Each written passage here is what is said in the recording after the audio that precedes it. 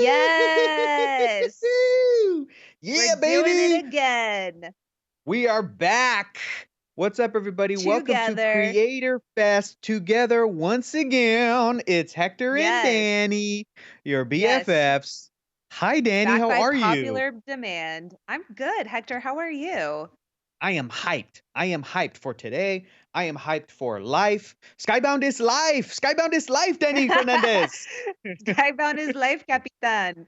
I'm really excited. Today is Creator Fest, which means we're going to be talking to creators all day, including Okay. artists and cosplayers, which we both are very heavily in the Comic-Con community and world. And so I'm really excited about all of that, but also just people like trying to break into this space. That's what I tweeted is, come on over if you love comic books and art, or if you're trying to break in here and figure out, talk to some of these comic book creators about their journey getting into this space.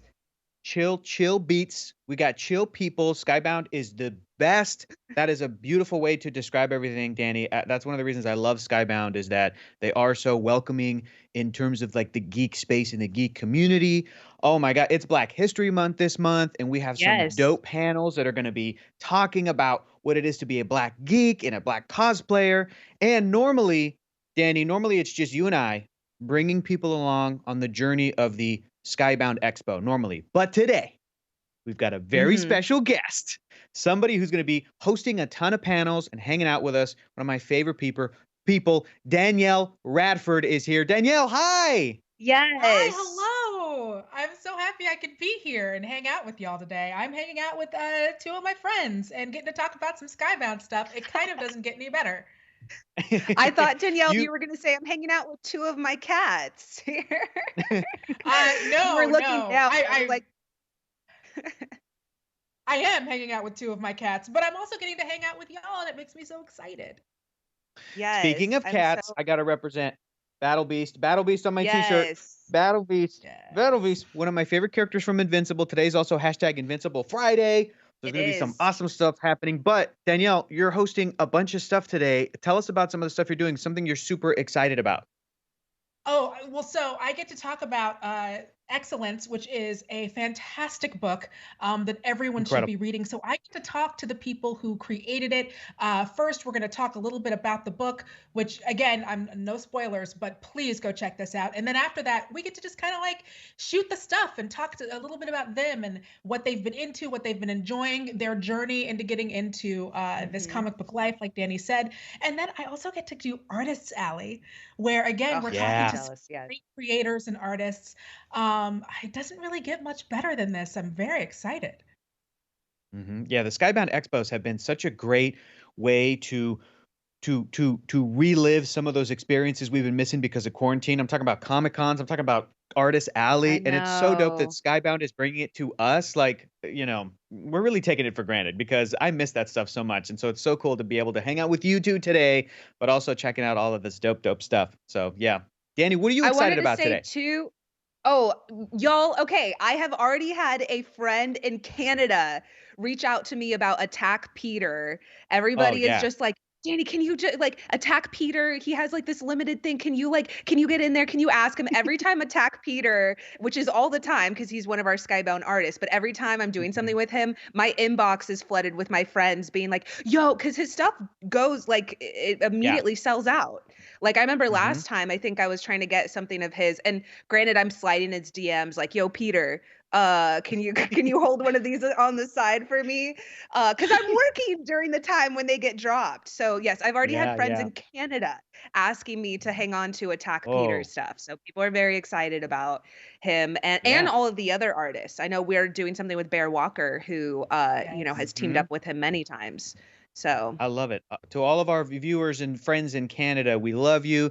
They know what it's all about. They know what it's all about with Attack Peter. They really do, because Peter Santa Maria is the real deal. That's going to be so dope. We have a Black Cinema movie trivia schmodown happening later today, which is so cool. It has been so cool to see the movie trivia schmodown just expand and cover all these different types of film and passionate people about film. So that's going to be so exciting. We got Big Clutch Comics Vault Live. We have so much cool stuff today. And talking about Attack Peter and those things that sell out, we got a ton of exclusive merch dropping throughout the day. So you don't want to miss any of that stuff. 30% off the entire store. 30% off today. Goodness. Oh my goodness. Yep. Well, let's get into some Home Shopping Network stuff right now. Let's do it. Let's throw up a special right now. Boom. I'm talking about the Skybound mystery box. There it is. There it is. What's inside of it? Literally anything could be inside it. Anything could be inside it. But here's what I can guarantee, and I want to use my Home Shopping Network voice as much as possible. Danny and Danielle, this is absolutely incredible. We've got a guaranteed The Walking Dead comic book that has been graded at a 9.8. That's a guarantee that's going to be in the box, along with the possibility of action figures, books, pins, and more. I'm talking over a $200 value for just $50. That's the Skybound mystery box. You're not going to be able to get it anywhere else but right here, and they're going to go fast. Beautiful. That was excellent. I've already bought 15 for you, my friend. You guys got to throw some Home Shopping Network voices. I'm telling you, it's fun to do. You just have to pretend like you got a big old man's mustache and you're really selling it. There might be some gators in there, so a lot of Walking Dead, a lot of the Walking Dead in there. You might find a puppy. Who knows? It's a mystery. It's a mystery box. Value, you guys. Value. That's what it's all about. $200 value coming to you for $50 savings. We should have one of those like tickers on the left that is like telling you how many are selling out. How many? Those are so fun. Those are great. Well, it's going like crazy there. Bring in the Minnesota. Yes. Bringing it in. I am so incredibly excited about today. And like I mentioned earlier, it's also hashtag Invincible Friday. They planned this on purpose. We have been having hashtag Invincible Fridays for weeks now, leading up to the premiere of the new Amazon animated series based on my favorite comic book of all time, Invincible. I have been so stoked to see them dropping a bunch of things here and there. And today, there's already been some teases and such that we may get to see more than we've ever seen. We may get to hear more than we've ever heard. This voice cast is insanely stacked. I'm talking J.K. Simmons, Jason Mantzoukas, Sandra Oh, Mark Hamill. Like, it's incredible. Zazie Beetz is in it. It's so insane. My friend Ross Marquand. Ross Marquand. Oh, absolutely. And he texted me this morning and he was like thinking of you. And I was like, that's because I was thinking of you last night. I saw that he was on the list for Invincible. And I was like, the Skybound royalty. Psychic, Ross Marquand is Skybound royalty and an amazing actor and an incredible vocal actor as well. The voices he can do is absolutely amazing. So Hector, I'm so excited. Hector, I have been keeping track of the Twitter. It's definitely the Invincible Twitter. Whoever runs that account is great, but also they've tweeted about you and they've tweeted about some surprises. But I have a question for any of our watchers that haven't gotten into Invincible yet. What can you tell them about the comic? Like, why does it resonate with you so much? It is my favorite superhero comic book ever because I've got superhero in my DNA. There's so many people that are fans like me that grew up on Marvel, DC, and all these amazing worlds and characters. And then Robert Kirkman comes along like 15, 18 years ago and delivers this book that seems like it's one thing, and then it turns out it is completely a different thing entirely. And just the way that like comic book readers in the early 60s, when these young people were reading Spider-Man and Spider-Man graduated from high school and went to college and they were kind of growing up with him, Spider-Man was already in his late 20s by the time I became a comic book reader, so I didn't get to have that experience. But Mark Grayson, Invincible, that's my guy. I literally grew up with this character through the years as he went from high school to college and beyond in his life experience. And it is unlike any other superhero comic book you will read. And the really exciting thing, too, is following in the tradition of the Walking Dead TV series, which is a remix of the comic book. Comic book readers were surprised when The Walking Dead was coming out because they're like, wait a minute, Shane should not be around anymore. What's going on? It was different. And the Invincible series, I think, is going to do the same thing. It's promising to deliver the same sorts of surprises that even me, a longtime comic book reader, you know, I may see some things coming, but there's still going to be remixes and different things. So I'm incredibly excited. I'm just so excited that people get to get into this world. Yes. That's what I'm so excited about. It's going to be awesome. It's going to be awesome. Woo, I'm excited. So in a little bit, I'm going to have some buddies of mine, some of the Heroes Reforged guys, come and join me as we're talking about hashtag Invincible Friday. And there may be some surprises in store. That's all I can say. That's all I can legally say. But legally, we can keep talking about the Skybound Mystery Box, which has over $200 in value to you for just $50. For $50. Yes, it's a mystery. Who knows what's in? Yeah. You know what? Actually, I don't know if we talked about this yet, but Alicia Marie's cosplay, we're also doing that. Yeah. Killer. I don't know if y'all have followed her on Instagram, but that's coming up later. We're going to be talking to, I've yes. been a fan of Alicia for years. She's all-timer. She's one of the best cosplayers, period. Awesome. Yes, I'm so excited for everyone that we're going to talk to. And Hector, I'm excited to see Augie and Adam again for your Invincible Friday, which is coming up, our panel. That's coming up. And then afterwards, we have the amazing Visions of Excellence panel that Danielle was talking about, where she's going to be chatting with everybody. That's going to be dope. We're going to have some like back-to-back excellence panels, which I'm really, really stoked about. But first up, it's got to be me and my homies. We're going to be geeking out about Invincible, the Heroes Reforged guys. So stick around for that. We're going to be right back to talk Invincible. Bye. Don't go anywhere.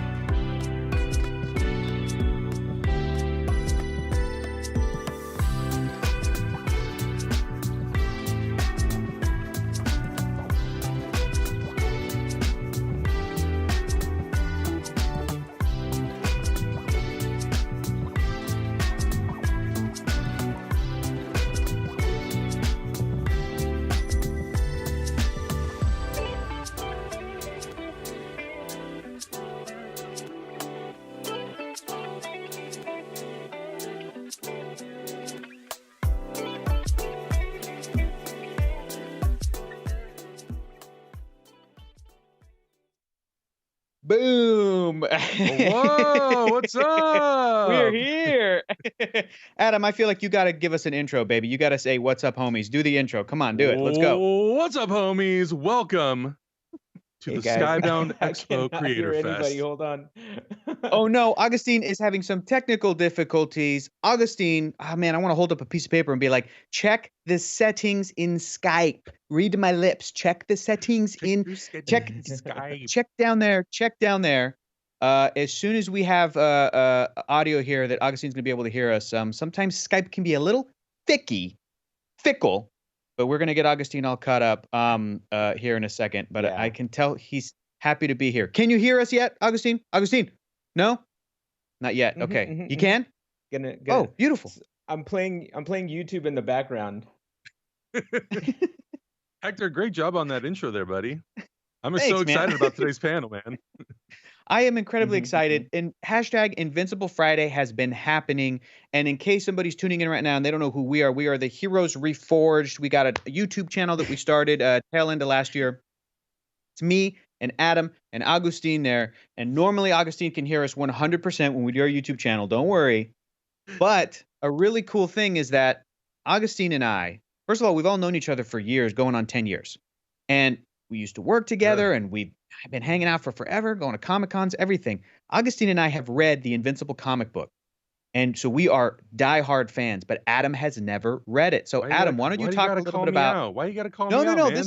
This is a beautiful embracing of a new fan. Talk to us about what we've been doing and what your experience is with the Invincible story. So these guys have hyped up the comic book for years, and we kept trying to find a way to get me into the comic book. And it wasn't necessarily that it was a hard sell for me. It was just the time and how we would do it. And then these guys decided we're going to do it week to week, every volume, including all the tie-ins. So that's what we've been doing for about 2.5 months now. We've been going volume by volume, reading it, discussing it, and it's been an amazing ride. It's probably one of the best things I've ever read, and it's made me so incredibly excited for the animated series, for the future movie that's coming. I'm so excited. I'm so invested in Mark Grayson's story and all the supporting characters. And I'm just really excited to be here. This is so cool.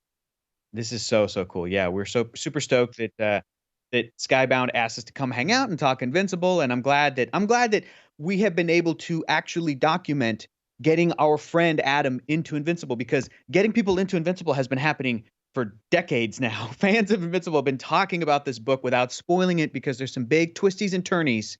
We don't want to spoil stuff, but it has been so cool to be able to see and read along with our friend who's never read the series. Each week, he's like, I don't know what's going on with Robot. I don't know. My theories, and I are just like, this character is sus. I don't know. But it's actually been really cool. Exactly. In regards to the animated series, what I've actually loved is the fact that now when Alan the Alien shows up, he sounds like Seth Rogen in my head. So that's been really fun too.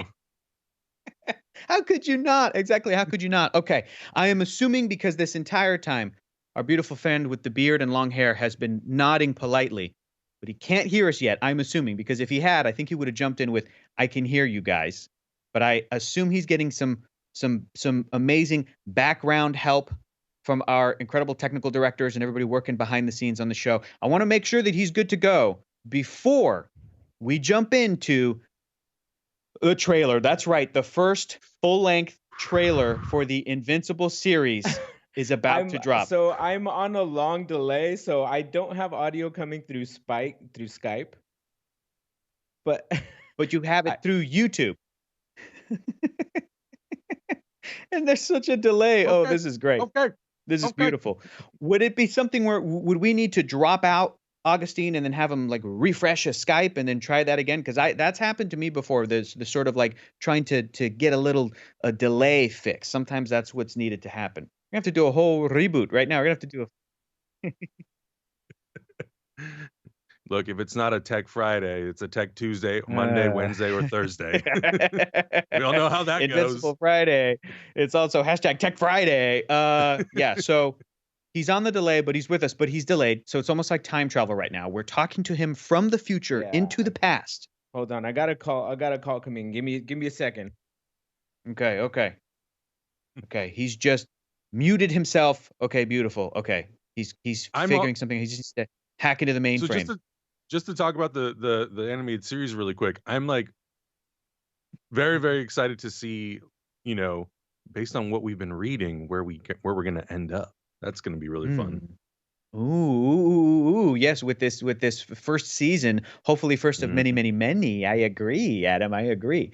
Okay, so we are trying desperately. As soon as I get the go ahead, we're gonna watch the trailer, and I'm so stoked about this, and then talk about it a little afterwards, which is really cool. So, I'm also really excited about that, Adam. I know a lot of people, a lot of fans have been asking, how much is the show gonna line up to the comic book? And I'm like, listen, just read the entire series just to be safe. Just read the entire comic book series, all 144 issues and all the tie-ins. Look, I'm looking at a tie-in right there in the background, right there, with a pretty popular character named Spiders Man. I think is the character. This is a fun little crossover that happened here with Mark Grayson Invincible back in the day. So yeah, I'm very, very excited. Still haven't gotten an update, but we are just moments away from watching the Invincible trailer on today. #Invincible Friday. And every #Invincible Friday leading up to the debut of the series, Amazon and Invincible HQ on Twitter, they're dropping a bunch of juicy little teases and nuggets and little gifts and little things. Look, they said today would be the first time we're going to hear Jason Mantzoukas as Rexplode, which is something I've waited my entire life to say. I love this character, and I love Mantzoukas. If I had known years and years and years ago when I was in Los Angeles at UC, there he is. Wait, is he okay? He's muted himself. Does this mean he's back? Are we back? Are we good? Are we back? Okay, we're trying stuff. But years ago, when I was sitting in a comedy theater in Los Angeles, the Upright Citizens Brigade, and I was watching Jason Mantzoukas on stage improvise and thinking, this guy is a comedic genius. I love this guy. And then it, I can keep talking. Still no me. Okay, great. All right. Yeah, years ago, seeing Mantzoukas perform and then knowing that he was going to be showing up in all of the best comedy shows of the era, and now pitch perfect casting to be able to play Rexplode from Invincible. Maybe my favorite. I don't have too many favorite characters. I got to represent Battle Beast, baby. Battle Beast. One of my favorite characters. So I am incredibly excited to watch this trailer, and it sounds like some technical difficulties are being fixed. Some things are being plugged in. We're checking on that right now. We're checking. Okay. I can hear it all happening in my ear as we are just moments away from getting my years-long friend to be able to hear us and communicate with us so that we can watch a dang trailer. It's almost about to happen. This is all part of the anticipation. Thank you, Adam. It's all part of the anticipation to be able to watch. Okay. You got it. Okay, we're almost there, and we've come to an ultimatum. If this tech issue cannot be resolved, there must be something happening with the Skype. Something happening. But I am incredibly excited. Adam, question for you. If you had to pick for as far into the series as we've read, without spoiling the events of the series, do you have a favorite character up to this point in the Invincible universe? Oh, that's such a hard question. I feel like all the characters have been so good, so incredibly good. I mean, obviously, you're going to be invested in Mark Grayson's story because he's the main character, but there's so much rich depth with characters like Omni-Man, Adam Eve, Rexplode. We find some stuff out in the comic books that at first you're like, I don't like this character. And then you're like, I am so intrigued by this character. So they're all written so incredibly well, and they all have their own sort of objectives, and they have their own layers. And I think that's what makes almost all these characters so great. But I would say if anyone just stands out just a little bit, might be Alan the Alien for me. And I don't know how much Seth Rogen has to do with that. Great Seth Rogen laugh. That's hard to do. It's hard to do. Okay, so I'm hearing behind the scenes we're gonna do one final try, one final reset, and once we do that, we will know definitively definitively if Augustine's going to be able to join us live to watch this trailer. Because if he's not, this is a real bummer, but we're going to have to leave him behind because Adam and I have been waiting, well, me a little bit longer, but for a very long time to watch this trailer for this series. Okay, we are going to watch the trailer now, okay? And then Augustine will have to catch up later because Adam and I are getting into this thing. The time has come. We're rolling up our sleeves and we're into it, baby. So, without further ado, here is the premiere for the Invincible series trailer. Let's watch.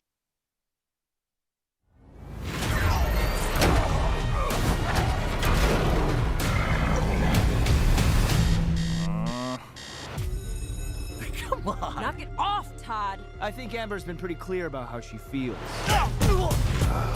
I'm nothing like my dad. I want to be just like you. I've fought to keep this planet safe. Your power's got to be due any day now, son.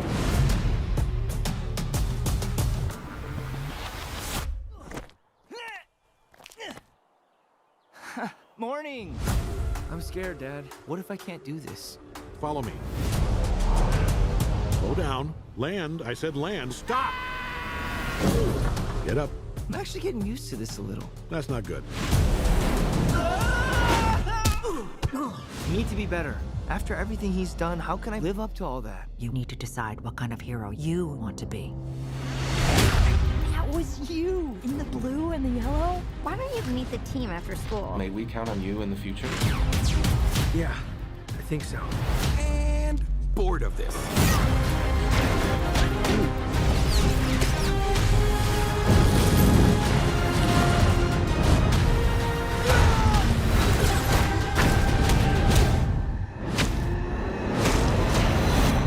Son, we need to talk.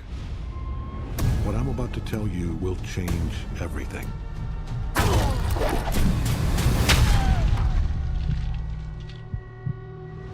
Dad.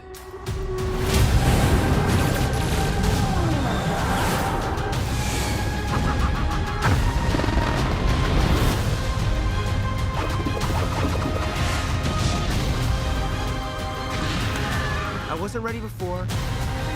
Now I am. You being a superhero is the coolest thing that's ever happened to me. Now take me flying or I'm gonna tell everyone you're invincible. Sorry, not sorry.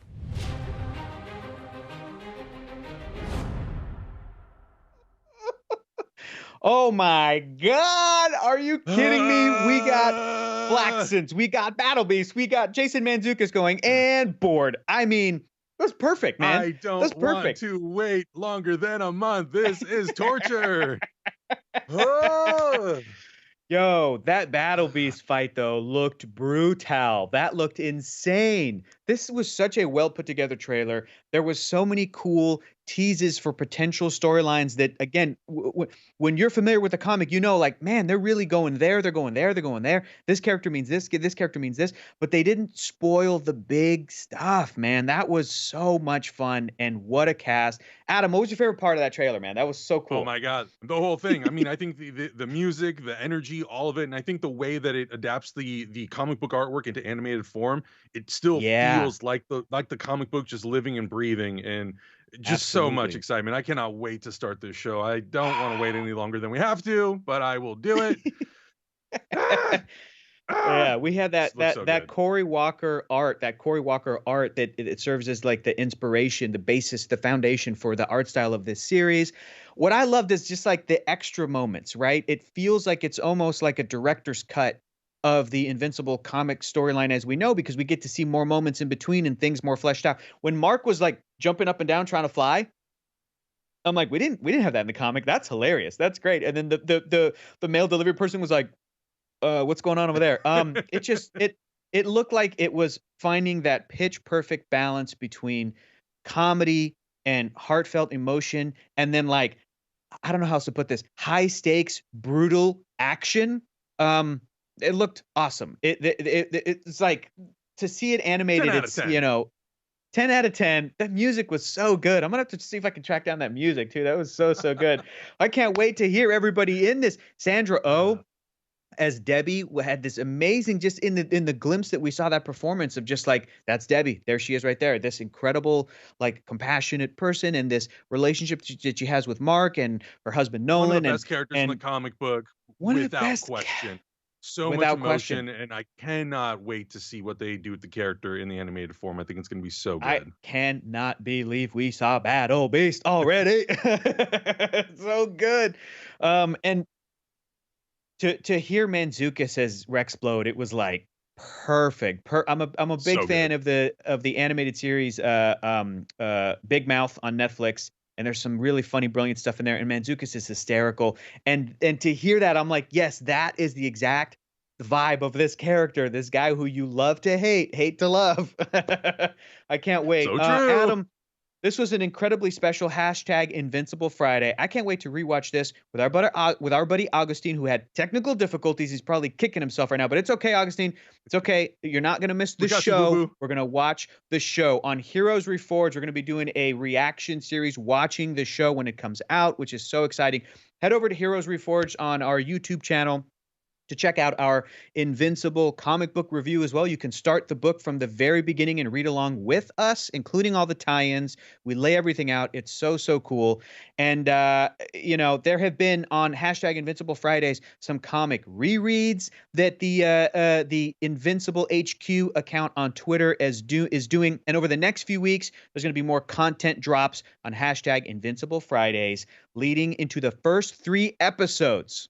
The first 3 episodes launching on Prime Video March 26th, Friday, March 26th. Put it in your calendarios. And then each week after that, we're getting a new episode, and you're going to be able to live tweet with the official account and possibly some cast and crew every #Invincible Friday, which is so exciting. I can't wait to see who they're going to be able to get to be live tweeting this show. I'm so hyped. I can't wait for the Skybound Xpo to be wrapped up later today so I can rewatch that trailer again. Huge thanks to Adam Lavik and Augustine Rios for joining us. Adam, you got the final word, man. How stoked are you about Invincible, and how would you sort of pitch it to people watching right now that have not read the comic book and don't know anything about this show? Take it away, Adam. Oh man, if you love DC Marvel, if you love all just superheroes in general, I think the cool thing about Invincible is the fact that it's very unique. It pays homage, and it has such fun little teases to those things, but it is really its own thing, and the groundedness of the characters and the relatability of the characters, which sometimes can surprise people because it is a superhero comic book. It feels so real and raw, and the relationships are so incredible, and I just cannot wait to, 1, dive back into the comic book, and 2, start the series next month. I'm so excited. I'm so glad I got to be here to do this with you, Hector, and I can't wait. So thank you guys so much. Likewise. Thank you, Adam. I'm going to need some more time to recover, man. We're going to have to go to commercial, but make sure to go and like and comment and share from the @InvincibleHQ account on Twitter and on YouTube, and wherever you watch your trailers. Go hype it up, and can't wait for March 26th. So we're going to be back with more Skybound Xpo Creator Fest today, happening all ding-dang day long. So stick around, don't go anywhere, and check this out. Hi, my name is Maya Coleman, and I'm the Kickstarter manager at Skybound. I'm here to talk about the newest board game from Skybound Tabletop, Bloodstone. Bloodstone is an epic fighting against anyone that would challenge her authority. Sometimes they fight each other. Sometimes they fight together against a horrific monster. Champions with vastly different powers and fighting styles, and their own custom dice. Choose the poison-wielding rogue, the scholarly pyromancer, or the oracle with her manticore companion. Roll your dice to unlock your character's deadly ability, like medieval fantasy Super Smash Bros., your future battles. Bloodstone is live on Kickstarter, exclusive game, so don't wait to pledge. In the Bloodstone arena, it's a fight to the death, but a rebellion is brewing, and the champions must put aside their grudges and plan their escape if they ever hope to free the kingdom from Vanira's iron grasp. Scan the QR code to check out the Kickstarter, or go to bloodstonethegame.com to learn more. So pledge now, and I'll see you in the arena. That was dope. Cool. Minis? Yeah, oh my that gosh, was it's our hardcore. first Kickstarter exclusive. Y'all, That's and right, so the that's Kickstarter right. actually goes until March 12th. So get in on it. You know what's so cool too is I love that the Kickstarter is revealing some early chapters of the companion novel, which is so cool because those games, when they're done well with minis and there's really cool figures and lore, it's super awesome. But to actually have a companion novel, that's the kind of stuff I geek out about. When I get into something, I'm like, I want to get into it 100%. So that's so cool. The novel's written by Ari Marmel. So go check it out. Like Danny said, it's going to be running until March 12th. Kickstarter exclusive. March Danny, we is got going to some be huge because we also have what you just saw, Invincible dropping March 26th, I believe, on Amazon. Oh, absolutely. I'm so stoked about that. We got some comments in the chat that I'd like to get to before we get into our next thing, which is really cool. Danny, you got anything there you want to pull up and answer if anybody's got any questions? Well, yeah. So Jason Lee in the chat said, when will Radiant Black go up on the site? And we have a very specific answer about that because we have Big Clutch coming up later. Big Clutch. Comics Vault Live. Yes. 1:15 p.m. He might be PT, able to answer that question. Yes. So hold on to that. Another great comment in the chat. Poppins the dog says, I envy the invincible newbies. That is exactly how I would put it. I envy people that have not got into that world yet and then they can experience it for the first time. It's so much fun. Marlon Gonzalez in chat talking about the Invincible trailer. I want to watch it now so bad. Me too.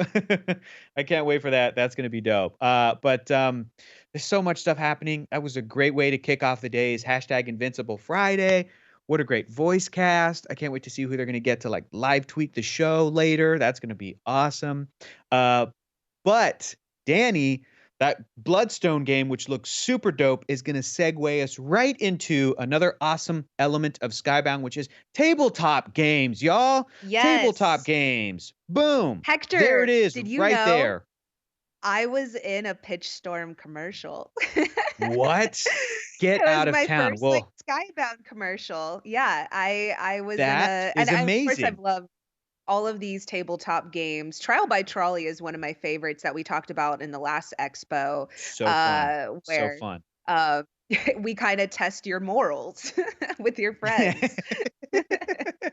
And then you've got Super Fight, which you're able to test your creativity and fight ability and pop culture knowledge and zaniness knowledge. That's Super Fight is just such an all-timer. It's so much fun every time I've played it. You got Pitch Storm, which is something I love because, as you know, if you know me in real life, I love to pitch movies that will never be made. And Hollywood should hire me because I have good ideas, but maybe I should also play more Pitch Storm. And we've got Tidal Blades, Heroes of the Reef, which is a really cool game. It is a worker placement and dice management game set in a beautiful water world. It looks gorgeous. There's even an expansion out, which is called Angler's Cove, which includes a whole new playable character. And it is designed by Ben and Tim Eisner. So good for them. You've got art by Mr. Cuddington, which is fantastic. Love getting into new games, and the art in Tidal Blades is absolutely gorgeous. It's so cool. So be sure to check all that stuff out at the Skybound store. 30% off. Yes, 30% off. So that's right. That's right. Get your birthday presents, and your my family and I have been doing a lot of games via Zoom. Oh, very cool. Awesome. Yes. And I don't know if you remember my singing monsters that we had on our Halloween one, but I gave that to my niece and nephew, and they like play them constantly. Like during the holidays, that's all you could hear was the singing monsters. So they are obsessed. Absolutely. Yeah. So check out some of those exclusives. And Danny, what panel do we have coming up next? We got one coming up at 10:45. Yes, Danielle Radford. She is hosting Visions of Excellence with the Excellence team. Again, this comic is amazing, beautiful art. I believe that we'll be talking about some exclusives as well, but she's going to be talking to the creators and the team behind Excellence. And yeah, I'm really excited about. That's one of my favorite comics. I love listening to creative people talk, and this team, they're so genius because if you haven't read Excellence, I can't even describe it other than it's unlike any other comic book I've read. The vibe, the confidence of it. It is sort of magic-ish with, it feels like at times like it is a superhero comic, but it is this incredible team's take on that world.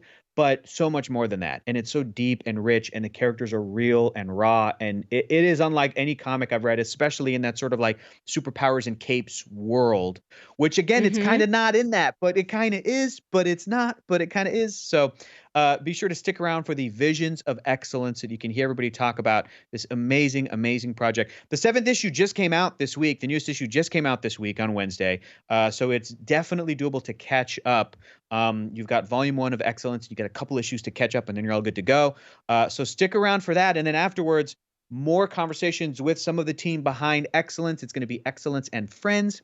And Danielle's going to be talking to them about what they're into and their quarantine and their pop culture deep dives and the stuff that they're inspired by. So that's going to be super, super cool. I can't wait. It's going to be great. Yeah. Also just talking about creating during this time, and what does that look like? And does that affect your art? I feel like it has as a writer as well. I'm working on a couple TV shows right now, and it's like, oh, we can't, let's not have it be at a concert. Let's not have it.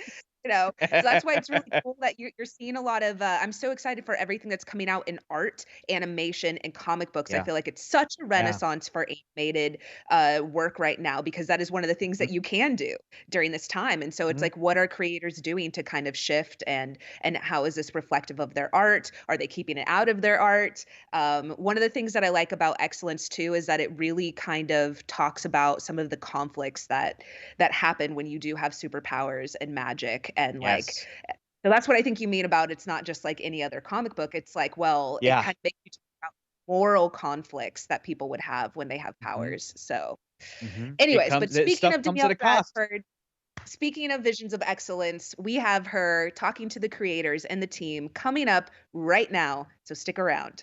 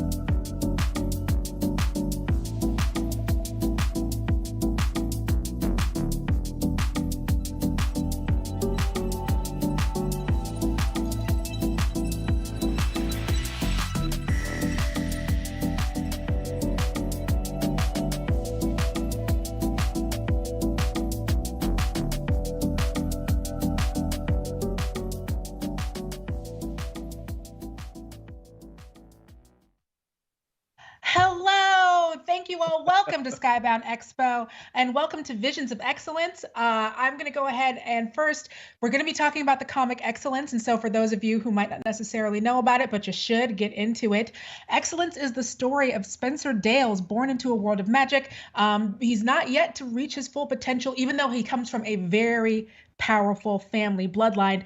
His father, Raymond, is a high-ranking member of the Aegis, they're like the Illuminati faction. They work to better the lives of everyone else, people who are deemed to have great potential, but they never get to better their own lives. So now it's time for Spencer to follow in his incredibly famous father's footsteps, but all he sees is this broken system that's like shattered this relationship between him and his dad, and he is in need of someone with the wand and the will to change it. But in this fight for a better future, who is going to stand beside him? If you want to know more, we've got the Excellence Kickstarter campaign. You can sign up today to be the first to get all the news on how you can get your limited edition copy of Excellence Book 1, and that begins on February 23rd, via Kickstarter. This is your chance to experience Excellence like never before. It's got exclusive behind-the-scenes material, and the first 9 issues in the series presented in an incredible deluxe format. So you want to make sure you visit excellenceisreal.com to sign up now. And now I'm going to introduce you to our panelists. I'm very excited for this. We have got artist Emilio Lopez. Sup? Yeah, everybody just kind of say hi when I bring you in. We've got Deron Bennett, who is the letterer. Hey. Brandon Thomas, the co-creator and writer.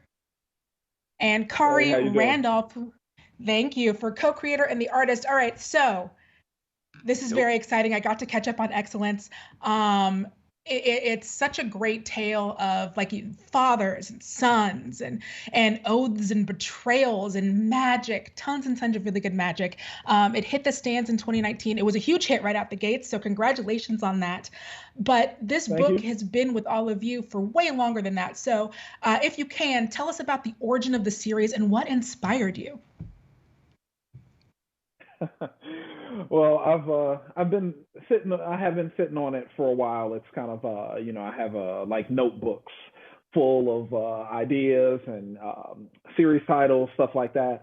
And Excellence was always something that was it was like a book I was scared to do, so I kept leaving it in the notebook because there was a big part about the book that was just initially terrifying to me, just because it was so personal. I mean, the main conflict in the series between Spencer and his father is unfortunately a lot of those kind of situations and feelings and emotions are tied up in my own relationship with my own father. So it was one of those things that I had to it really took me a while to kind of get up the nerve to actually do Excellence, and I'm really glad that I did. And I think that is one of the things that people have responded to the most, just the kind of emotional underpinnings of the whole story. And it's been it's one of those things where it's never as it was hard getting there, but it was very important for me, like both personally and professionally, to get there. And it's easier when you have a great team of people that you're working alongside with, because it takes away some of that anxiety. Because I knew, bottom line, I was like, it's gonna look great. So the emotions may be a little messy at times, but I know that people will want to read it just because of how it looks. So I completely took advantage of Khary and Emilio in that respect. That's great. And it looks amazing. The art on this feels so incredibly alive. It like jumps off of the page. All of you did such a great job. It's one of my favorites that I've gotten to read for new comics, and it's definitely my favorite of the year so far. So what was it like? You've been working on this project, all of you, to have it be received so warmly. How did that feel? I'll take this. It's pretty wild, man. I'm used to people just not reading my stuff at all. So, and just I've been in the industry for a long time, since like 2003, and this is the first time I feel like my work has been embraced on a level where people really see the work for it, which it's quality, but also they see a part of me inside it as well. Like I think a lot of the things that are me definitely shine through in the book. And I think people see that, and I think you can see it with each one of us. Like there's little pieces of each one of us that come into this book on a very personal level that has never happened. I mean, I've known Brandon for a while. I've known Emilio for a really long time. I've known Deron for a long time. Like, I feel like we can all say confidently, like, this book is very much like us. And that this is the first time in my career where I can really say that. So it's a really good feeling. Yeah, I feel like in a lot of ways, Excellence is a book that could never be really done by a lot of the other studios that we have worked in. And Khary said before, we've worked in the industry for quite a long time, and we're used to sort of like, doing the best work of our life and nobody actually seeing it. So it's nice to actually have people like look at it and be like, wow, this is really good stuff. You really hate you? This is you? All right. I can't believe it. Yeah. Does anybody else want to talk about how they feel about the being received so warmly? I mean, it's just a pleasure and a blessing, just to have the audiences receive it the way they do. I echo the same statements. We've been in this game for a minute, and just getting that, that sort of breakthrough book that people are looking at us like, wow, this is, just doing things like this and being in front of the fans and everything, and just talking to them and hearing what feedback they have to say to us, man, it's incredible. It's a good feeling too. Oh, that's awesome. Speaking of the fans, so I know that back in New York Comic Con 2019 was like huge. It was special. It was your big signing event where you were at the Image and Skybound booth. Just tell us what that meant to you, and if there are any other kind of personal highlights from this journey, on the page, behind the scenes, anything that you would love to share with the audience today. Well, that's my favorite. That was one of my favorite experiences of this entire thing, because I had met Khary before. I think we've seen each other at shows, obviously been like Facebook friends forever, but I hadn't met Emilio, I hadn't met Deron yet, and it was like a transcendent feeling. It was like the most fun that I ever had at any comic convention ever. And the fact that we got to all appear together and we got to sign this book together.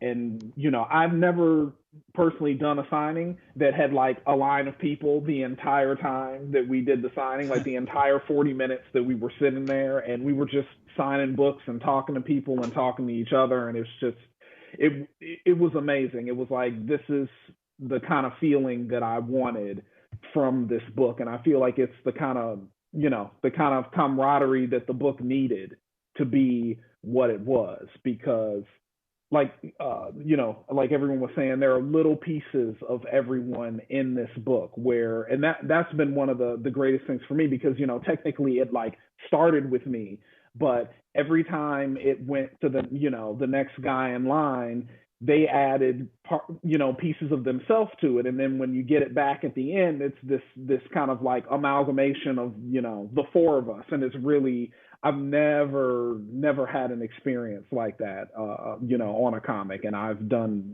my own comics, I've worked for companies, but there's just something really special about this experience, and being able to meet them for the first time and like appear in public with them for the first time and sign this book that we all made together. It really meant a lot to me. It was more than I can express sometimes. So it's a rare thing. It's a rare thing when you actually have the full team actually signing a book. In the past, again, we worked on so many different titles before, but never. It is very, very rare when I've ever actually sat at a table to sign the actual books that I've actually worked on. And so, not alone have me, the color artist on there, but also have our letterer as well there signing. Mm-hmm. Yeah, that was that was a unique experience for me as well. Usually, you'll as the letterer, you'll sit out on the signings and everything like that. But just to have us, form like Voltron and just sit there and just, we're talking junk to each other and everything like that. It was just a good time to be had. And then just, like I said, talking to the fans and hearing their reactions to the book and seeing, the sort of things they're thinking about, because the book really makes you think, and they're coming up with their own understanding of what's going on in the world and taking their own interpretations, and just hearing that is just like, wow, we're really doing something to push people into a deeper level than just surface level comics where you might just have a superhero and you look at the superhero like that's it. But no, there's more to these characters. There's more underneath the surface, and I think readers are responding to that. And to be there amongst the rest of the creative team and hearing that and embracing that, it was just a beautiful thing. Talking junk to each other, that's interesting. So how I have to know, so what kind of junk were y'all talking? Well, I think Khary was wearing like Boston, right? You had your Boston hat on or something like that. This is the Boston thing again. Yeah. This is like the only thing that I don't like about, the major thing I don't like about Khary. This Boston stuff is just I can't deal with it. I'm from Queens, Mets. It's it's okay. It's okay. Listen, guys, listen. The important thing is that we come together like Voltron, and we make this beautiful thing. Who cares where I'm from geographically? You know what I'm saying? It's not my fault that Boston is the greatest city on earth. It's not a problem. Usually sweep under the rug. It's usually Tom Brady, problem. baby. What's up? Another guy. I was specifically not saying his name. Y'all did it. And he Not just my want fault. to, it's over. Shut it down. Hashtag Tom Brady there. Next question. Another crazy thing that happened after that, after we had finished up the signing, we were still talking to the fans, and Todd McFarlane rolls up and literally shakes all of our hands after our signing, which was really cool. That was great. Yeah, me and Khary had we had a Todd experience like a few months earlier in San Diego. So I forget when he called. We were like the best looking creative team in comics. Yeah, that's what he said. Sure. Yeah, that sounds about right. Yeah, that's what he said. Oh, of course, you can't speak to that though, but that's what Todd said. Right, that's what he said. That's what Todd said. Right at the time. Oh, not to make this pre-pandemic. That's amazing. What is it like when you get to meet someone who's been doing this for so long and they tell you A, that they love your work, and B, that y'all real handsome? I mean, look, the handsome thing is cool. I'll take it. But I mean, really, look, I was reading Todd McFarlane's comic books when I was like 11, 12 years old. Yeah. So to be in a place in my life where I'm like standing right next to him, and people are treating me like we're on the same ground, even though in my head I'm still like the 13-year-old. Like it's like a big deal for me. You know what I'm saying? Like it's a testament to where like we've been working a long time, man. But to just have that kind of nod of approval from someone who you really admire is kind of like my mind's still blown, honestly. I mean, look, I remember back in like 93 or 94. It might have been 94. Does anybody remember like the Deathmate tour? It's like Image and Valiant did like a big crossover together, and they basically like the creative teams like all like went on this worldwide tour, which just tells you how different comics are nowadays. But I remember I like showed up to get like my little Deathmate book signed by Todd McFarlane and Rob Liefeld, and I was like afraid to talk to him. Like I was so like starstruck that I could barely even speak to them. And Rob gave me my first like writing gig in comics, and then I later go on to meet Todd and have these experiences with him, and it's just it's crazy. Like if you could have told me when I was 14 years old that fast forward however many years, it's crazy. It's crazy. It's awesome. That is amazing. Okay, I want to because I want to hear about all of these, but I think I want to talk about a lot of the stuff with you in the next panel that we're doing when we get to just kind of shoot the stuff. Which I like. Thank you for this because I am so stoked. But I'm also so stoked about hearing about when you work on a series like Excellence, which is epic. This is an epic series and it's incredibly ambitious. So I imagine that your plans change. Along the way, and everyone is adding their own, you mentioned this is a collaborative effort. Everyone adds their own experience to something like this. Can you tell us about anything that had been kind of planned at the beginning that you wound up having to change because of the growth of the series as you worked on it? To me, the main thing that changed for the book was the book is much more focused on the magicians. In some of the initial drafts of the book, it was there was a little more kind of coverage or time spent dealing with the people that they're protecting, and I don't know how it happened. It was pretty kind of natural. It just seemed as the story was unfolding that this is kind of like it felt like where the action was. And it also, it's like an unusual byproduct of it. But because of that, the book became blacker because we weren't spending like any time at all, like with the people that are being protected, and most of them are white, not all of them, but the majority of them are.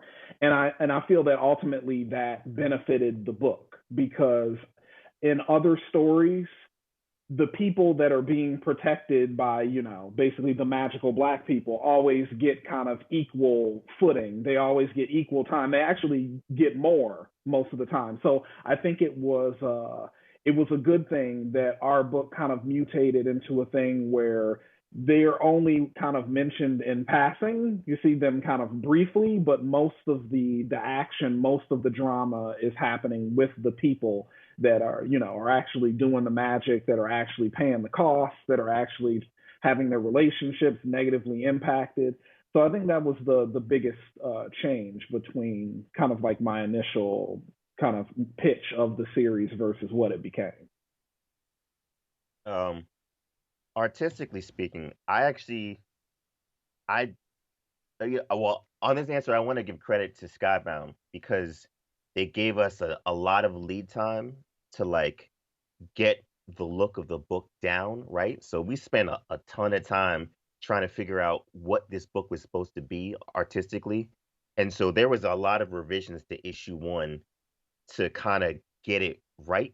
You know what I'm saying? So like the vision I will that we never had, reveal how many drafts of that first script there were. it's rare when you have the time to just like figure it out. Usually comics is such a breakneck thing where you're just going and going and going and you don't have time to really think about it. You just got to get it out. We had a lot of lead time for those first couple of issues to keep the art style consistent and be like, all right, what do these characters look like? What are we trying to say with the art?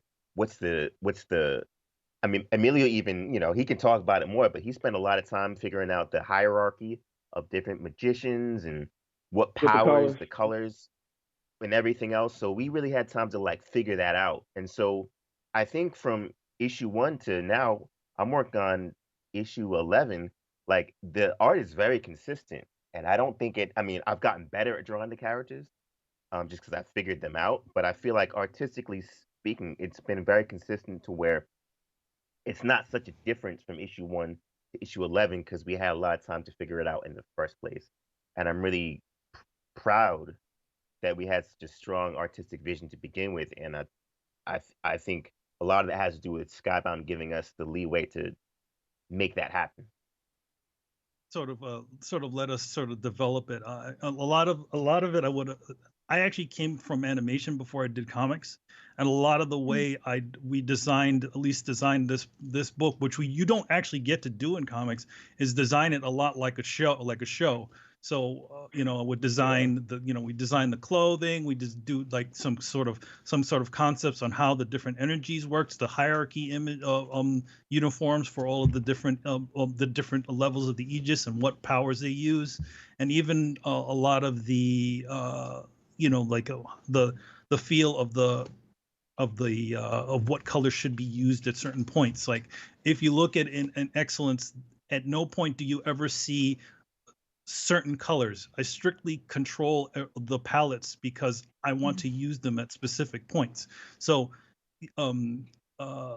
Spencer's green energy or his blue energy or the higher level energy that they use, which is purple, you don't actually see that in any of the environments. And also red is also a very controlled color too. You don't see pure red throughout the book, only for specific sequences, and that's when moments of rage. Whenever you see, Spencer has this sort of temper.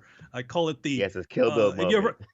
It's the Kill Bill moment. So it's like dun, dun, dun, like that moment, and you see that moment. It's this sort of it's a cyan and red combination, which is also kind of almost.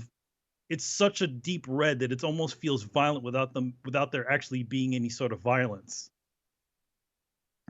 Yeah, and then I take my cues off of what they're already putting on the page. So if Emilio's using certain colors or whatever, I'm borrowing from that, taking some of those hues and putting them into the lettering design, where a spell spoken might have a different balloon color, and that's taken from the palette that's used on the page. So that sort of thing will evolve from whatever we've established in the issue within the hierarchy and such things like that. So if you see Spencer using a blue spell, he might speak with a blue balloon or something like that, where I'm just or using the sound effect colors to enhance that.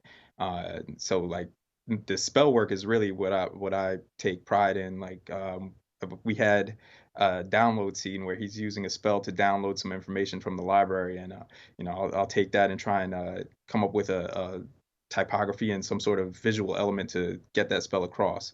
And so these are the sort of things that sort of evolve in what I'm looking at from a spell casting point of view. Yeah, You like also have it's. go ahead. Oh no, please. No, please. Oh, we don't overtly say this, but when if you look at throughout the book, Spencer will at times use spells that you wouldn't think he was supposed to use. If he's using a spell, so in the beginning he starts off as green. If he uses a blue spell, that's a higher spell. Now, if he's using a purple spell, that's even bigger. That's like his dad's magic right there. Yep.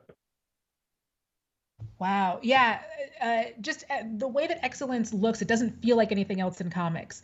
So I do want to know what inspired the look of Excellence, along with, because you've mentioned how your look has changed, but what's inspired it, the Aegis, and like just the magic itself.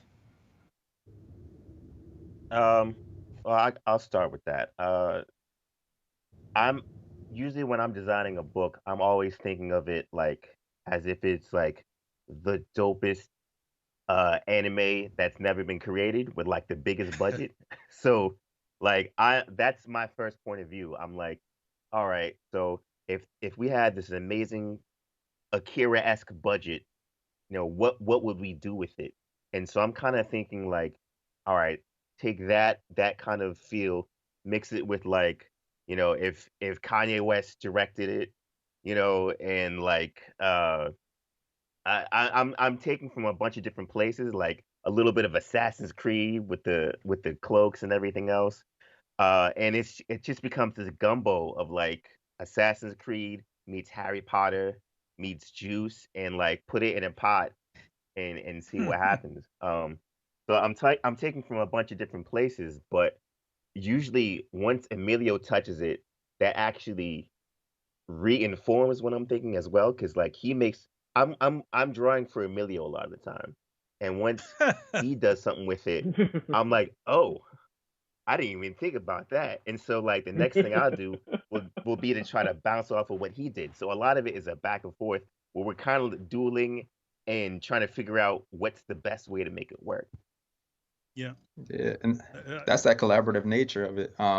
Like in the very first issue, there's a scene where Spencer uses a spell where he divides himself into a reflection of himself, and so visually I had to see, okay, well, what am I going to do with this? Khary put this on the page. The colors are there. The colors are hot. Everything's looking good. How am I going to, even go on top of that. So I have to do something special. So I tried to do something where I had the spell spoken by the 3 different characters, but there was an overlap. There was a transparency to it where I'm just, toning a look down on one of the speakers, whereas the other one was overlapped on top of that. So you had this sort of, this layering of the effect. And I thought, that was something that really came after what already was put on the page by Khary and Emilio. Yeah, it was great. I love that. There's a really cool one that you did. I think it's in issue. Is it in issue 5? Is it the snow scene? There's some really amazing lettering work in that too. That's really incorporated into what the guys did with the art. So there were always, I love lettering. I love design. And then, I say this over and over again, but these are the things to me that make a book feel like it's finished.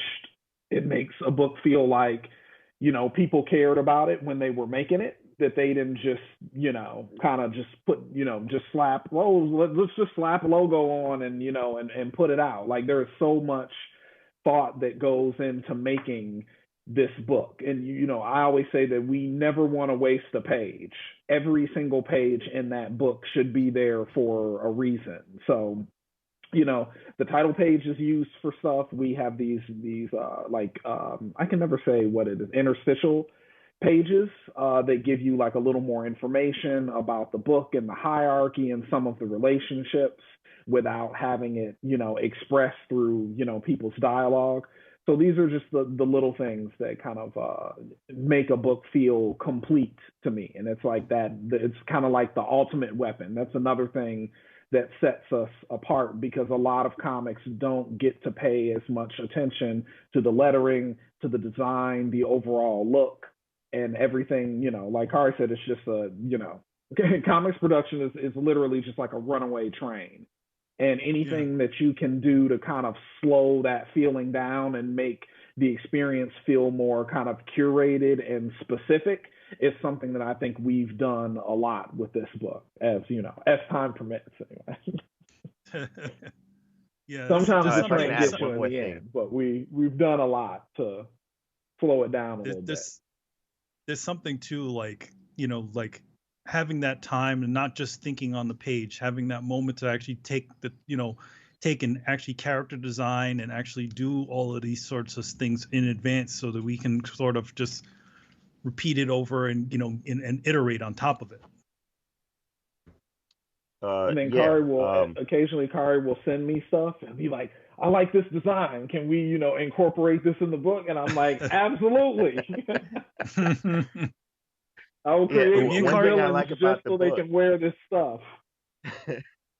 It's that, like, usually comic books are like a 5-minute experience. It's like, all right, go to the bathroom, and in that time you can read a comic book, right? That's really what a comic book is. It's a 5-minute disposable experience. But the thing about excellence is that it's meant for like the second. There's things you won't see until the second or the third read.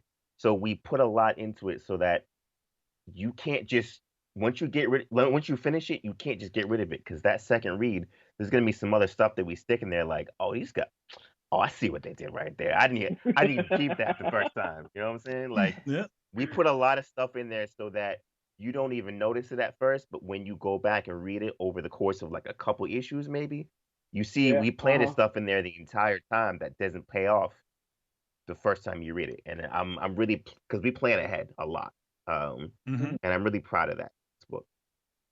Yeah, there's like stuff like we hid as far as African culture, like the kente cloth, stuff that we put in there, and there's also the whole library issue. There's a lot of a lot of Easter eggs in that. Yeah. Yeah, I knew there was going to be a big fight in the library from way early on. So I was just, waiting. Like, is it time yet? It's time now. It's time now. Let's do it now. That's great. So we were talking about the lettering, and the lettering here does tell its own story. It feels very handwritten. It feels very intimate. especially the narration versus how hard the dialogue feels. So Deron, what's your philosophy behind lettering the book and how your lettering can enhance this kind of story? Basically, it's just to represent the character well and represent, the meld with the art enough so that it looks as if the artists themselves were touching it. And so I'm looking at Khary's line work, and that'll inform my balloons. They have thicker lines than I usually do on other books because Khary has this undulation in his line, like it's just got this kinetic energy. And so I'm using that to inform, how I design the balloons themselves, and the text is sort of a reflection of that as well. They have this, this sort of energy to them. And also I sort of, rely on like, for the look of the sound effects and things like that, I sort of rely on like more this hip hop feel. I was talking to someone else about how I want it to look like if I put this on a hip hop album cover. It should work. It should work. It should match that sort of vibe and energy, and it's just basically feeding off of, like I said, feeding off of what is already on the page. In terms of the narration and the captions, I have to thank Brandon for that. He came up with the idea to do this sort of handwritten element to the narration, so it sort of feels more personal. It looks as if Spencer himself would write that, and it's on this sort of old school parchment type thing with the torn pages. And then there's a payoff to that. We've discussed that. There's some element to I was gonna say it. Yeah, go ahead. I'll let you take it from there. Because I don't want to spoil anything. So you let them know where that comes from. That's my problem. I will spoil the stuff. I have to try. Don't spoil it, Brandon. But don't you do it. Let's just say the narration and the handwritten nature of it is very specific, and it appears the way it does for a reason. So I'll be quiet now. Keep reading. It all comes together. It all comes together. Well, and you mentioned one of your influences as hip hop. Are there other? We've talked sort of about some comic book influences and stuff as well. Are there specific influences? And I know we don't want to spoil it, but are there specific influences that you brought to it that you can't wait for people to discover? You're trying real hard to not spoil. I'm just thinking hard because I'm like way past everybody else, so I'm like, because I'm trying not to spoil it. See, even Khary, there are things that I hide from Khary just because I want him to be. I want that because he's my first audience. So there are things that are in scripts that he hasn't seen yet that I'm like, oh, I can't wait until Khary gets to the end of this one. So I think all of the influences are probably in there. This latest issue that just came out on Wednesday has one of my favorite pages from Khary and Emilio, and it is such a just blatant like Street Fighter Marvel versus Capcom moment, to the point where I actually sent in the original script, when I sent it to Khary, I clipped in like a YouTube link of like insane combos from Marvel versus Capcom. And it says like, this is how it should feel when we get to this page. And it's literally like this glorious, like 5-minute long YouTube clip of just these insane combos from that game. So there's also something hidden on that page. You should look. Oh, is it? Well, I have to. See, they hide stuff from me. There's stuff in the book that I haven't seen. It's there. You look hard enough. Okay, all right. I'm gonna find it. It's like Magic Eye. See, this is fun. This type of stuff just doesn't happen in comics. I mean, I've never, come on. No one's ever hidden anything. I think I had my name hidden in a gravestone on a DC book 18 million years ago, but I knew it was Brandon, there. I've thrown your name in a couple times. There was a scene in Central Park where I threw everyone's name on and graffiti and stuff like that. We throw a lot of stuff in. But the other thing I want to talk about is so the cover work specifically, like I think it's very blatant that we have like a hip hop feel to this book. But for the covers, I wanted to do something completely different. Where at the time when we first started working on this book, I was on like this big hitchhop kick. I was watching all these movies that I had actually never seen before. And I loved the design graphicness of early Hitchcock, like just the dramatic. I don't know how to describe it actually, but it's just like this vibe where it's just like this is creeping dread in his work. And Excellence, as bright and colorful as it is, it does have a darkness to it. Yes. And, a lot of dread. And I wanted that to come across in the graphicness of the covers.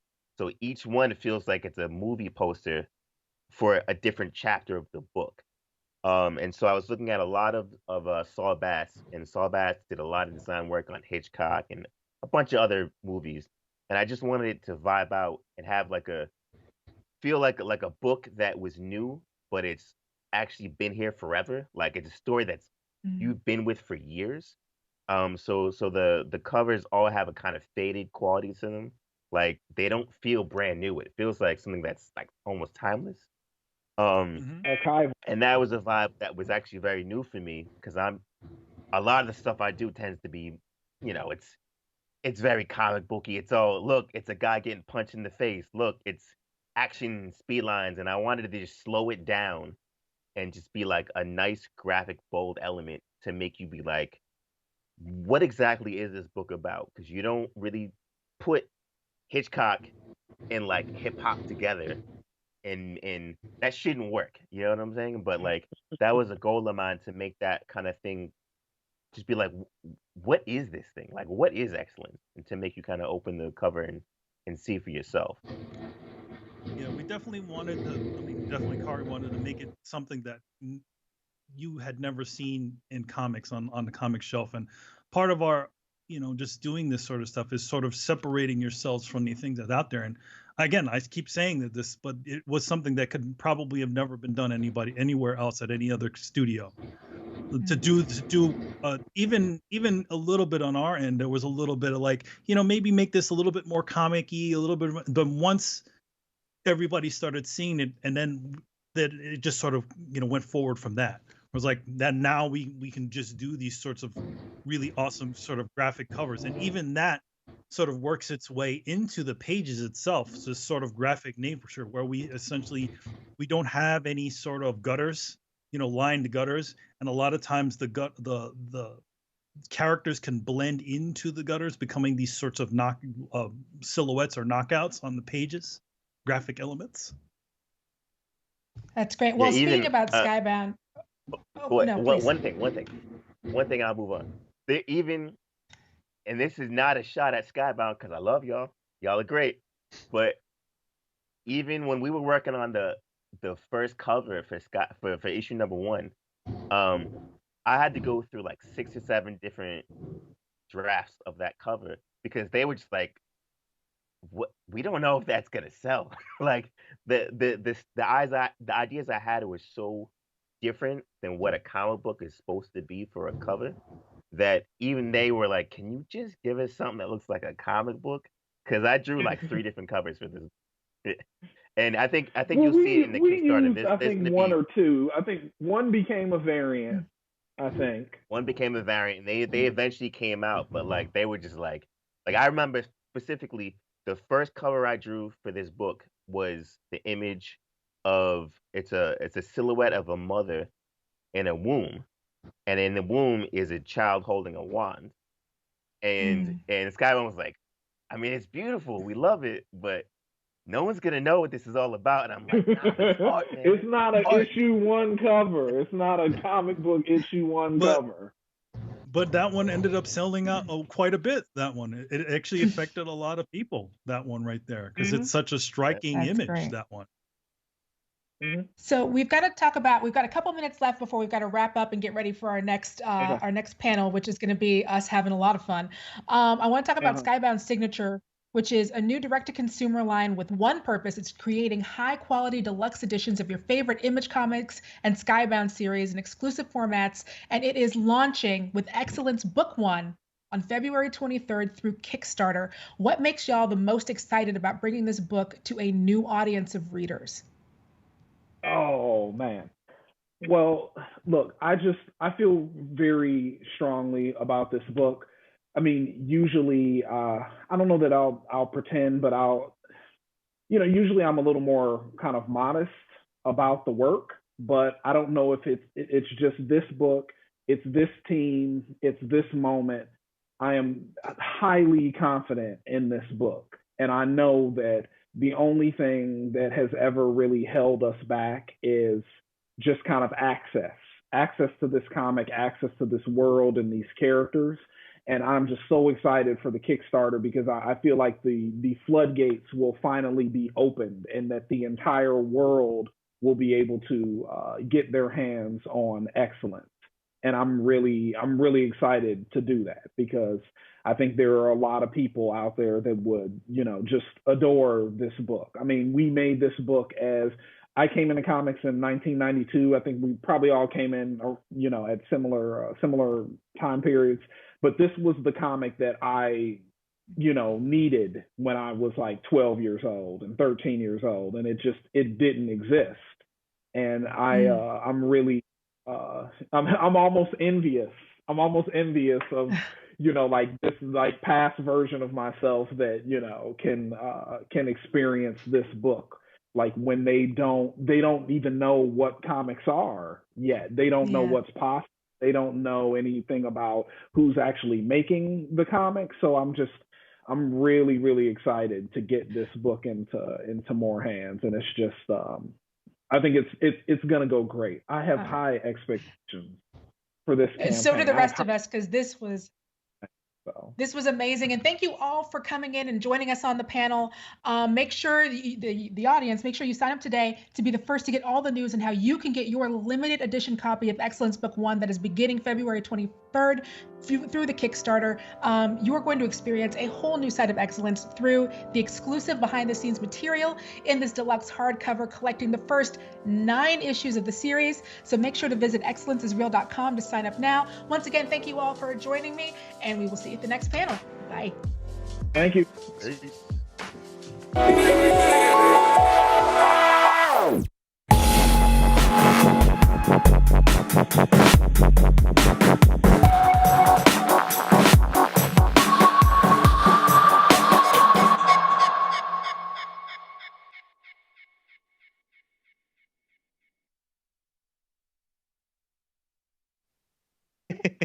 Danny. Oh, there you go. There you go. There you go. You know okay, what? Can you hear me? I can hear you. Can you hear me? Yes. That was excellent. One of us was gonna say it. One of us was gonna. No, that was super dope. That was really, really cool. I so enjoyed listening to all those guys talk about their whole creative process. I really loved when Emilio was talking about how in certain parts of the story, if you're gonna be seeing a certain spell color, that color is not in the rest of the scene really prominently. I love when at the color level, really smart storytelling is happening so that it has an impact, so that, things matter and stuff. I love that so much. I thought it was fantastic. I love them talking about their inspirations because I'm very similar as far as talking about like Hitchcock and horror and anime.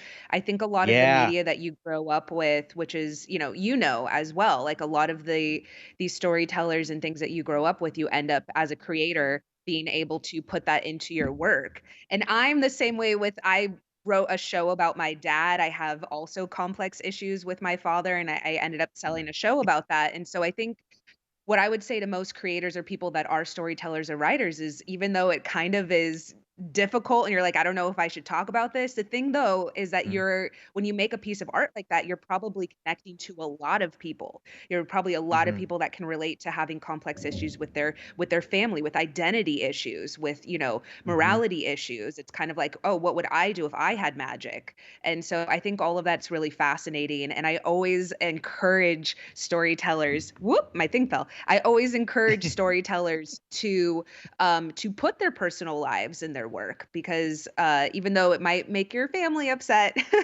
it could also, inspire a lot of other people and sell a lot of comic books.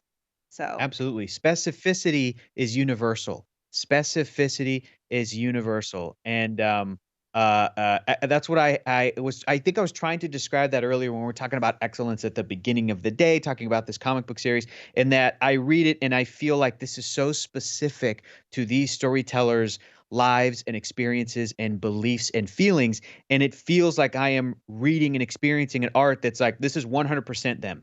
There is not this compromise. There's not this, not that stuff is bad necessarily, but it just feels so straight up pure them. And it's a real thrill to read and super, super cool. It is. Yeah. There's no compromise in it. I read it and I'm like, this is unflinchingly Brandon Thomas and Khary Randolph and all those guys, giving us their take on comics and storytelling and everything. So to go back into the Home Shopping Network for a second, we've got some stuff we want to show you. We've got some Excellence merch. There it is. Boom, boom. Yes. There you go. We've got some. Oh, look at how cool that looks on the t-shirt. That hoodie is dope. Beautiful. Yeah. Super dope. Super dope. And you can pledge now for that Kickstarter for that hardcover like Danielle was talking about. The first 9 issues. Limited edition. It's going to be gorgeous. It's going to be stunning. I can't wait to see this next panel, Danny, because if it was so cool as it was to hear them talk about the book itself and Excellence and some of their influences, we're going to get more of that. We're going to get more into like the stuff that they're into. And I knew that as soon as anime was mentioned, I was like, oh, this is Danny's favorite part. This is what it's all about right here. The thinking of the story. Yeah. Huh? The thinking of the story is like being the most. Yeah. Mm-hmm. Yeah. The most high budget, it's so, Yes, and that is something that you can do in animation and in comic books as well. And so I think I would also love to see this animated. Let's put that out in the universe. But I think it's really important to take risks. And like you said, you can totally tell that that's what they did. And this was a vision that they had, visions of excellence. This is a vision that they had. And I think as a storyteller and an artist, it's really important for someone to realize that. And I'm glad that they have this platform. So please join them on Kickstarter. Please, support artists, support the work that they're doing, and buy, like Hector said, it's really easy to, you can catch up really quickly. This is going to be the first 9 issues. So it's not at 200 yet. So you can hop in now and get this as a great gift that you can also give to your friends and family. I tell you what, this would be an amazing, every comic book is somebody's first comic, but this would be an amazing comic book to get some people into, to really, to show people like, hey, I bet you didn't think comic books could do this. And Excellence is a beautiful example of those types of comics that I love to think about and to try to lend out to people to just get them into comics, period. It's like, yeah, you may think comic books is one thing, but then check this out. Excellence is one of those books. So we had the Visions of Excellence. Next up is Excellence and Friends, which is going to be super, super fun, hosted by Danielle, coming up right now. Stick around. Don't go anywhere.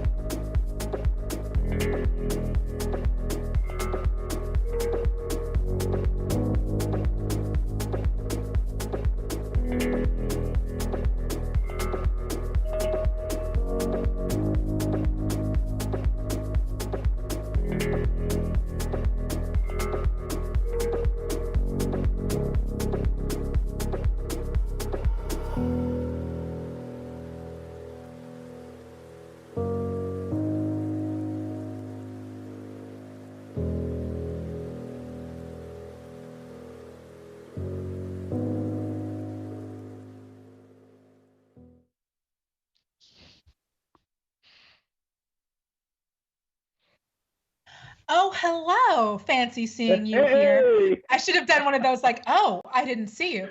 Hey, everyone, welcome back. Thanks for tuning in. We're back with our Excellence creators, and we have a couple of new faces, as you can see, joining us as well. We have got Khary Randolph, Excellence co-creator and artist. We've got Brandon Thomas, Excellence co-creator and writer. We've also got John Jennings, professor, Media and Cultural Studies Department, University of California at Riverside. So smart and fancy. And we've got Greg Anderson Elysée, who is a creator and writer, and Isana the Were Spider. Hello. We are here with the creators of Excellence and some of their best friends. We're going to just talk about life. I told y'all in the last panel, this is kind of our shooting the stuff. I'm censoring myself. Shooting the stuff panel. We're just going to talk a little bit about life and comics, whatever else is on their minds these days. So we're going to get started with, we have all been inside for almost a year now in the inside times. What have you been reading and watching to help you keep sane?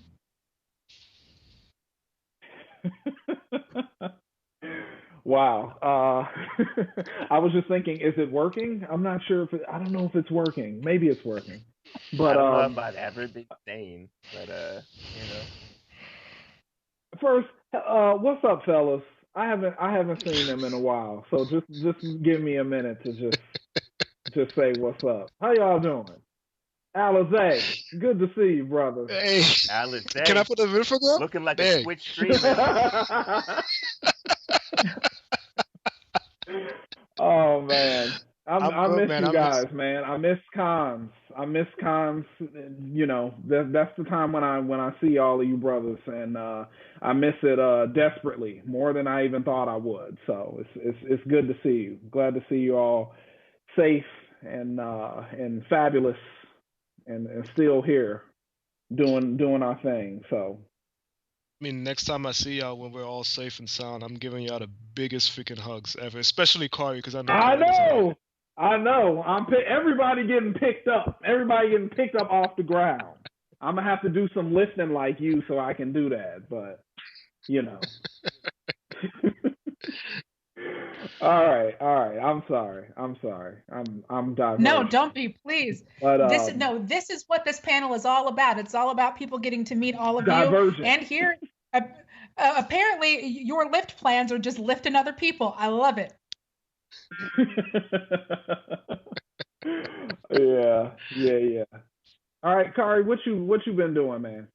What you been watching? Well, I'm gonna try to not promote other accountable companies, but let's just say there are certain shows right now that are blowing my mind that might be on a certain Disney platform, and I'm like, you can talk about WandaVision if you want to talk about WandaVision. Yo, listen, I don't want to spoil nothing. I'm just saying, I stay up till 3 a.m. to watch a show. Like, what? When has that ever happened? That's never happened to me. I get lucky because I'm on the West Coast, so I just have to wait till midnight. So I'm like, oh, okay, 12:01. All right, let's get it.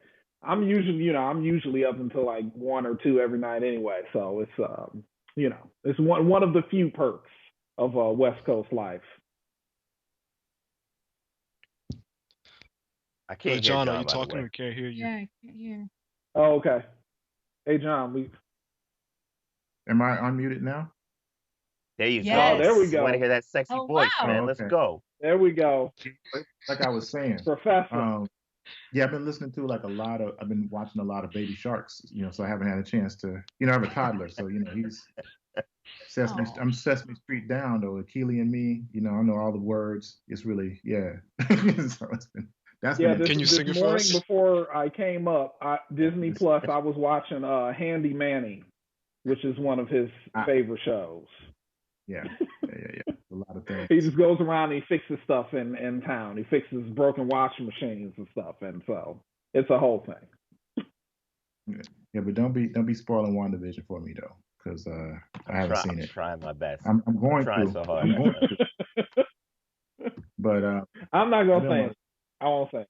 I promise. A lot of things. I'm mostly scripts, because I'm an editor. I'm a comics editor too. So I've been looking at a lot of scripts and things of that nature.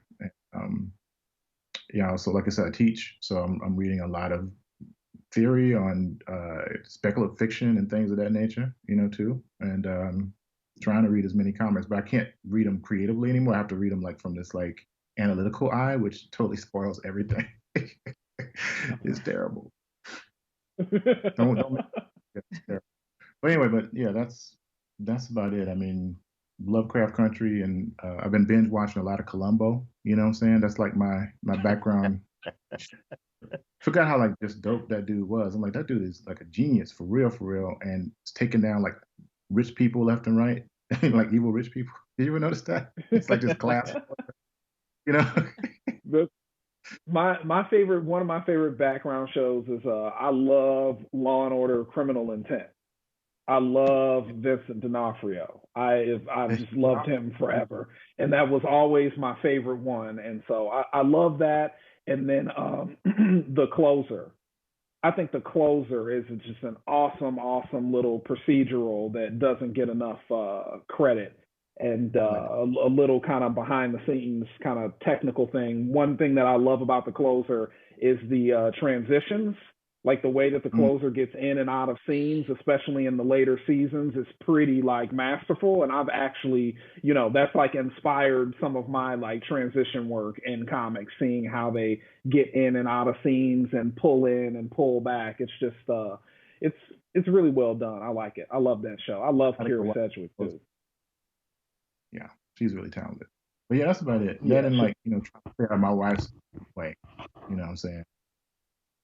Just trying to like, stay out of my wife's way and her ire. You know what I'm saying? Because we just, just. we're in here. We're in here like a lot more than we ever bargained for. So I know what you mean. I'm glad the house is bigger. I'm in a much bigger house than I was. This was a perfect house to get trapped in during a quarantine. Our previous house, not so much. I don't even want to imagine how different my daily life would be in that tiny little space. So, yeah, I'm sorry, we just are all over the place. No, this is exactly what this panel is about. This is about getting to know all of you, getting to know about all the things that you're watching. One thing I want to know is, how has the pandemic been influencing your work at all as it's been happening in real time that you've noticed? I feel if anything, it's just giving me more time to focus on a lot of the stuff that has been taking a back seat. A lot of projects and a lot of projects that a lot of people were having a hard time getting me to sit down and focus and work with them on. Now I have no excuse, so they got me. So I have no excuse to be like, no, I gotta work, I gotta do this, I gotta do that. But it's been cool. I mean, despite the ups and downs of the whole situation, I've just been trying to make the most of the time that I've gotten because of it. Yeah. I'm gonna be honest with you. Go ahead.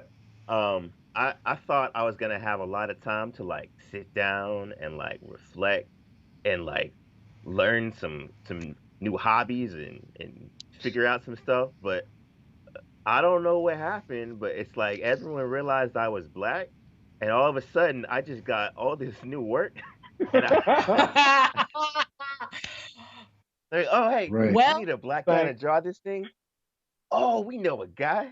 And so I've had a lot of time to I just been working nonstop. It's been nonstop work, and it's not a thing to make light of because the reasons why are pretty serious.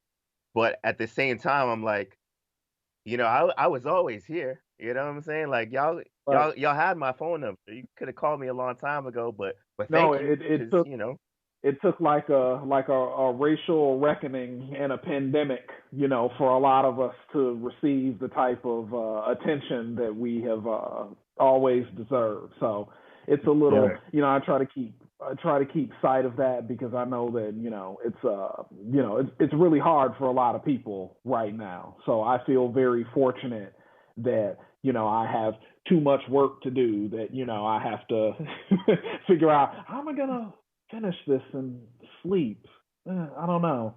So it's a very, I do feel very fortunate, and I just hope that this will just be the standard going forward. Like, I hope that we don't have to have some kind of a cataclysmic upheaval in order for people to recognize, like, oh man, Black people can do this stuff too. Weird. I never thought of that until, we were trapped in the house and prevented from touching each other. But I'm trying to do my best. You have the occasional day or so that will turn useless for one reason or another.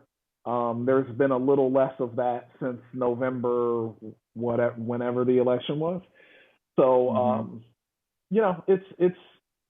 it's challenging, but it is a very exciting time for me. And for me, I don't want you to know how fast I had to do it.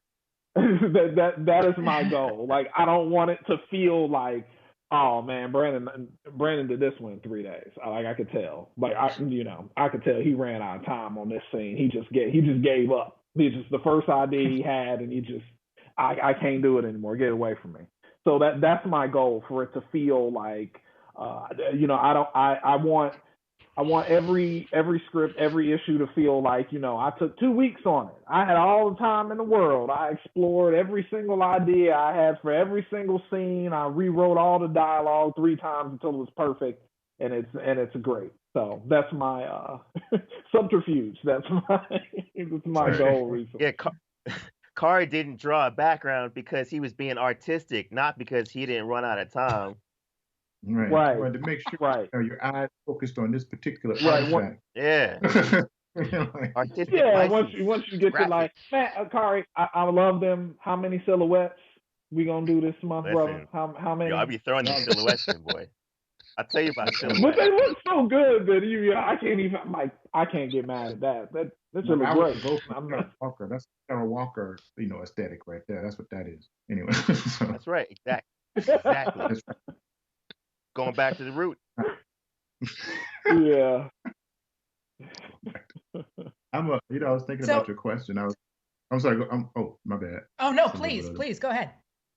I was gonna say, because I teach a media studies class, right? Media studies courses, right? And so what's been terrible about teaching during like a pandemic where you can't actually lecture, and actually screen things is that, and this is messed up, and I realized this at first, but you cannot screen share things that you own because it's copyright protected, So now what I'm having to do is actually ask the students to rent movies so we can talk about them. It's really crazy.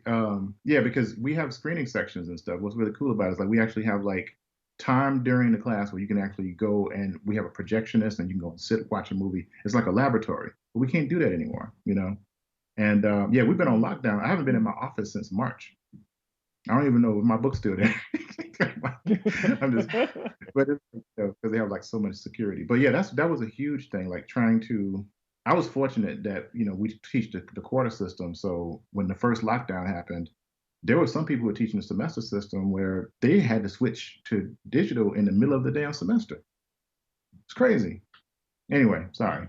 It's a massive thing because I wasn't taught to teach that way. It's what we can do though.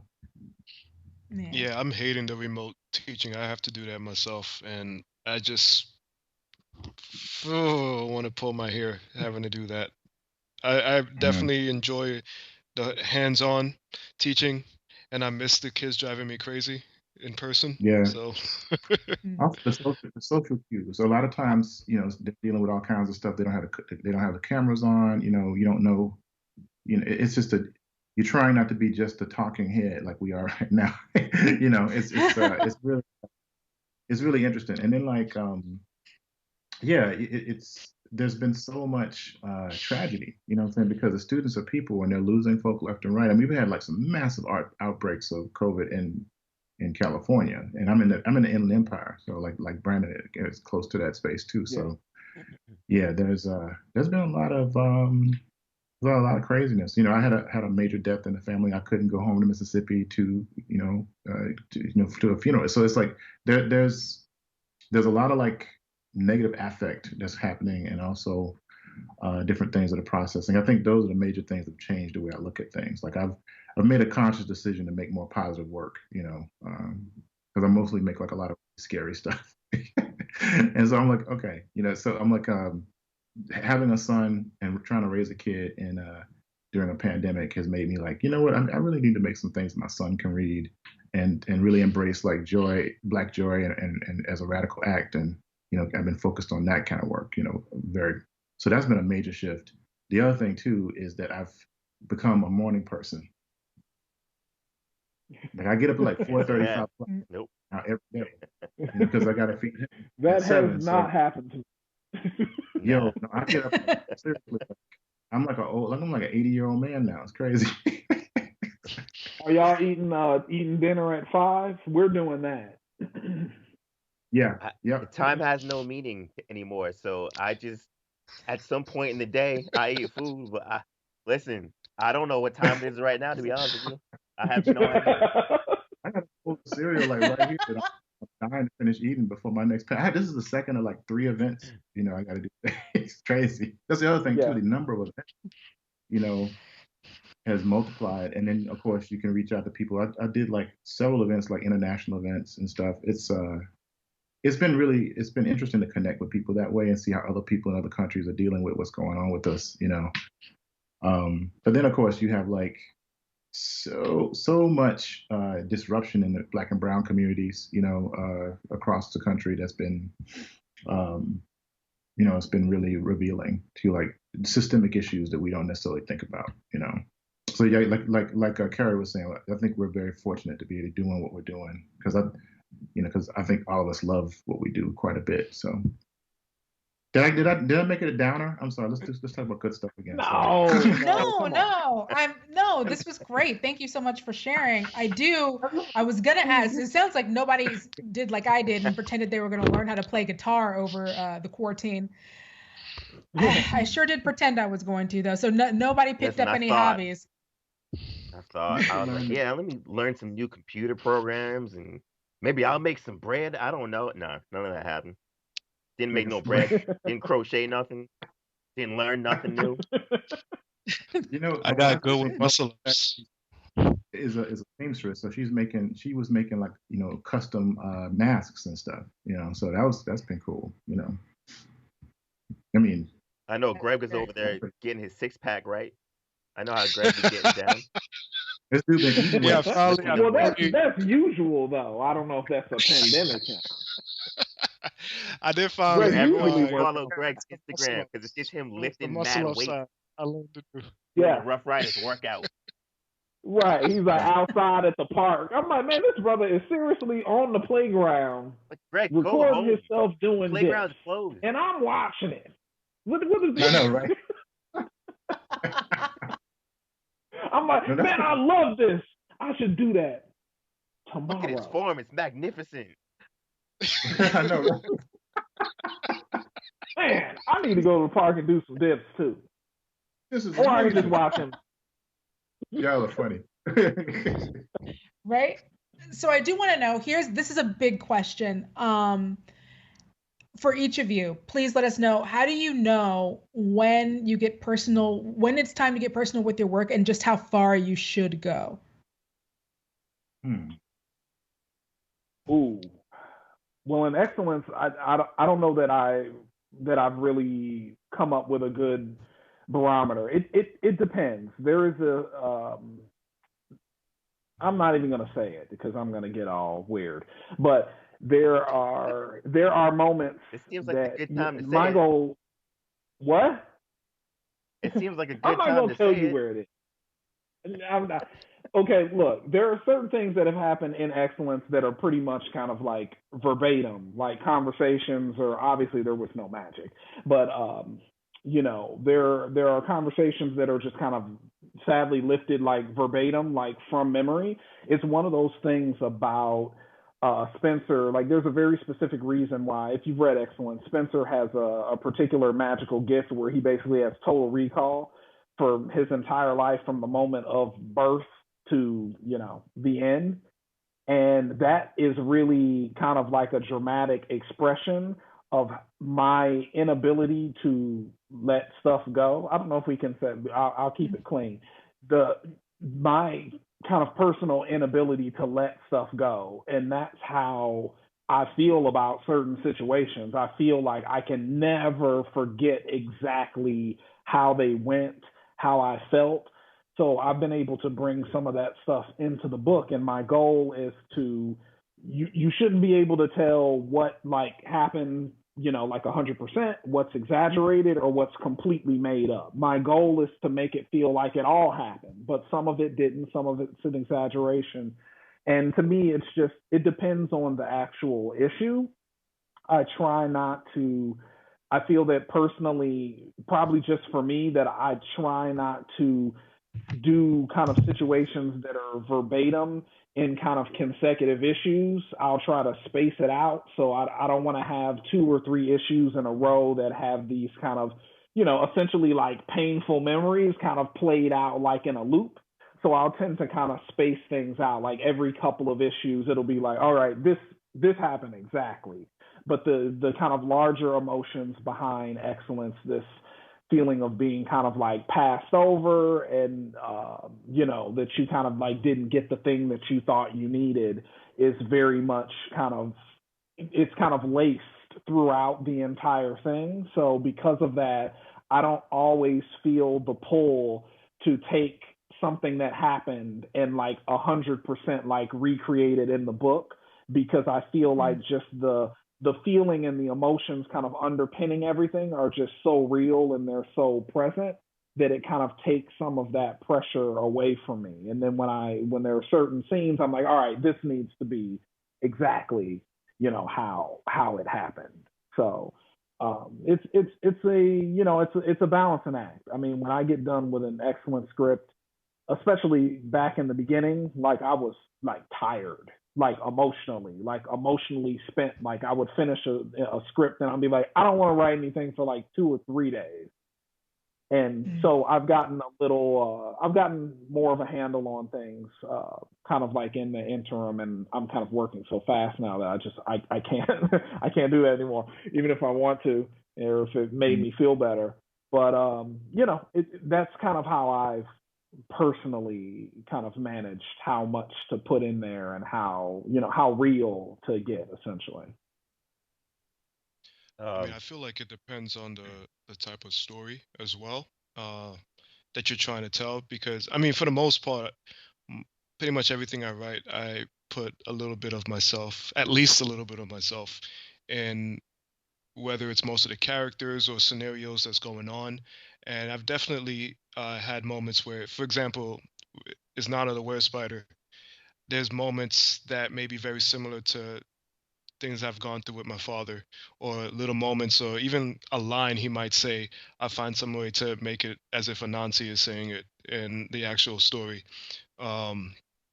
Or like just little moments that I have in my head that would bother me, that I'll just incorporate, have a character, even if it's a villain, be the one who's saying it or going through the situation.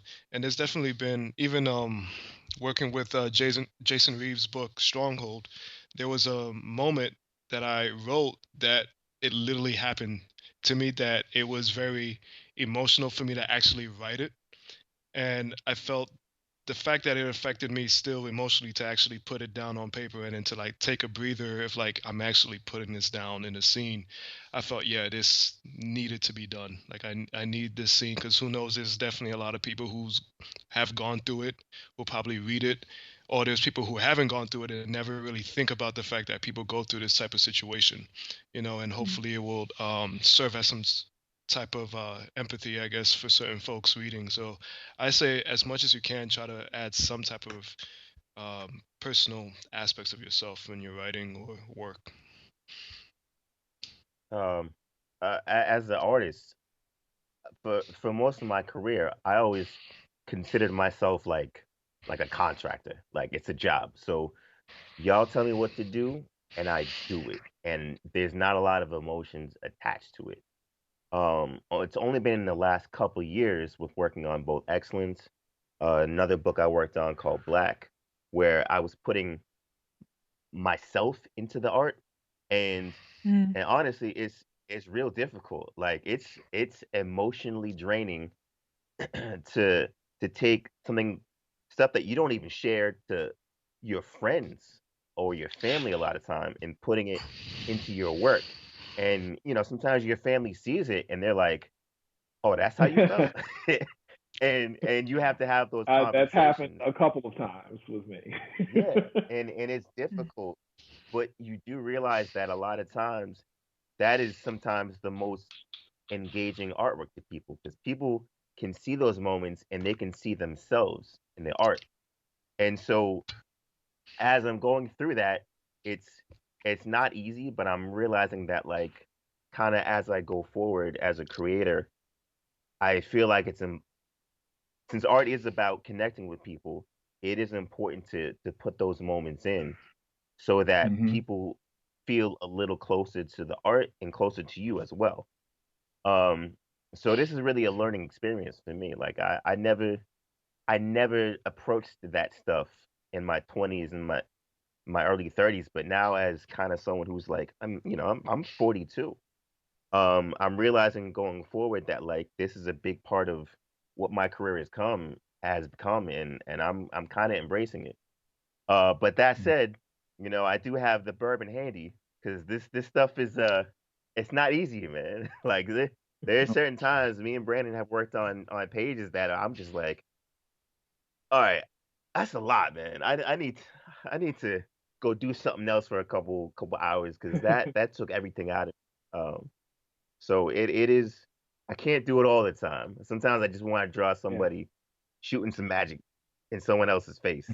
You know what I'm saying? But Right. Sorry. Yeah. And I feel that for us as Black men working in kind of spaces that typically have been like outright hostile, uninviting, dangerous to us and our kind of aspirations and ambitions, I feel almost like an added responsibility to show people that we are people. We're alive. Like, we experience like sadness and anger and loss and regret.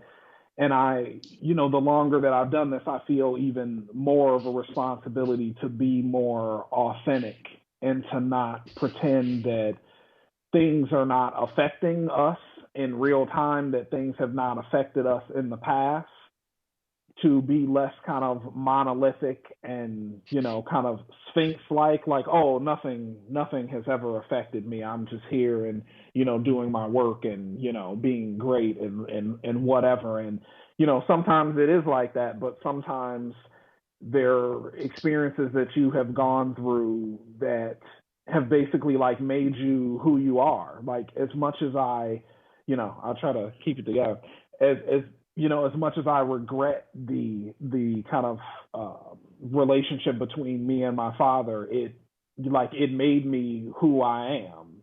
It helped me survive and endure painful experiences to help me get closer to the things that I wanted. Like, it taught me perseverance. It taught me to always, see past the immediate kind of challenge or the immediate hardship.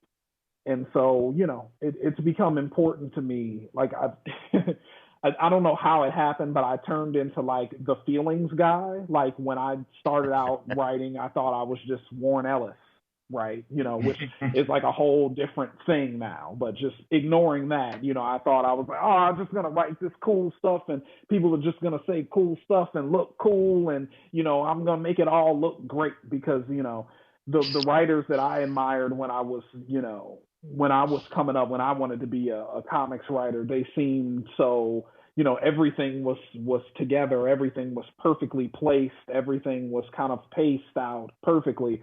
And then this is a great example, you come to find out like these people are screwed up. And, that kind of trying to attain that sort of you know, that sort of detachment from the work is just something that I just don't want to do anymore. Like, sometimes it hurts. You know, I will send scenes to Khary, and obviously I won't say anything, but I'm just like, I do not want to see these pages. Like, I do not want to see this scene. Like, obviously I'm not going to say anything, but like, I do not want to see this at all. But it's important because, you know, because it's real, and I feel like that is what I think that's the reason why Excellence has a different response to it than some of the other things that I've done, because it feels real, and it feels lived in, and it feels hard, and it's hopeful, and it's exciting, and it's tragic, and it feels like people are going to get hurt in the end, and we just really don't want them to. And that kind of tension is something that I found that I really like writing about. I really like exploring. I'm gonna piggyback really quickly. I don't know how much time we have, but I was gonna say that we have you know, I time. was trained as a trained as a fine artist, so you always try to make something that connects the audience, or is trying to distill an experience. I mean, as creators and storytellers, we're always trying to attach a narrative to bring something that's invisible to bear. You know what I'm saying? Like, we really are literally trying to draw things that are not there and bring them, like conjure men, like bring them into existence. I mean, when you think about drawing, you know, there's different words for drawing. Drawing is actually like, you know, you're pulling, right? The other word is like drawing is pulling something out of the ether into something that is real. And you know, I think about the work that we do as I don't know, I always thought about art as you're kind of trained to be like a walking wound to a certain degree, where like you're a mediator of all the things, and you try to like create a index of different types of affect. You know, that's what I think we do. You know, and comics in particular are pure emotion. They're like all abstract. You know, it's you're abstracting stories. You know, and to abstract means to take away. So you're kind of like eschewing the things that you don't need. You know, you can actually, like, every aspect of a comic book has storytelling potential, from the gutters to like the type of line you use to you know, the colors that you use. Everything is important in a comic, you know, because you only have so many pages to get across a particular type of feeling, you know. Yeah, and that's how I think about it. But as far as like my own work, I mean, I actually am in a COVID collection. You know, I was asked to be in this collection called COVID Chronicles that's coming out. So that was an interesting experience. And the other thing was, right before the shutdown, you know, we put out, you know, Parable of the Sword, you know, which is essentially now, if you think about it. I mean, sadly, yes. I don't know what kind of crystal ball she had, but oof, you know, it's that was crazy, you know, to actually work on something like that. And then, you know, while I'm working on Parable of Sword as an artist, you know, my wife is carrying our first child, and you know, I'm freaking out because I know that the world that he's going to get introduced to is, or could potentially be, the thing that I'm drawing. It was surreal, you know. And then, you know, and then launching a new imprint in the middle of a pandemic, you know, I wouldn't have chose to do that. So it's been very interesting. That wouldn't have been my top choice. It wasn't my first choice. Yeah, you know, it's been really, really interesting. And I think, you know, some of the theoretical stuff that I do has been affected by, you know, the political landscape and by how people responded to, you know, being in this space like this, you know. And you've seen like the what do you say it? The result of us, you know, being just cloistered in and watching the news constantly, and then not really connecting with people. I mean, we saw what happened at Capitol Hill.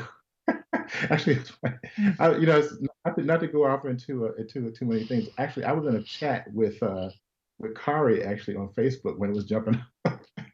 Remember that, Khary? We were like, talking to us about some animation thing or whatever, And I had not seen the news. And Khary was like, "Yo, I gotta go. Have you not seen CNN?" And I was like, "What the?" You remember that? He was like, "I gotta go. I do. I gotta go." Anyway, man. No, that's great. And thank you for sharing all of that with us. Yeah. One thing, something I want to know for sure, because we talked a little bit about influences. Was there a show or a comic or a movie, and you saw that and that was like, this is it. This is what I want to do. This is what I was put here for. Oh, yeah. When Spider-Verse came out, that for me was like, oh, that's my career right there. That's like everything I've been wanting to do, all in like one thing. Like it was just like it had all the things that I loved. It had like real pathos in it. Like I cried at least 2 or 3 times watching this cartoon, this Spider-Man cartoon. Like it had like neighborhoods. Like a lot of it was set in Brooklyn, which is my neighborhood. Like it had so much in there that it felt like I had worked on it, but I had nothing to do with it. And I was just like, I didn't even know we could do that. Like to this day, it's amazing to me as an adult to sit there and watch someone else do something and be like, oh, we can do that. I had no idea. So that to me was like a big inspiration for me. Like this is a whole new world where we can create things that actually reflect us as a people, and the rest of the country and the world will just get it. Like I remember as a kid, part of why I do what I do now is because I just wanted to draw. I would see Black people being drawn incorrectly and being like, that's not how that's supposed to work. That's not what we would wear. That's not how we would talk. And so it was always a thing that drove me, like I have to represent and do this stuff properly. And so seeing something like that felt so specific, and you could see it and be like, oh yeah, there was some Black people involved with that. It was a reassurance that I was on the right path as a creator, because I was also, we're doing something similar where it's like, yeah, we make it a big point that that the people behind the page are also people of color, and you can see it in every line we put down, every reference, all these little things. Like we did an homage to Juice for issue number 7, and like who does that? You know what I'm saying? Like that's not something anyone would do, and like it doesn't make sense in comics, because like that I don't know if anyone's gonna relate to that, but I feel like when we did it, people saw it and were like, oh, those guys they're from a certain place. They're from a certain time and era, and that speaks to me. And so that's always been the kind of stuff that I wanted to make, and I'm just glad that it exists, and it's not just us doing it. Yeah, I want to say for me, well, several things, really quickly. As far as like drawing comics, I think the thing that changed, that made me really want to be a comic book artist, was Frank Miller's Daredevil. I'm a really big fan of a particular version of Daredevil. Was still like my favorite character, and I think it was the episode where he's quote unquote fighting the Incredible Hulk, and I'm like, yeah, that's just the way that he wrote that and the way that he drew that. And then fairly recently, the artist Phil Hester, he put up books that really influenced him, and that particular issue was one of the ones that made him want to draw comics too. And I thought that was really cool. So okay, I'm crazy. That was a dope issue. As far as like what I'm doing now, I think when I saw, I was always really influenced by like Karen Berger as an editor. So I was really into what she was doing with Vertigo, and I think as a curator and an editor, that was kind of like the aesthetic that I wanted to get across, but also with the politics of like a Jordan Peele. You know what I'm saying? So when I saw Get Out and what he's doing with Monkeypox, And I was like, you know what? I want to try to do that, but in comics. You know what I'm saying? And so that's kind of like when I was thinking about Megascope. That's why I wanted. That's the kind of affect I wanted to put out into the world. Like Vertigo and Monkey Paw like fused into like a comic, into an imprint. You know. That's great. I'd say for me, what I got. All right, so I always grew up a fanboy of like Greek mythology and stuff like that. I like educated myself on Greek mythology when I was younger, and that was influenced by my love for Hercules and Xena and Clash of the Titans. And I was also a huge Mortal Kombat fan. To this day, I'm still a huge Mortal Kombat fan, but I just love that whole mythology that they were creating with their own sort of gods and deities and stuff like that. But as I got older, when I got to, I'd say high school, was when I discovered this big book in art school that had different gods and deities from various cultures. And I finally looked up, oh, let me see if Haiti have any gods, even though that's my background. But I've never thought about the fact that my love for gods and deities, maybe Black people have their own gods and deities. And so discovering that and learning that various parts of the Caribbean and various countries in Africa had their own sort of deities and gods, that sort of began to influence more of my love for storytelling. I've always enjoyed storytelling, but that was one of the things that just like clicked of, now I know what I want to write about. You know? That's great. I'm so sorry. We are running out of time. We are almost done here. Thank you all so much for coming and hanging out with me and talking a little bit and shooting the stuff, as I said. Thank you for joining the panel. Thank you, everybody, for watching. If you have not experienced Excellence yet, make sure you sign up today to be the first to get all the news and how you can get your limited edition copy of Excellence Book 1 that is starting on February 23rd via Kickstarter. You will get exclusive behind-the-scenes material in this deluxe hardcover collecting the first 9 issues of the series. So make sure to visit excellenceisreal.com to sign up now. Again, thank you for the panel for joining me, and thank you all of you at home for watching, and enjoy the rest of the show. Thank you. Good to see you, brothers. Good to see y'all too, man. I'll see you soon, hopefully. We'll get together.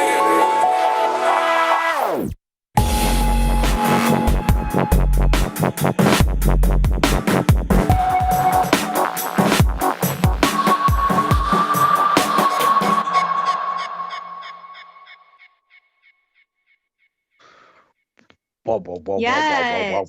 Yeah. Hi, Danny.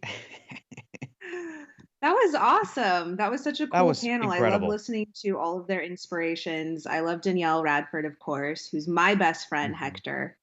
My best friend. Okay. That was fantastic. I loved getting to hear all of those brilliant guys talk about, like you said, their inspirations. I loved when John was describing how COVID has maybe sort of made him shift into more embracing Black joy, which I think is beautiful. I think it's fantastic. And then everybody's influences right there at the end. I wish that we could have kept hearing everybody talk about the stuff that they're into. When Greg was talking about Haitian gods, I was like, that is amazing. That's so cool that he was getting into that. We had John describing being influenced by Jordan Peele and Monkey Paw, and then of course Khary talking about Spider-Verse.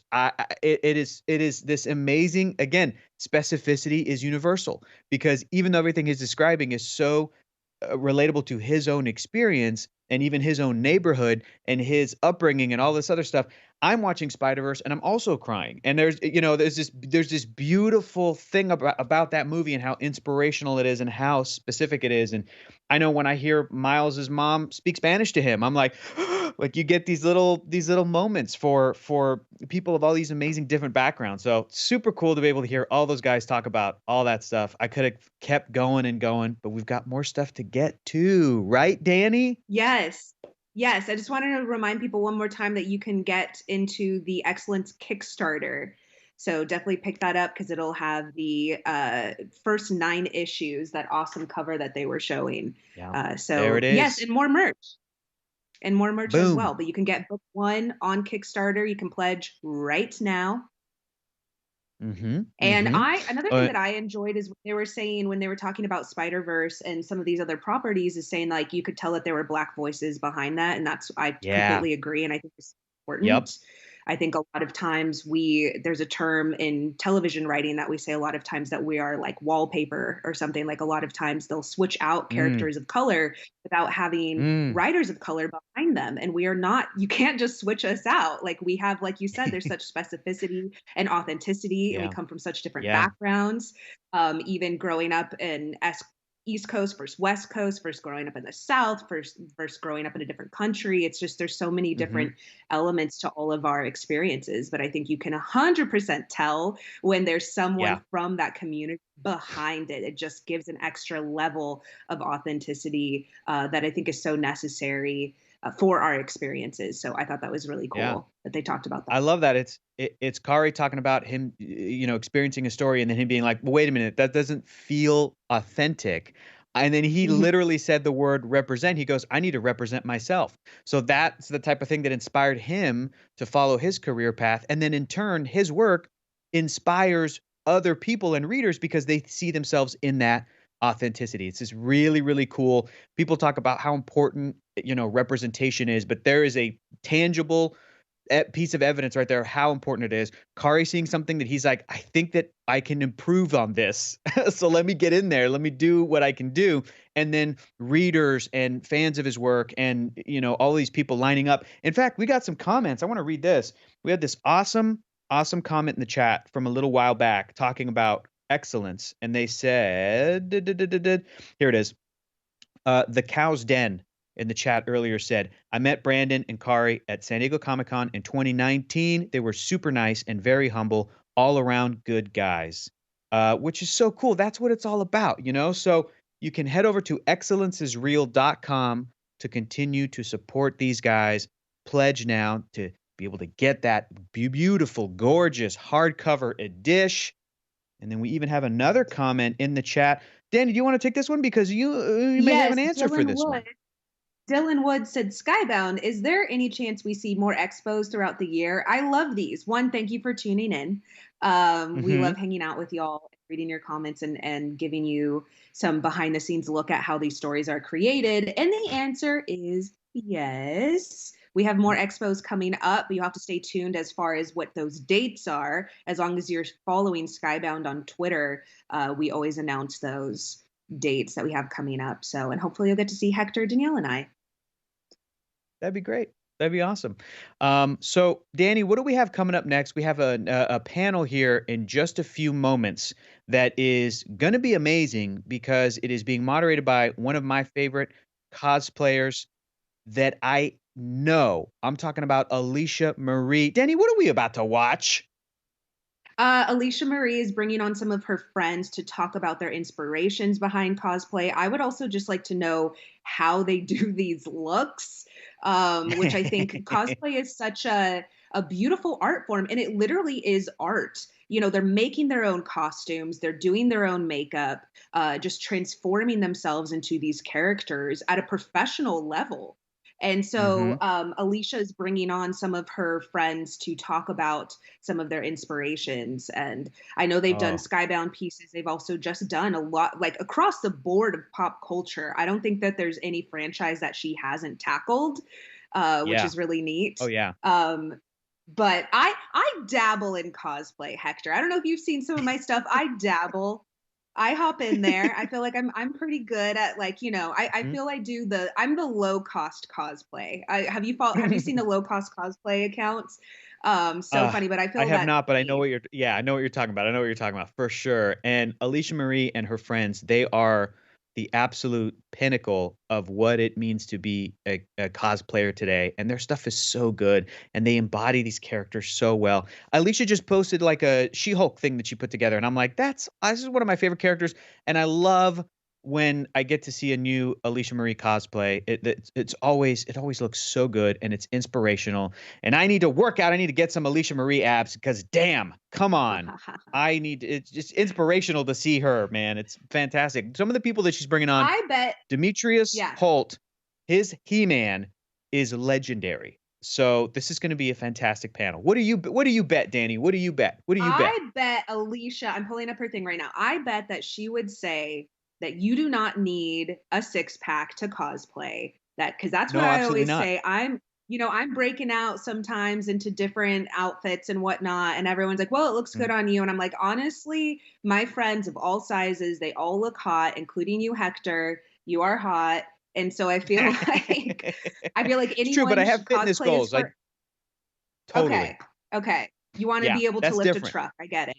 Totally. You want to lift a truck. Oh my gosh. Yeah. I'm just looking at some of hers. Her insane like throwbacks and stuff, and it's so wild. Also, I'm curious as how long these take. Like that, Alicia, if you're watching, please let us know. Like, is there one that like was only an hour, and is there another one that's like 12 hours? Like, you're getting the costume, you're doing the makeup. We watch a lot of times with these franchises when they show the behind the scenes of the actors in the makeup chair, and sometimes they're in there all day. And the level of professionalism with some of these cosplay that they have done, I'm just like so curious of. And also, did the paint wash off all the way? I mean, like, did sometimes the hair stay dyed pink for an extra couple weeks than we thought it would? Yeah, the cosplay community with pop culture and movie makers and everything, it's this beautiful conversation because cosplayers have upped their game since you and I were kids, Danny, since the 80s, since the 70s, since these decades where cosplay was invented at like Star Trek conventions and all these amazing fans showed up and they were like, I am this character. But the cosplay community has so stepped it up. And in turn, that's made like professional movie and TV making. They've had to step it up because it's like they have to show up and be like, we got to do stuff that is going to be a challenge for cosplayers. We can't make it seem like our superhero big franchise thing is something that that people can easily do. They got to make it a challenge. Look at that. I know. Isn't that amazing? Corbin. Corbin Dallas. Corbin Dallas. Yes. But then those incredible intricate costumes and stuff that film studios are doing and TV studios are doing, then in turn further inspire the cosplayers. And again, there's nothing better than getting there's nothing better than getting a great cosplayer's like personal take on a character, a remix, if you will, something that's that's individual to them and unique to them. I love that stuff, man. I love that stuff so much. So this is going to be fantastic because thing that I miss about. Yeah, I miss about cons is seeing all the creativity and like seeing the dedication and the devotion and just like how many people appreciate the work. That's what I love about cons is you get to see cosplayers not only in their element with all like, you can tell too, I know that I'm not a professional because the photographer, I once was Rod Serling and everyone like wanted to take a picture. It's like such a random thing to be, but I as a writer, I love him so much. And everyone was like pose, do you have another pose? And I was like, oh, and then I see the cosplayers and they're like breaking out all of their, like they got all of their shots down. And so I was like, but also like just how many people are such a fan of your work and know you. And so I think that that's just such a cool thing. I'll be excited when cons are back up. I can't wait. I know this is going to be fantastic. This is something Skybound has been wanting to do for a long time. They hit up Alicia Marie and they're like, do you have friends? And she was like, oh yeah, I've got friends. I've got cosplay people. So this is going to be the Alicia Marie cosplay meetup. Enjoy it, guys. We'll be back in a little bit, but check this out. It's going to be fantastic. And we'll see you later.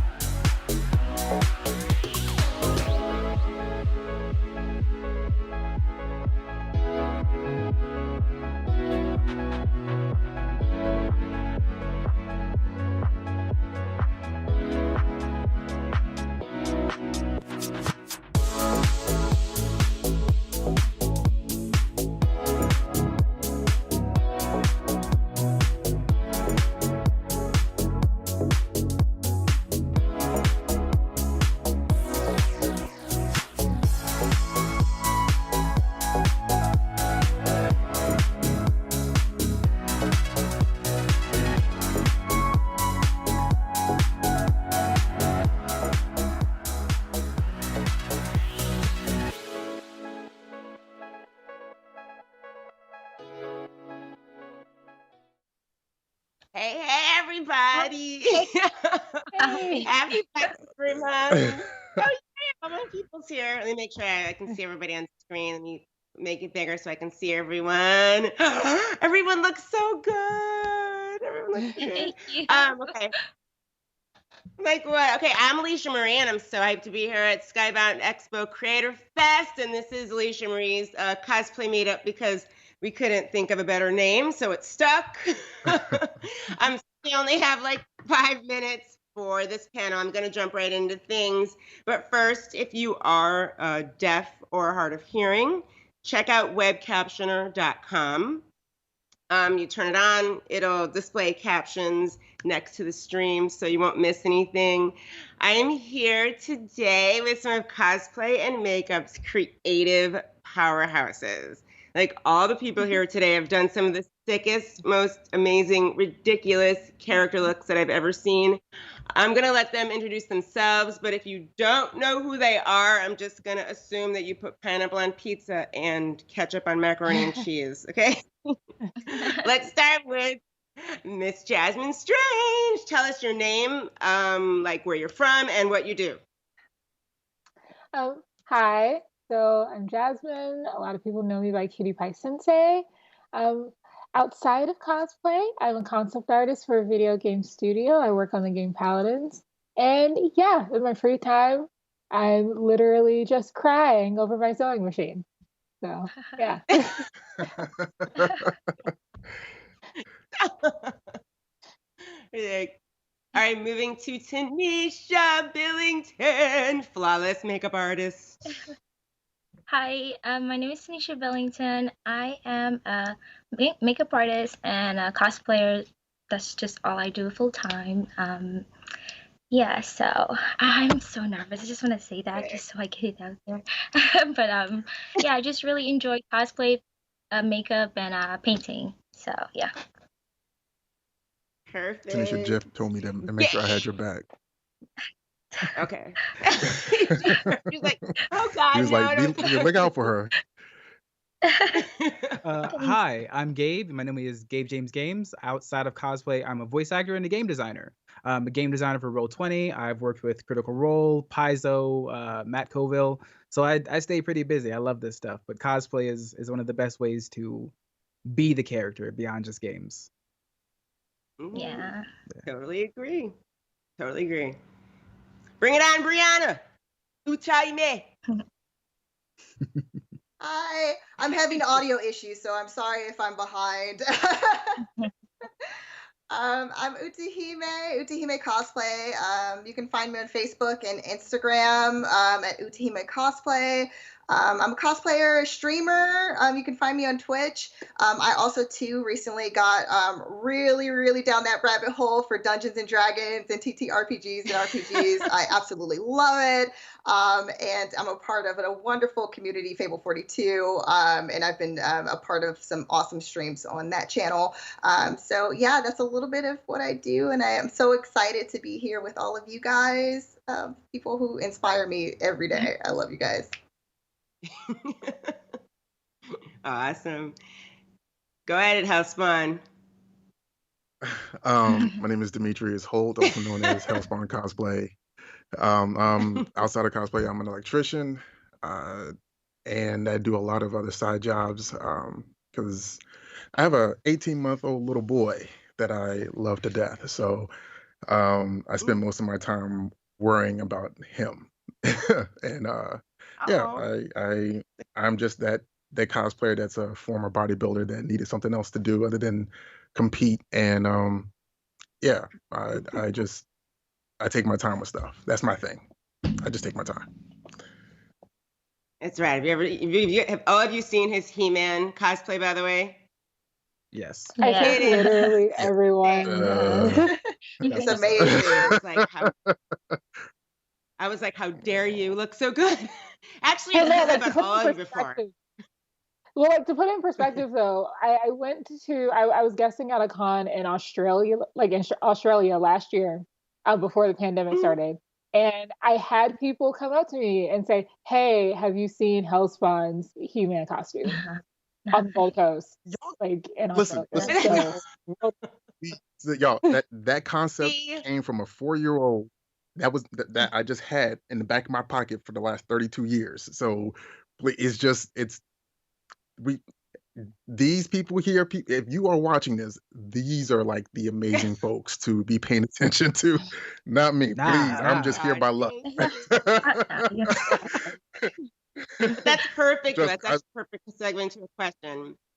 I want to ask all of you, how did you even get started in cosplay? I mean, you could have picked any hobby anywhere. Why something so time consuming, so expensive, so just all consuming? Why cosplay? How'd you get started in it?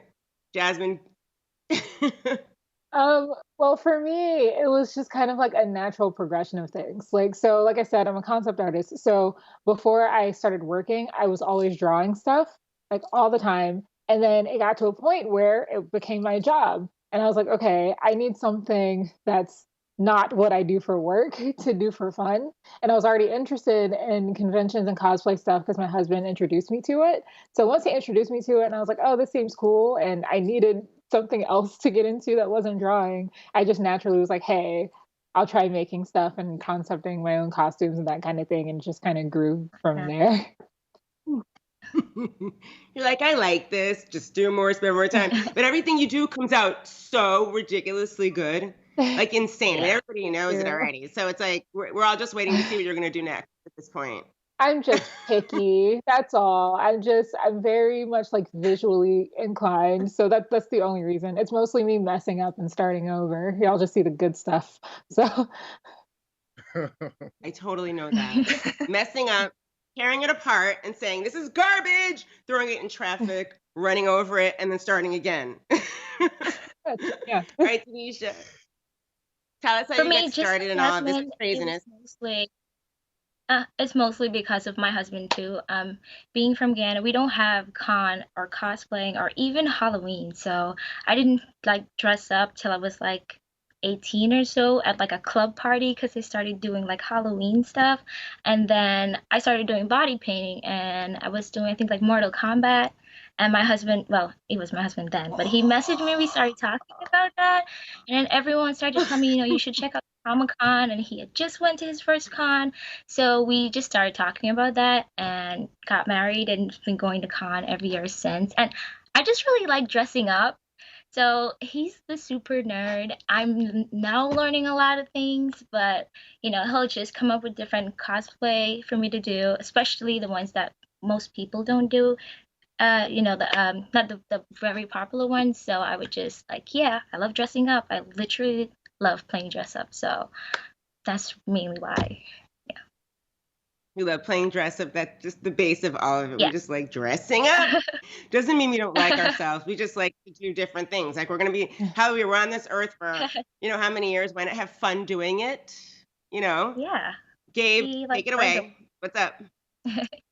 I loved seeing characters in shows or comics or anything like that, but I can't draw for my life. So I was like, well, how do I embrace it? How do I feel that vibe? And I'm like, well, I could dress as the characters. I could make that work. And my mom has been a crafting person since the day I was born. She has 3 sewing machines. So I was like, can I use one? And the light in her eyes, I didn't have a chance. I that was the moment when I was like, oh, I'm going to be a cosplayer. But it's just been up from here. It's like, it's never been like, well, this isn't good. It's like, oh, I can do this even better next time. And it's just always been fun. Oh, so you sew as well? Yeah. Hand sew and sewing machine. You know how to use a serger and oh my gosh, I'm blown away by this. Yeah. I'm a crappy sewer, but I still do it. I'm a crappy sewer, but I still do it. Yep, that's how it is. I'll try my best to put a button on, and that's all I can do is just like, well, let me work a few more hours and be able to pay for someone else to do this because I'm just not going to be able to get this done. But it looks good. I mean, as long as it looks good, you're fine. As long as it doesn't fall apart while I'm walking around the convention, I'm doing good. And that still happens sometimes, right? If you're wearing my costume or things, yeah. My husband's basically gluing me half the time as I'm walking around, so it's fine. Yeah. Hope it stays together. Because when artists are coming up, Exactly. Brianna, give us your why you got into cosplay. How'd you get into it? Just being nosy. Yeah, so I mean, I've always been a big nerd. Growing up, I didn't really necessarily fit in because of the fact that I loved comic books and I was like really into Star Wars and anime. So in the South Side of Chicago at the time, I didn't really have anyone that I knew who was a part of the scene. I didn't even know there was a scene, a convention scene in Chicago, and like they had cons at the McCormick Place. I had no idea until much, much later. And I moved out to California in 2010 to continue pursuing a career in acting and dance. And I decided to just give it a go, to go to my first convention. It took a while for me to get the courage to just do it, but I had been growing up. I would see people going to conventions and dressing up, and I'm like, I want to be where the people are. They look so cool. They look like they're having such a good time. And I ended up going to my first convention, Anime Expo, and it was just, I was sold. I was like, this is where I belong. And I've been cosplaying ever since. And I've been able to meet so many amazing people, make new friends, and find new passions. So that's kind of how it started, was just me kind of always wanting to do it, and then just finally getting the courage up to just go for it. And I definitely suggest anyone who has been thinking about doing it, please just do it. Just do it. You will not regret it, I promise. So that's actually really good advice. Like, so many people ask, I actually got a lot of questions from you guys as fans, and please just know that you guys as fans love you to death, because I got so many questions for you guys from them. And one of them was the big one: how do I get started cosplaying? So what would you guys say if someone said, okay, how do I get started cosplaying? Anyone? And don't Just look at me like my name's the character you like, Joe. I know you'll enjoy putting it together. I'm not good at sewing, so I just like to look for different parts on Amazon, and it's a lot more fun when it's a character you love, and it'll be fun to just put everything together. Just do it. Yeah.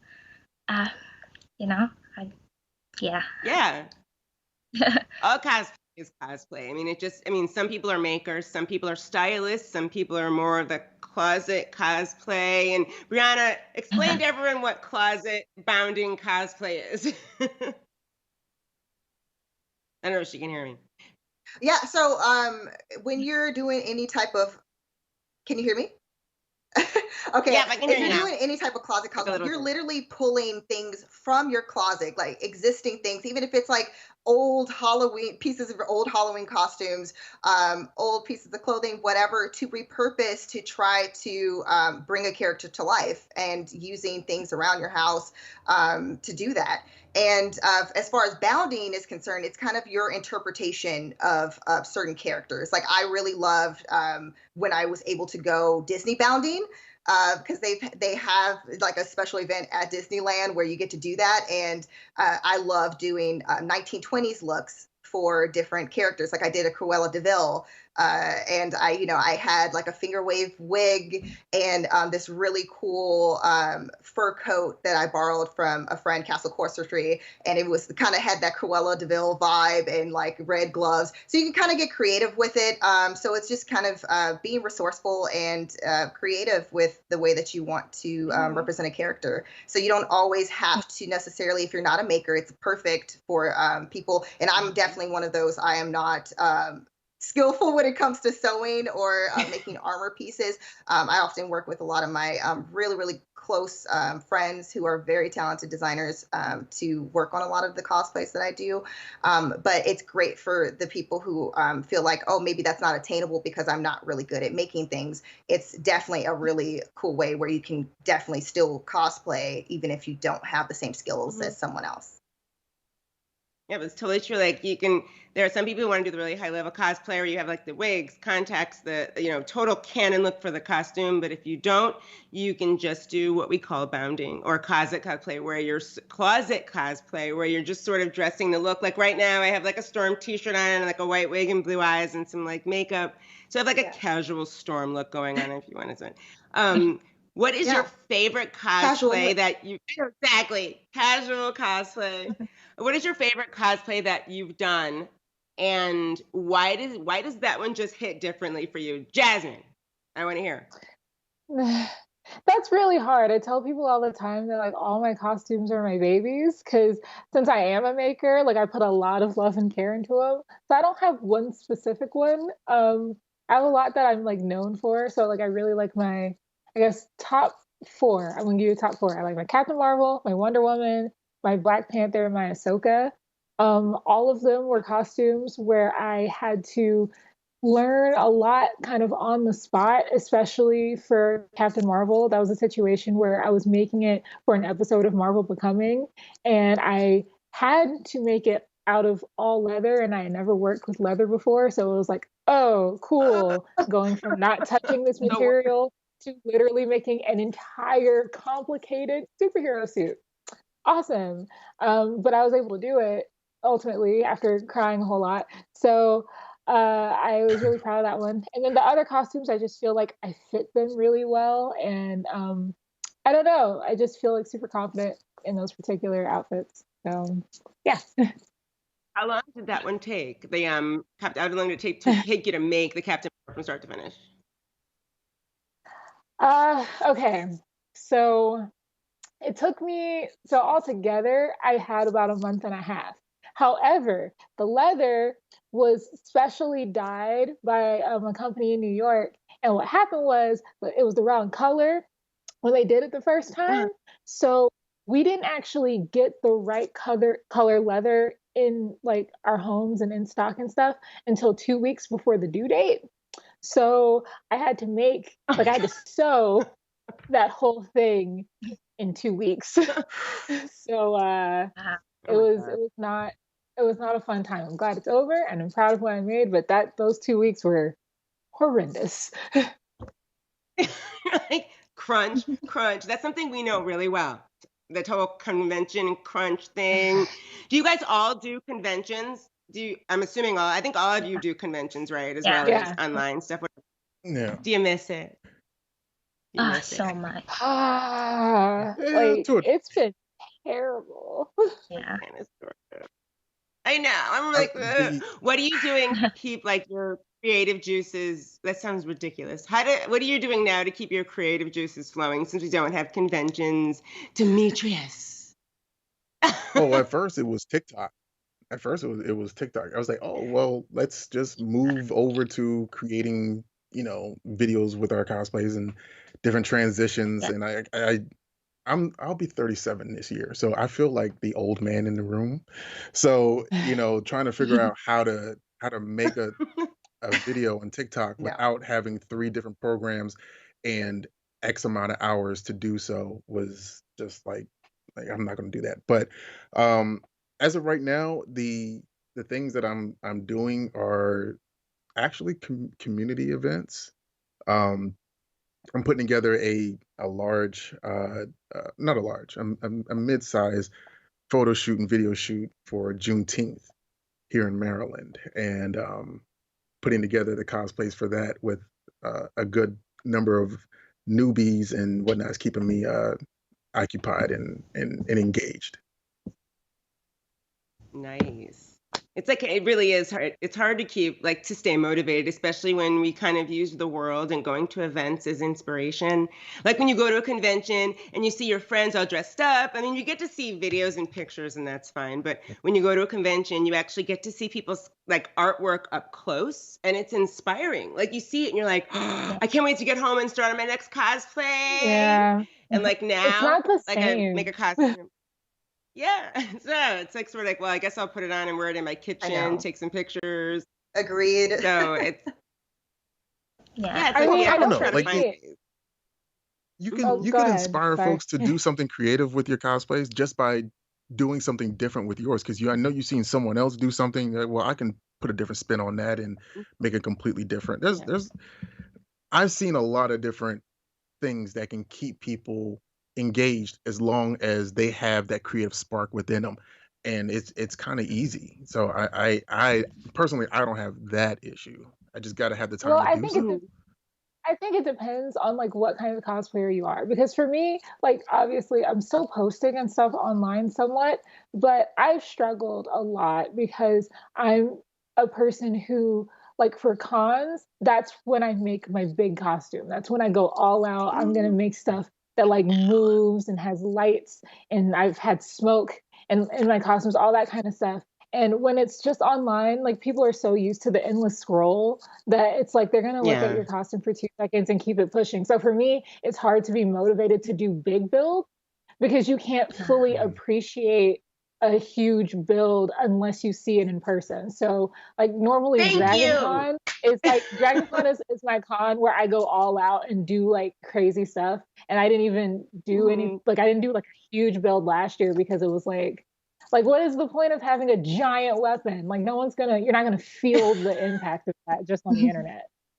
So I'm sticking to like simple stuff until I can go to cons again.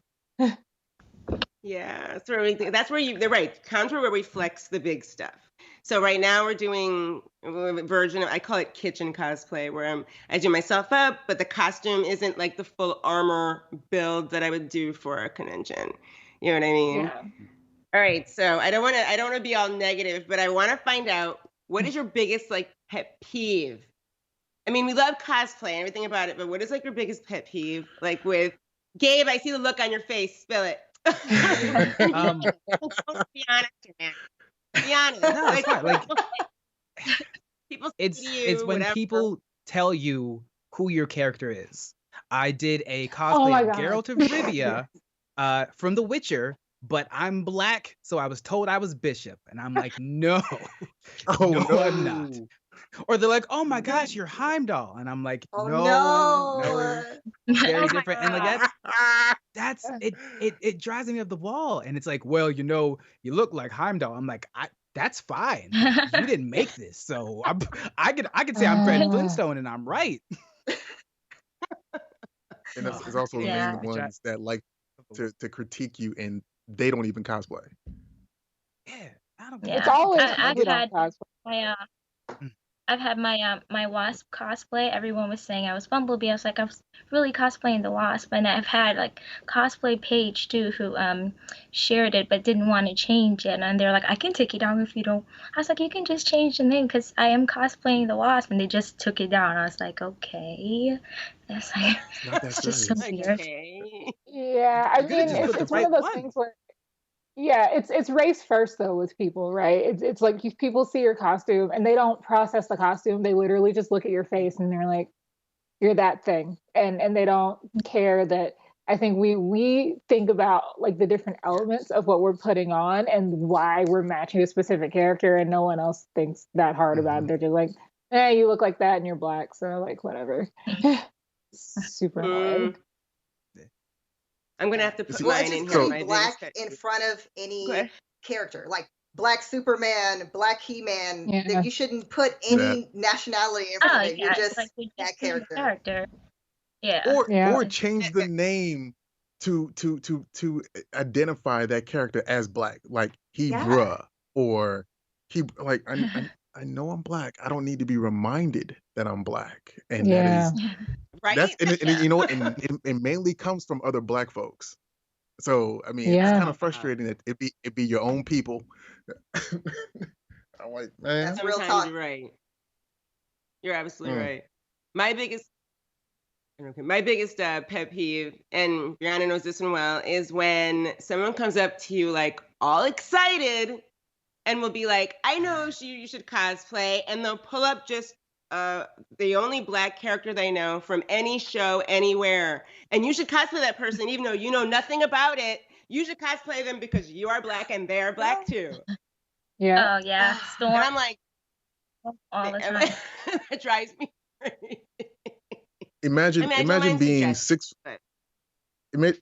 6'2", 240 pounds, and people like, oh, you need to be Jax because you're black. And you're big, and I'm like, wait a minute, I can't be Sub-Zero. No, because Sub-Zero is 5'2" and Asian. You know, I mean, like, and you know, I'm like, you're like, okay, like as much as I love Storm, I was like, she's not the only female person we can cosplay. So you can stop telling black females cosplay Storm. I mean, no, people. If you do Sub-Zero, I'll do a Scorpion. I'm just put that out there. No, I I think I know literally had Jasmine. I'm upgrading my Sub-Zero. No, I made a TikTok literally saying, "Hey, like I was making a joke about not wanting a cosplay Storm. People were like, why don't you want a cosplay Storm? She's awesome. Like you're like people were literally getting mad at me for saying no, and I'm just like, dudes, because literally everyone wants us to be Storm. And like I love her too, but damn, like there's more. Sorry, I don't know if I can curse like there's way more. There's way more than just Storm, and like no one seems to care. It's just. Yeah. It's so okay. It's You see, it's a lot of people who go off of like movies as opposed to like reading the comics, and like you're not trying to be a gatekeeper and say that, well, if you only watch the movies, then don't talk to me type deal. But they come with so much wrong information that it's kind of hard to have an intelligent conversation with people if they are so indoctrinated and stubborn to learn something more than what they know. And it kind of turns you off from wanting to interact with folks, but you're a public figure, so therefore you have to like try to find a way around. And Jasmine's been pretty good about it. Like I've seen her post. She's been trying to navigate the waters as diplomatically as possible, and I commend you. Like I sit back and I'm like, you know what, you're better than me, because I'd have been MFs this and and who you think you talking to like this type stuff. So, but yeah. And they're brave, by the way. I'm like, would you mess with Demetrius? I wouldn't mess with him. The thing is, they say it over the internet. Everyone has something to say over the internet, but then as soon as I see them in person, they're counting the thread count in the shoelaces. So, I'm looking at the camera as directly as possible, because there's a lot of you out there that know that you would not say what you say to me online in person. Have a good day. That is definitely for sure. And I remember in past years, people used to say, just ignore them, don't say anything back. But something happened in 2021 where everyone just snapped. And now if someone comes for you, you're like, you come for smoke, you're going to get smoke back. That's happening. I'm sorry, but I'm not sorry. Okay, I want to keep it rolling because I know we have they're giving me, I can't believe they're actually giving me the alarm now. It flies by way too fast. What is next for all of you as far as cosplay, being that we kind of have no events and stuff going up? You can tell me what you're doing. If you're NDA, don't worry about revealing that, but what's coming next? What cosplay, whatever. Like I said, I'll go ahead and jump in. Come June 19th, is a Juneteenth event that I'm hosting. Basically, it's a African diaspora inspired god or deity shoot. I've got about 9 photographers and 1 videographer that's now I've got 36 models and cosplayers that are doing different African and Caribbean gods and goddesses, whether it be Ogun or Oshun, Yoruba, Horus, Anubis. I've got all of the black deities coming out, and everyone's doing it's either their first cosplay or they're veterans, and it's an opportunity for them to really get into it. So I've got this whole private thing going on there, and that's the biggest thing that I think I can talk about right now. I think you just it. And Brianna? I'm sorry?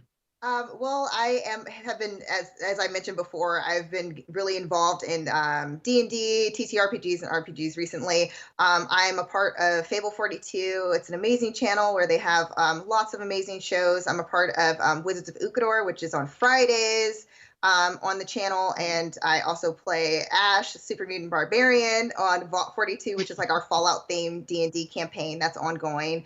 So you can catch me there. And there's some other really cool stuff coming up. I'm going to be a part of a special kind of Black History Month D&D stream. It's a new system that I'm really excited. I'm going to be doing that with Alicia and some other friends.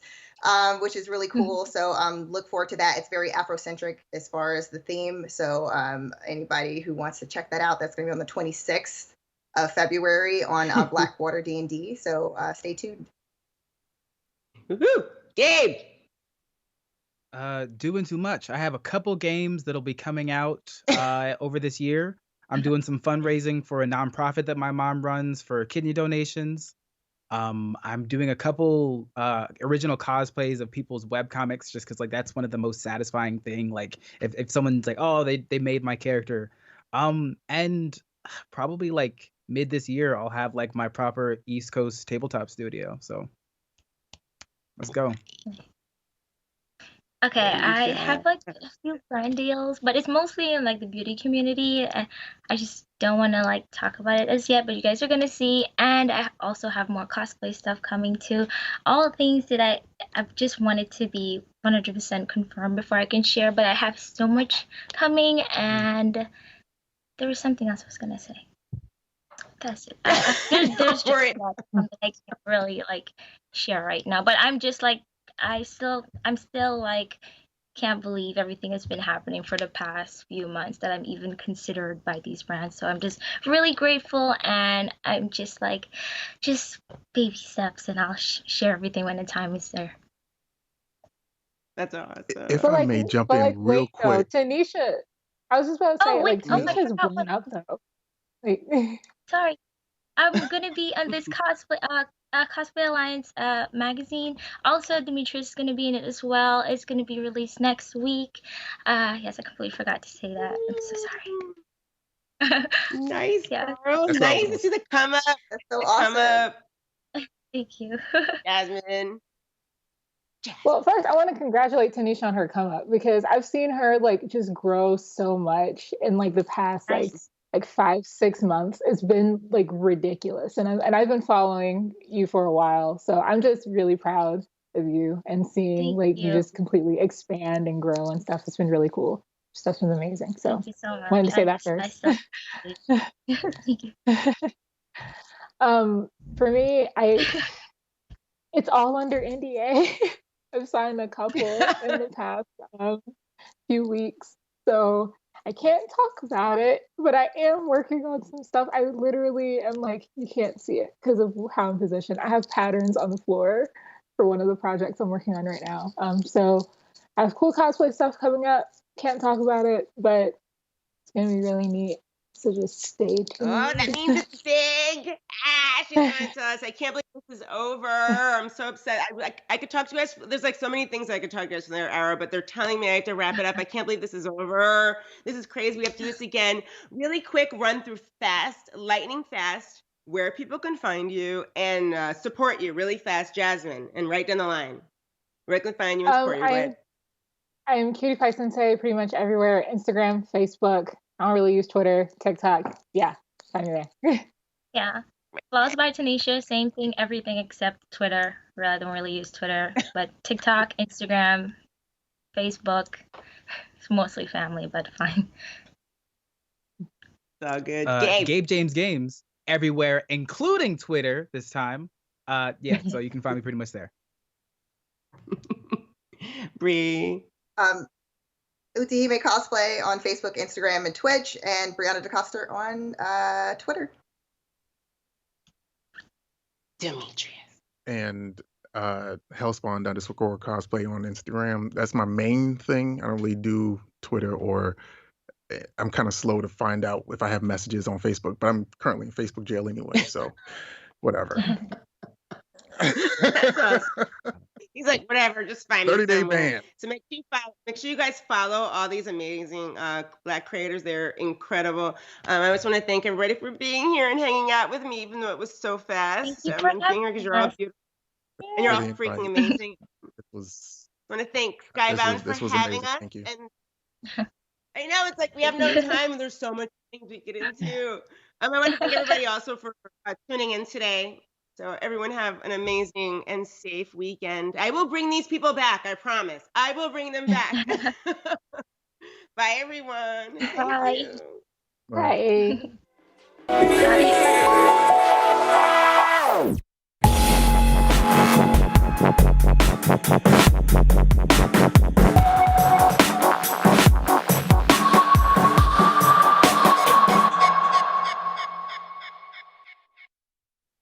Boom, we're back. Alicia Marie. Got to bring everybody back because that was so much fun. And I agree with Alicia Marie 100%. I could have listened to everybody talk about cosplay and their stuff for another hour.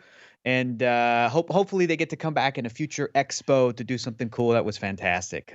Yeah. So, Danny, what'd you make of that? I love that they were all like, I love that most of them were like, I'm not really on Twitter. And every time I was like, good for you. Stay out of there. Happier and healthier than me on there like 24. Anyone that you too, Hector. Anyone that follows Hector and I, we're on there way too much. You know my every thought at all times. Oh, I know. Just to reiterate, if you guys are not already following all of those amazing cosplayers across their social media, do it. Also, I got to give a shout out to Jasmine, CutiePieSensei. She is on an episode of, listen, The Mandalorian's cool, WandaVision's cool, but the best thing on Disney Plus, no joke, and Disney's not paying me to say this, is all their documentary stuff, including this series, Marvel's 616. They have an episode about the Japanese Spider-Man show. They got an episode about the crappiest superheroes that they came up with and that fell through the cracks. And there's an episode on cosplay, and CutiePieSensei's in it. It's fantastic. Go check out that documentary series. Go support her. I mean, if you're still in an Alicia Marie state of mind, we got good news because we got some merch for y'all. We got merch, baby. Look at this gorgeous pastel peach. Like, hit me up. Look, it's almost it matches my wall. I know. It's one of my favorite colors. I love it. I love the crop top 80s vibe. I'm always down for more hats. That is my jam, especially during this pandemic. I do not like doing my hair. I did not do it today. It is messy because that is a look. It's a pandemic fresh. And then this I love Alicia's I love her logo. It is perfect. It's a fantastic logo. It's dope. It looks clean. It looks fresh. It's so good. To be able to wear some Alicia Marie gear, I would be proud. I would be proud because she is such an inspiration, and not just as a cosplayer, but as somebody who is, such a great voice in the Black geek community. And I love that the panel we just watched talked about, like, look, it's tough in the types of biases that people still have. These amazing creative people are putting so much time and effort into a cosplay, and people will still come up and label it incorrectly. Oh, you're Heimdall. You're the Gabe telling that story, and Alicia talking about everybody talking about how, like, there's more than Storm for characters for these amazing cosplayers to cosplay. So I just think it's fantastic. It's stuff that I have seen because I've been going to a Comic Con since I was 10 years old, and I've seen I still remember, like, 15, 20 years ago, this amazing Batman guy fully decked out in this incredible, this was before I think even before, like, Batman Begins. It was this amazing comic booky kind of accurate Batman. And he came up and the guy happened to be black, and people were like, hey, Black Batman. And it's like, no, man, that's Batman. You know what I mean? That's what it's about. That's what it should be about.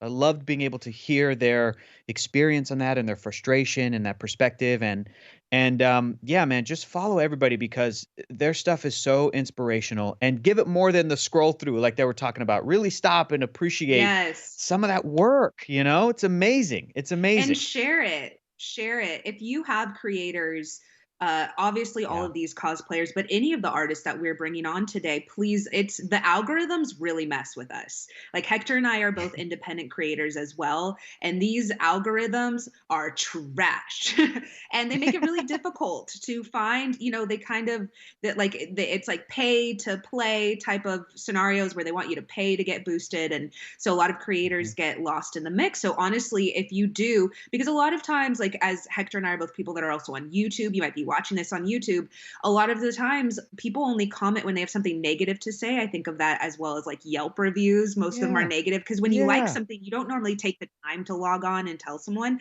but please take the time. If you have cosplayers, if you have artists and you enjoy their work, not only should you share it because that helps boost, it really does help boost their appearance and helps get more eyes on it, but also let them know. Like a lot of times we're creating in this vacuum, especially in the pandemic, we can't see anyone enjoying our work. So it's really important to let your favorite artists and creators know to combat some of the negativity that they might get.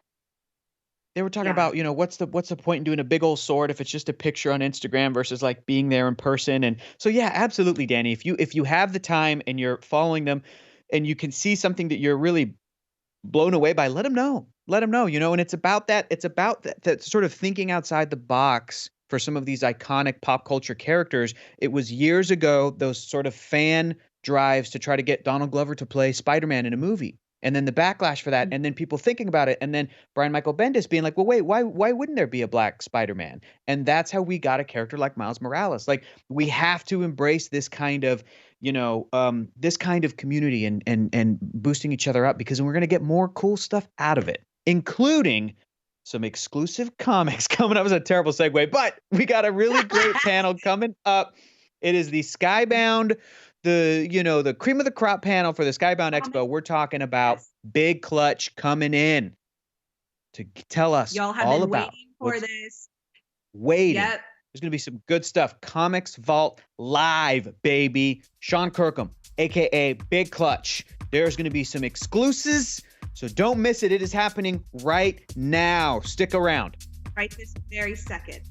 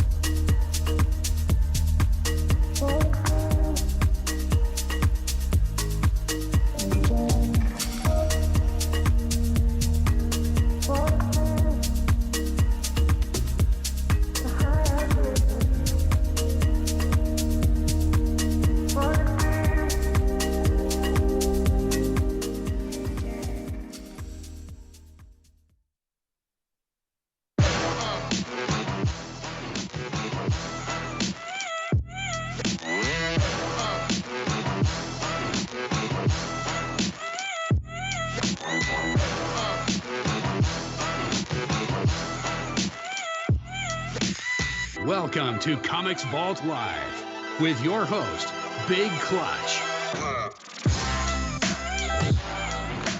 Yeah, that's what we're talking about, everybody. Yeah, Comics Vault Live is here today. What's going down?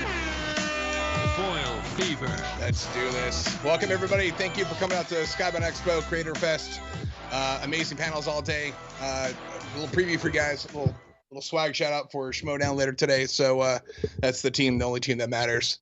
Welcome.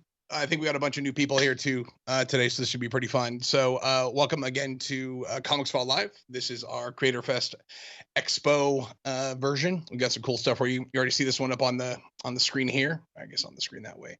Whatever. That is a Walking Dead Deluxe #7 Dave Finch Virgin variant, black and white awesomeness. It's pretty great. So let's run it back, because I know we've got a lot of new folks who are coming out here for Radiant Black, for Walking Dead Deluxe, for Invincible. Foil Fever. That's right, Foil Fever on the red foil Invincible. So we've got this really cool thing. It's not a claim sale. This is a straight up sale. So what we do is we will post, I got Jess on the socials. She's going to be tossing the link in the chat. So there's going to be basically when the link goes in the chat, that means the item is going to be live. Pop on over to the web store, buy it now. This isn't a situation where you just put it in your cart and you sit on it. Like, our system does not allow that. So once it's in there, it's going to go out soon. So get in and buy it now. If you get multiple orders, we'll do our best to combine orders and combine everything into one. So that being said, I think we're going to put this up there now. So once again, free shipping in US, discounted shipping for the rest of the world. Those of you in the UK, I feel so sorry for you, because it's going to cost you $14,000 to get a comic book out there. Let's see, what else do we got? Do it. All right, Jess, let's load it in there. All right, so there's also going to be, this is the Walking Dead #7 Deluxe Sketch Virgin variant, $124.99. I only have, I think about 200 of these. Yeah, we have 200 of these. This book's dope, and everyone who got it the first time knows it's dope. So go get it. That's simple. It's so easy. I don't know why these things don't have to be super tough. They're super simple. Let's go. So yeah, and I believe links in there now. There's also a collection page. So if at some point you want to go back to the collection page, you want to see all the stuff that's available, or if it's sold out, it's there on the page as well. So that is super cool. Let's see. I'm looking at the chat. I'm also looking at the YouTube chat. So I'm not at the Twitch chat, but I'm just looking at YouTube. So if you guys have questions, feel free to toss them in the YouTube chat. I'll try to get to them as I can. I know I've got about half an hour for this thing, so we'll try to get through this pretty quickly, I think, if we can. Yeah. You know what we're also going to do too, just because, it's kind of one of those things that we end up doing, is that Tom trying to spoil this thing here for you. But yes, I've got 5. We're going to do 5 upgrades on this book. So we will 5 upgrade to 9.9s. God, I love that air horn. It's such a good thing. Anyways, so we will have 5 random sales of whoever buys the Walking Dead Deluxe. 5 of those orders will be tossed into the randomizer. 5 lucky people are going to get 5 lucky. My hand's over here. My camera's right there. I don't know what I'm doing. We'll have 5 lucky folks are going to get one of their books upgraded to the 9.9. So that is pretty awesome. Brian Dragos wants a 11.1. I mean, no, that's a little bit too much. So anyways, go back to that one. That's what we got there. That is the Walking Dead #7 Deluxe Dave Finch sketch variant. There's so much stuff going on. I'm so pumped. This is a pretty amazing this is a pretty amazing CVL today. Honestly, coming off of the cosplayers, that was an awesome panel. I mean, I've seen all of those cats at conventions, and they do some of the most amazing work. So I want to thank all of them for coming out, and Alicia for putting that together. It's pretty great. Let's see. I'll take a couple questions here. Heartless wants to know, how about comic cards are blowing up? As you guys can see behind me, I've got a bunch of comic cards on here. I've been a big fan for years. I definitely did not get enough of those things, though. Prices are crazy right now. People need to slow down. It is nuts. But if you got them, sell them. That's what we do. Yes, I have to stop saying that thing. That's what I do to my cats when they get out of line. Anyways, yes, I know that we had mystery boxes were on sale earlier today. So if you're able to pick those up, they still do have the ability to get some of the red foil. Here's Negan, or yeah, Negan Lives, and the red foil Walking Dead Deluxe #1. So those are randomly inserted there too. Man, Invincible trailer came out today. What the F? Like, that thing was so dope. I'm so excited for that too. It is beyond, I don't know it. It's so good. It's crazy. Anyways, let's look at the next one. And so these are a bunch of friends of mine who were on the panel earlier. We're going to jump over to, let's see. I'm going to work out a new system with this. It's a little drag happy. So this is Excellence. This is the variant cover for issue #1. This is, I think I only have like 17 of these, so not a lot. There's some of these.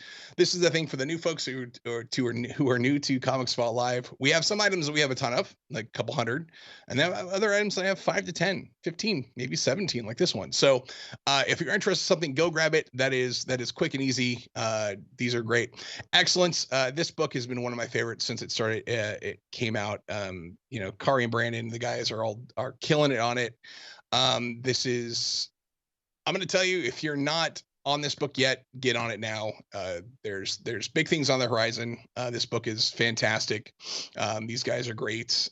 Yeah. So peep it, get it, buy it. There's 17 of these, $44.99 for the variant cover, CGC 9.8. It's so nice, CGC.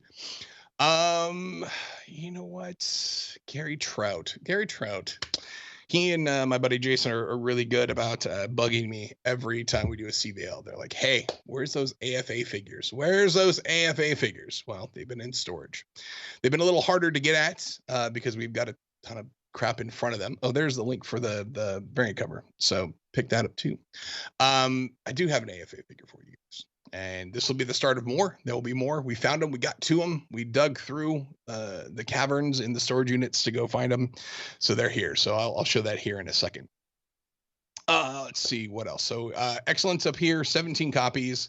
These are $44.99. Again, yes, Gary, I've got AFA figures for you. So yeah, get this 17 copies of this available. This is going to go quickly, and you should not sleep on this. It's pretty great. Let's show it. Let's do it. This is, boom. Look at that thing. Look at that. I'm going to do the horn a million times, guys, just so you know. This is the Walking Dead Lucille Patrol. This is the Negan bloody version. This is uncirculated 9.0. So basically what that means is when you send in, very similar to CGC grading for comics, this is graded figures. You send in the figure, you send in a sealed case of figures to AFA. They'll crack open the case. They'll mark it as uncirculated. So it's never been opened before. It's fresh out of the case. It's pretty awesome to get those when you can. So I've got, I think I got like 10 of these, I think. $69.99. This is uncirculated 9.0. These are pretty awesome.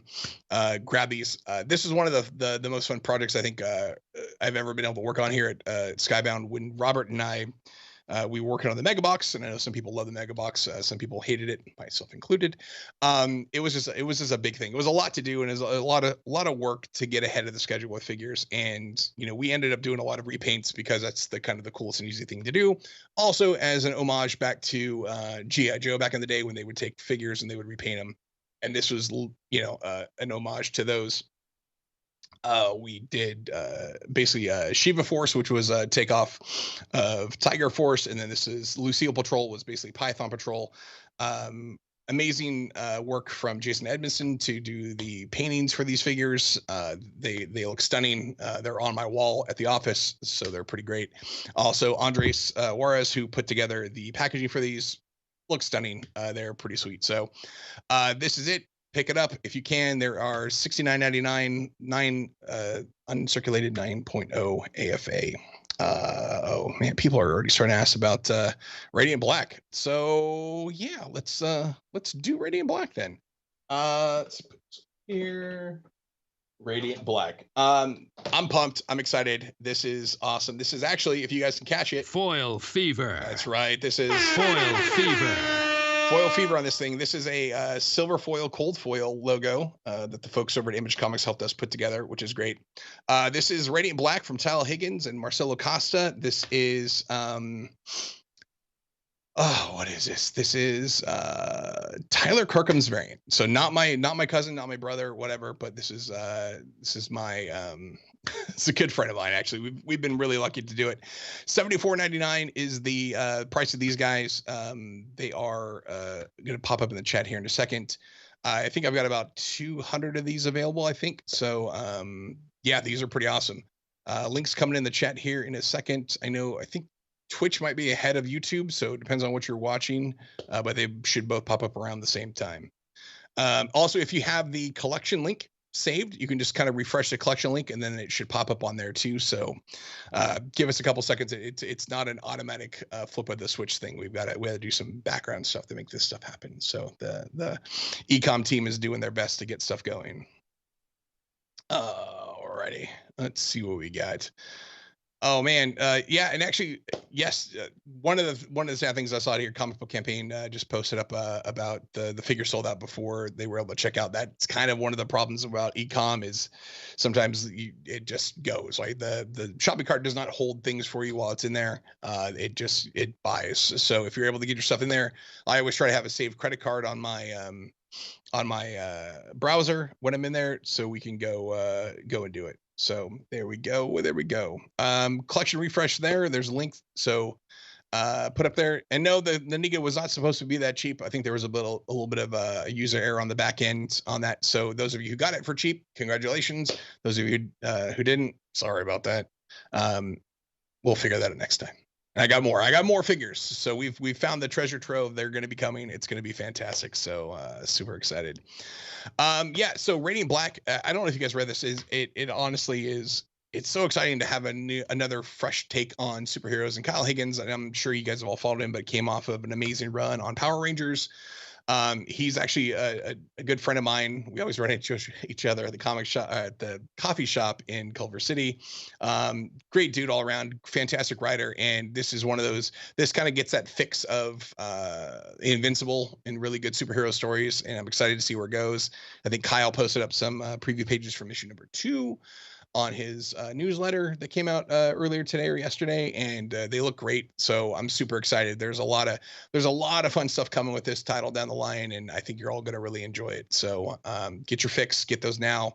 $74.99 for Radiant Black #1. This is the Foil Fever silver foil logo, Tyler Kirkham variant. Kyle Higgins, Tyler Kirkham, mash them together. It's a lot of good people, man.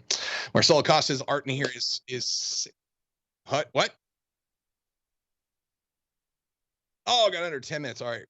The guys are coming in. I could not hear them very loudly, but we're gonna jump to the next one. So if you're gonna get this Radiant Black #1, buy it now. Bam.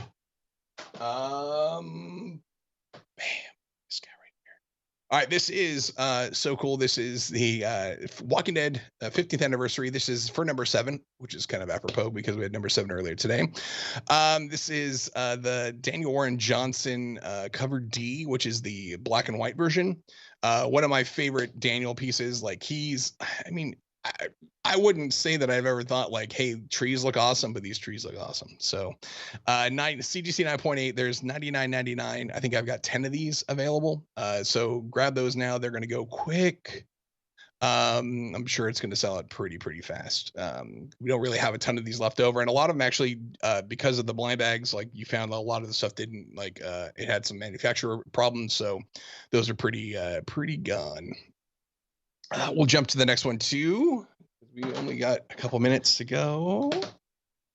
This is the 108. This is the Amarius black and white variant. I think a couple weeks ago, last month, I think I had the pencil sketch. This is the black and white version, which looks awesome. CGC 9.8. There's about 10 of these available, $99.99 as well. So go buy those. Super cool. I love that thing. Link is in the chat. I also go to the collection page as well. So again, free shipping on orders. We will also put through and combine orders as we find them in the system. So hopefully we can get them all packed together. So 10 of these available. Walking Dead 15th Anniversary Edition. Sweet. Radiant Black is sold out. Is that right? What? That's amazing. That's good to hear. I think we had 225 copies available, and those are gone. So that's pretty amazing. Awesome news. I'm super excited for those guys. Look for more. We're probably going to find more stuff to do with Kyle and those guys down the line. So super good. And let's move to the. I think this is. I'm excited about this. Foil Fever. Foil Fever. Yes, this is Invincible #1. This is the Skybound exclusive. Red foil variant. This is awesome. I've got $74.99. There's 200 or so of these available. Go pick these up. This is a great book. The trailer today was amazing. I can't tell you guys how excited I am to finally be able to share that with you guys. I was able to see an earlier cut of it, and they added a couple things since the last time I saw, and I got super excited. So really appreciate it. Leftover Zaggy, thanks for coming out. Everyone, I appreciate it who got it.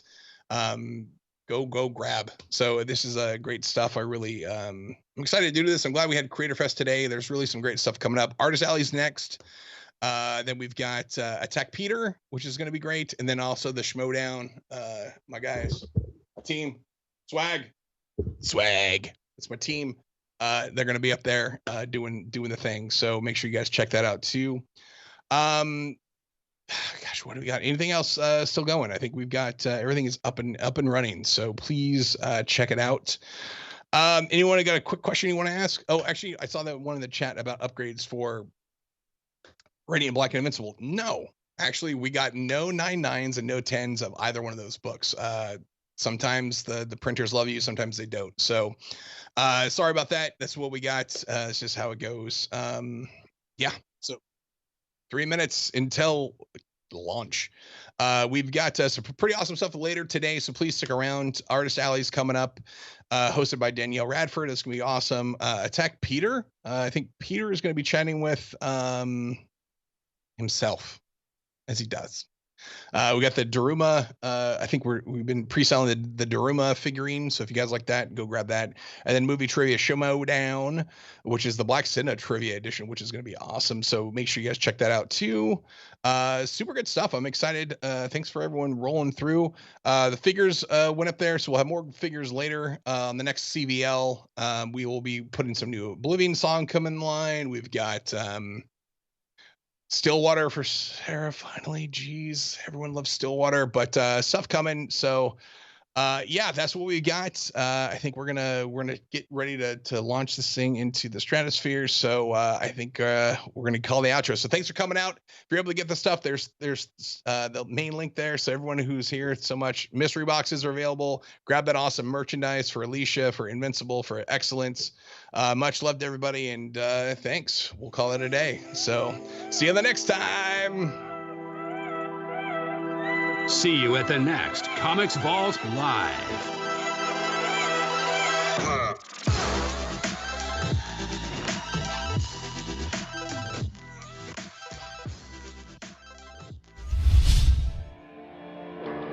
The Walking Dead Survivors is the ultimate survival strategy game licensed by the creator of The Walking Dead, Robert Kirkman's Skybound Entertainment, and developed by Elex. Do you have to through the worlds from The Walking Dead, Michonne, Rick, and Glenn as you scour the radio waves looking for other survivors? Build back from the rubble and defend your camp against the onslaught of walker attacks. But you have to fight the living and the dead. Every action you take is a very difficult choice between humanity and your survival. Your fellow survivors are depending on you to stay alive. Strategize your way to survive. Be prepared.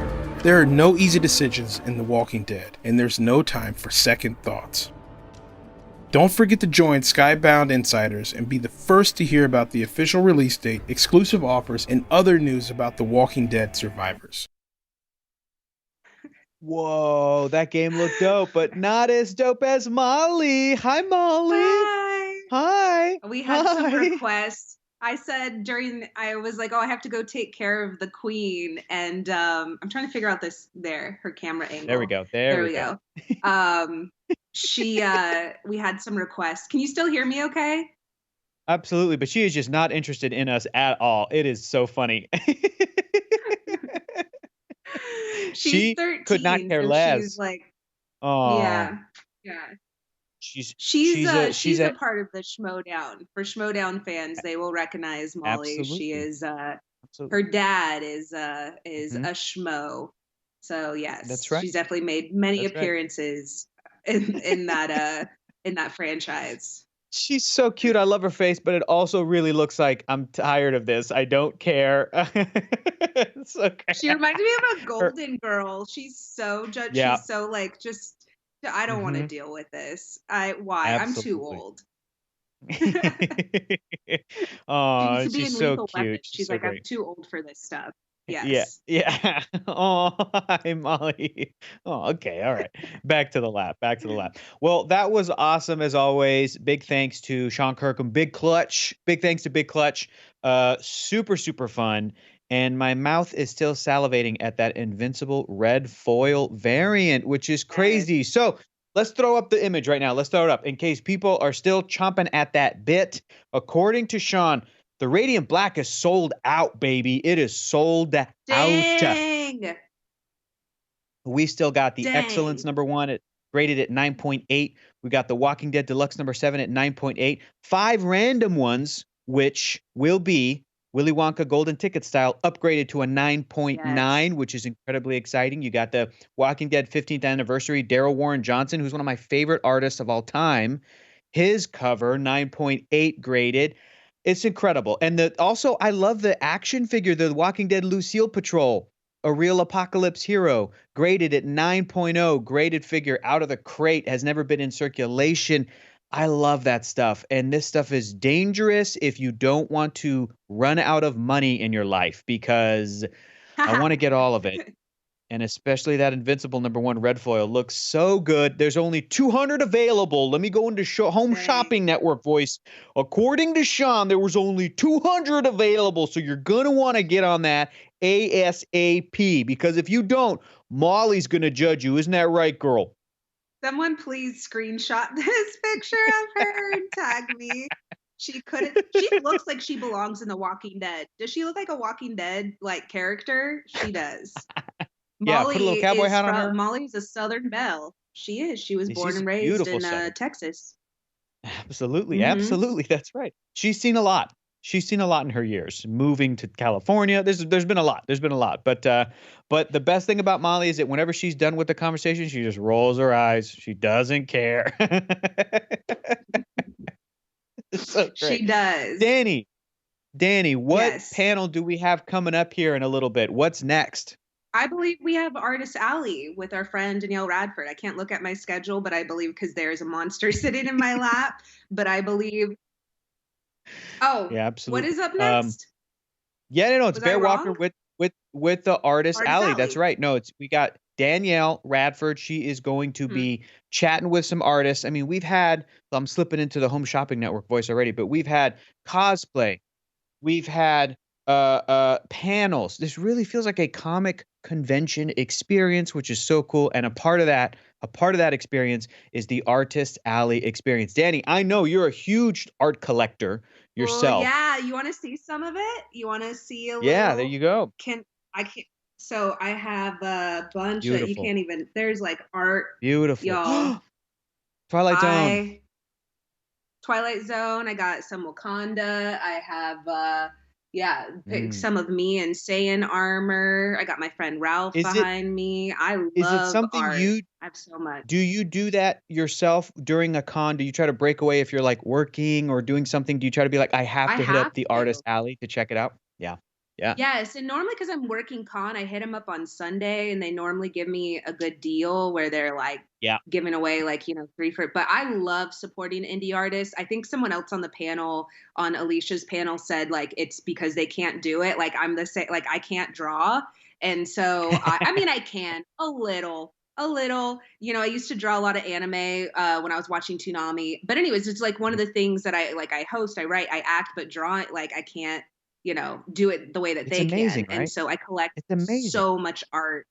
because it just, I don't know, it's I'm like you. I love these characters that I grew up with, and I want to have them permanently on my walls. So I got a lot of horror art, sci-fi, comic book, all up. Molly, I have a portrait I'm looking at of her across from me, a canvas that Joe Star, Torlin Togerson, who's Joe Star from Screen Junkies, his wife painted a portrait of Molly. So amazingly I love talented, support artists, buy artwork, buy independent artwork if you can.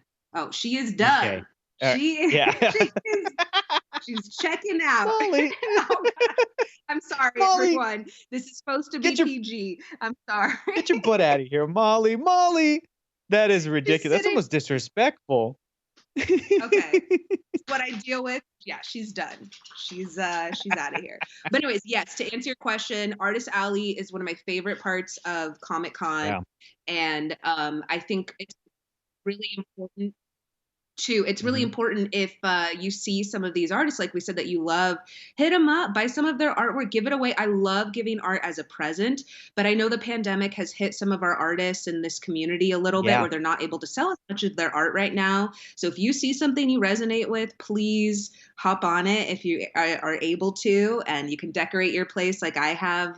Just really great art that you can keep in your heart forever.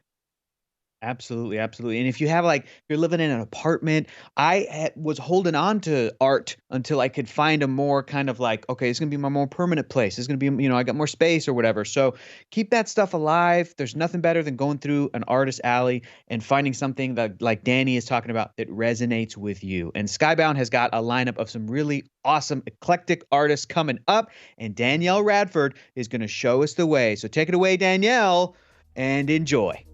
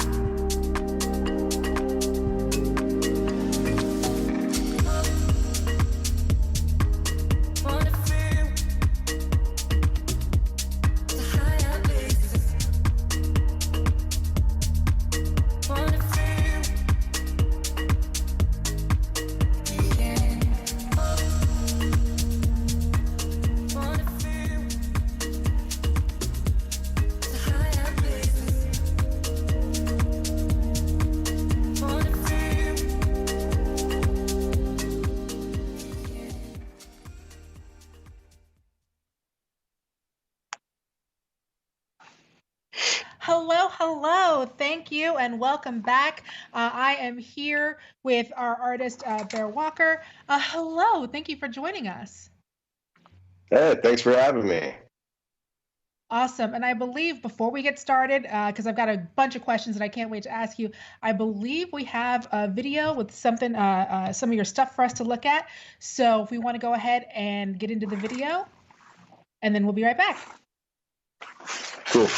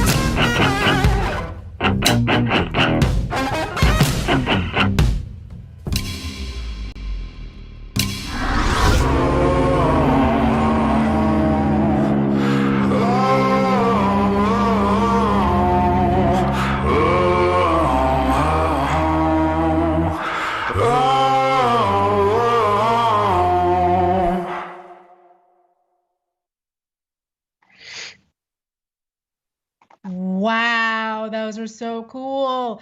All right, so thanks y'all for checking that out.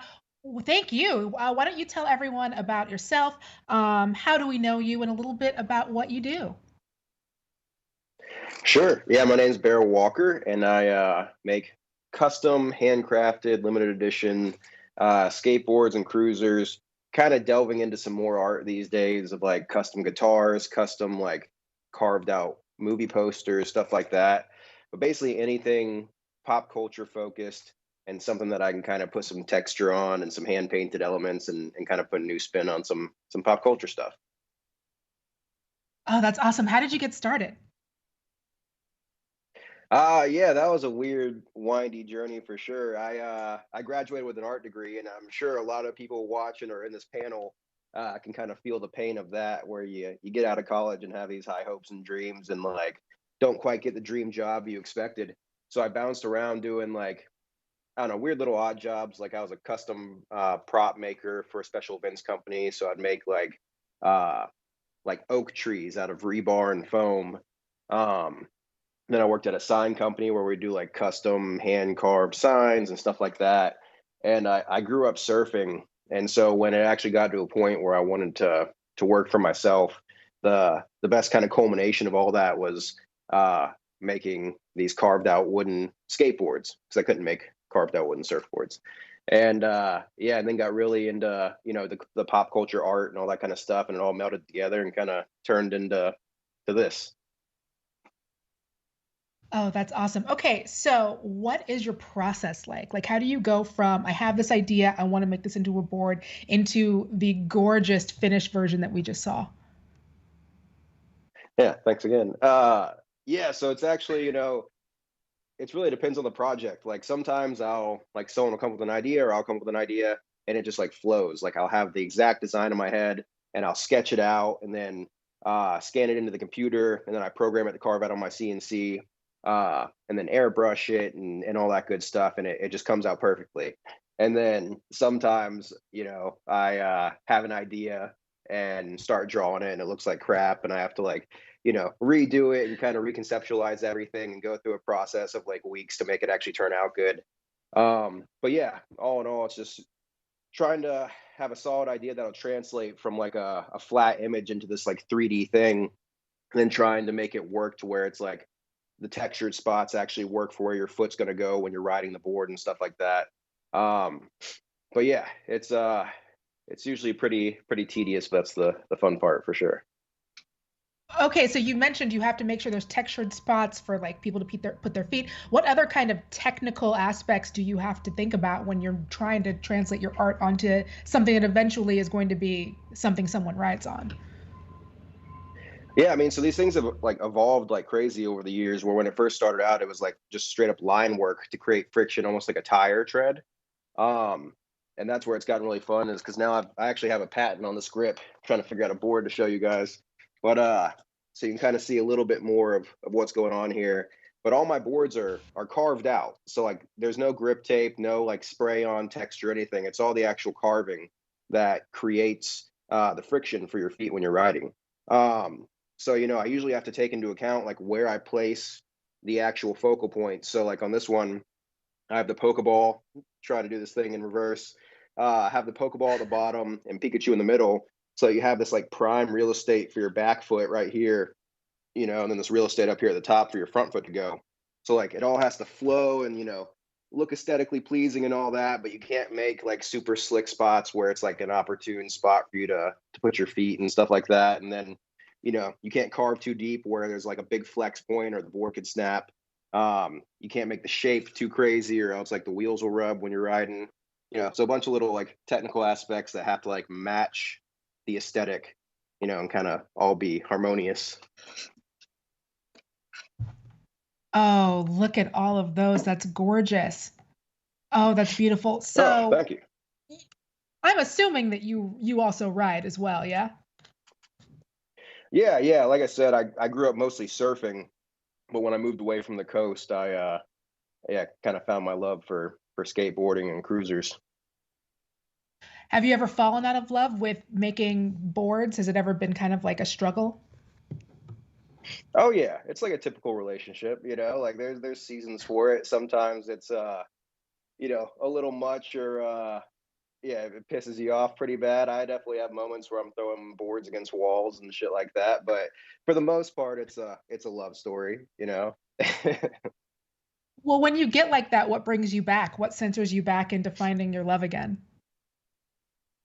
Uh well, the cool thing and the negative, I suppose. I think it's mostly cool, but I'm like I'm invested in it. Like this has become my life's work, and it's like I am so committed to it at this point, and I've sunk everything from my passion to my money to like my time into it.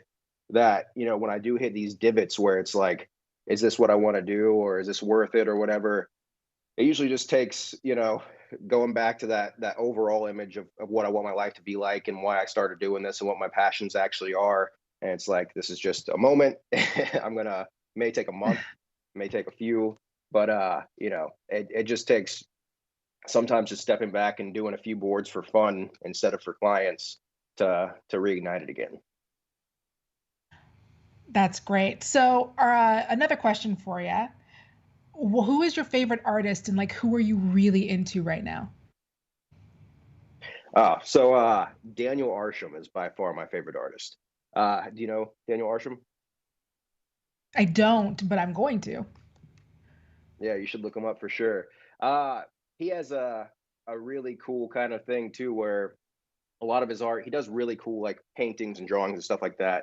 But most of his art like kind of comes to fruition in like a 3D sculpture or a casting or whatever. But a lot of my actual career path is I don't want to say mimic him, but he was like definitely an inspiration because he worked with Porsche and worked with Pokemon and works with the NBA, and somewhat coincidentally, that's kind of the I guess IPs that I ended up doing stuff for too, and get to see his work and pull inspiration from all the cool stuff that he does and see the different textures that he uses, and I try to implement that as much as possible into at least the the thought process that goes into my work, because he just has such a crazy attention to detail and brings such a high level of quality to all this stuff. So we're all dealing with COVID right now. Obviously, we're doing a beautiful con all online and streaming. Has COVID changed the way that you work? Oh yeah, for sure. I mean, I feel like I kind of lucked out to where I'm in a space that has thrived during this. Skateboarding exploded because everyone trying to get outdoors, and I think it also kind of had something to do with skateboarding being added to the Olympics. So as far as the actual canvas that I use, that has exploded, and it's allowed me to continue growing my business. But the issues with that is growing a business during the COVID age has been difficult, trying to source materials, trying to get employees and still keep my people here safe. So yeah, trying to expand and also live in a world of a pandemic is it's a better challenge than some are facing, but it's still a challenge nonetheless, for sure. So any of these changes that you made, do you think that these are going to be lasting beyond COVID? I don't think they'll last beyond COVID, but I think I'll be better prepared post COVID to run a successful business. Like all these like trials and tribulations I've gone through trying to source materials and find new vendors or multiple vendors in case one runs out of material and I have to, suddenly have another vendor make stuff to fulfill an order. It's almost like going through a gauntlet, And so when, when sourcing materials and travel and shipping and all that is kind of back to a norm, it's I don't really think anything's ever going to be easy in business, but it should be a lot easier for sure. So do you own a lot of art yourself? And if so, what is your favorite piece of art that you own? I do own a lot of art. It's just a recent thing I started doing. I've been a pretty starving artist for most of my life, so I'm just now getting to where I can actually get some of these pieces. I actually just moved into a new facility, so all my walls are blank right now. But I'd say actually one of my favorite artists and favorite pieces I have is from a Skybound artist, Attack Peter. Yeah, Peter's actually a good friend of mine now, but I met him at DesignerCon about a year and a half ago, and I was walking by all the booths, and it was pretty cool because it was before I think y'all had signed up together or whatever. But so before he was a big deal, I saw his stuff and I just like stopped and was just amazed by it. It just had such cool like texture to it, and such like, I'm really big on like the soul of a piece, like not it being perfectly aesthetically pleasing, but it having like, makes you feel something when you see it.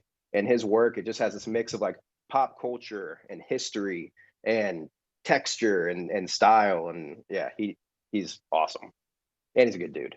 So oh, that's great. So for people who want to find you online, support you, get one of these custom boards, what's the best way that they can find you? So bearwalker.com, always a good go-to. On Instagram, you can find me at bearwalkerofficial. We're actually, I think we got a couple boards on the site right now. We don't have anything ready for sale right now, but we do have some really, really awesome limited edition runs that are coming up soon. We have Godzilla vs. Kong line dropping soon, a couple other really big ones, and then some pretty fun collaborations with some Skybound IPs that I'm really stoked to share. I can't share yet, but they're gonna share them soon. Oh, that's so awesome. Well, thank you so much for coming on and joining us. This was great, and I can't wait to see more of what you do. Well, thank you for having me. It's always a pleasure. And yeah, I think I'm gonna go see what Attack Peter shit dropped today. See if I can get some of it. All right. Thank you so much. Thank you.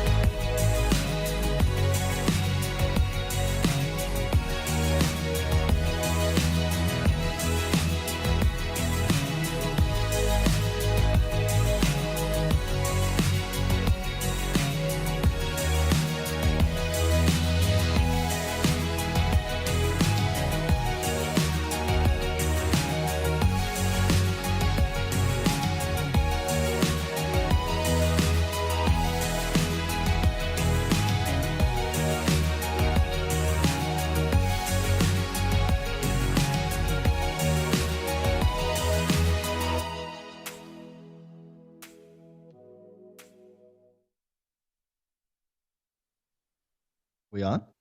Yo! Awesome. Welcome back. We are back here with our guests. Thank you so much for joining us, Jesse Hernandez, aka Urban Aztec, and Attack Peter, who you heard a bunch about in the last panel as well. People are very excited. Of course, Attack Peter, one of our own artists. Thank you so much for joining us today. Oh, thank you. For sure. Stoked to be here. All here. right. So, thank you. So, how do you two know each other? Jesse, you want to go first, or I want to have good Zoom etiquette where we. Whatever's good, bro. So, yeah, we initially met, I believe, at DesignerCon a few years back, and just have mutual respect artistically, and been cool to chop it up since then, and looking forward to doing some things together here in the future. And but yeah, no, super solid dude. So it's been cool to become more homies and friends over time, stuff like that. Well, I can say that Jesse and Urban Aztec is one of those brands and artists that. Oh, can you hear me? Do we have sound for Attack Peter? Can you hear me now? Check. Hello? Check. Can you hear me? Okay, well, first, while we kind of get that taken care of, Jesse, why don't you tell us a little bit about yourself and what it is that you do? Oh, man, that's a small question. No, I'm just kidding. But so I'm a visual artist. I work in a lot of different mediums. I paint murals and stuff like that, and also design toys, like the vinyl toy scene I've been involved in for a long time. And illustration for a lot of different companies and things like that. Involved with Lucha Libre and a bunch of different things all across the board. But kind of known for applying my Aztec indigenous heritage through these different mediums, and kind of watching what happens through that filter. And but so yeah, it's been a lot of fun doing different stuff. And yeah, I don't know. Can we hear Peter yet? Can you hear me? I can hear you. I'm getting tired of staying quiet over. You hear me? Okay, good. What's up? Okay, what I was trying to say before is Jesse and Urban Aztec are one of those brands that if you just start following any bit of art on Instagram or anything like that, you get blown up with Urban Aztec stuff everywhere. It's so amazing. It's so bombastic, and it's everywhere. And the thing about Jesse that I really love is he's one of those artists that when you get to study his work, his body of work, he's working in different mediums. He's killing it in the print game. The stuff is incredible in 3D. And he's a presence. He's a guy that I respect, a guy I want to work with, because kind of like I know that what energy and work I put into something, he's going to come back 10 times. So he's a beast. Love him. That's great. And how did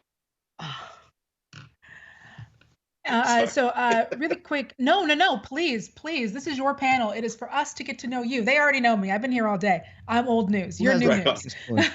Talking can speak. No, go. So how did you get started? Let's see. So I guess drawing things, trying to, as a young kid, I was always drawing, and got into graffiti and comics and skateboarding and trying to make stuff like that happen. And over time, just I got into like kind of self-taught animation stuff and was doing that, and then got into video games. So I worked at a company called Zynga back in the day. We're doing mobile gaming, stuff like that. And then all the while I was doing the vinyl toy stuff since about like 2004. And around then I started out customizing. Originally as a collector first, right? So you start as a collector, and then eventually like, well, what would it look like if I was doing this stuff too? And so then I started painting over, other people's stuff, and then it kind of grows from there to like, well, all right, what would an original piece look like? So then you're getting more involved in the sculpting of it and things like that. And so then, like as you can see, a lot of the pieces here behind me are all the original pieces of mine. But yeah, so from there, and then just kind of always doing different stuff like that, never really kind of being in just one medium. So you'd be like, all right, let me jump over and start painting some more stuff now. And okay, well, it's raining now, so I guess I need to work on, something more indoors. And we're kind of always jumping around.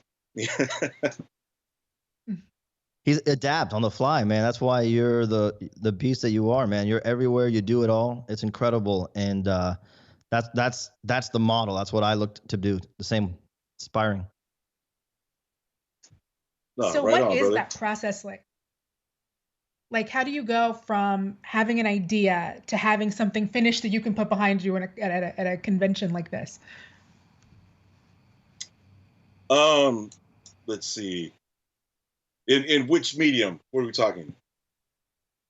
Oh, all of them, any of them, but I would definitely like to know about some of your vinyl stuff. Okay, so the vinyl stuff. So I guess getting started with the vinyl stuff initially is the hardest part, proving that you can do it the first time, right? And then, so from once that all starts, you have a sketch, an idea, and then from there, it will go to sculpting. And once, that goes through that, you kind of see the full piece, what that's going to look like.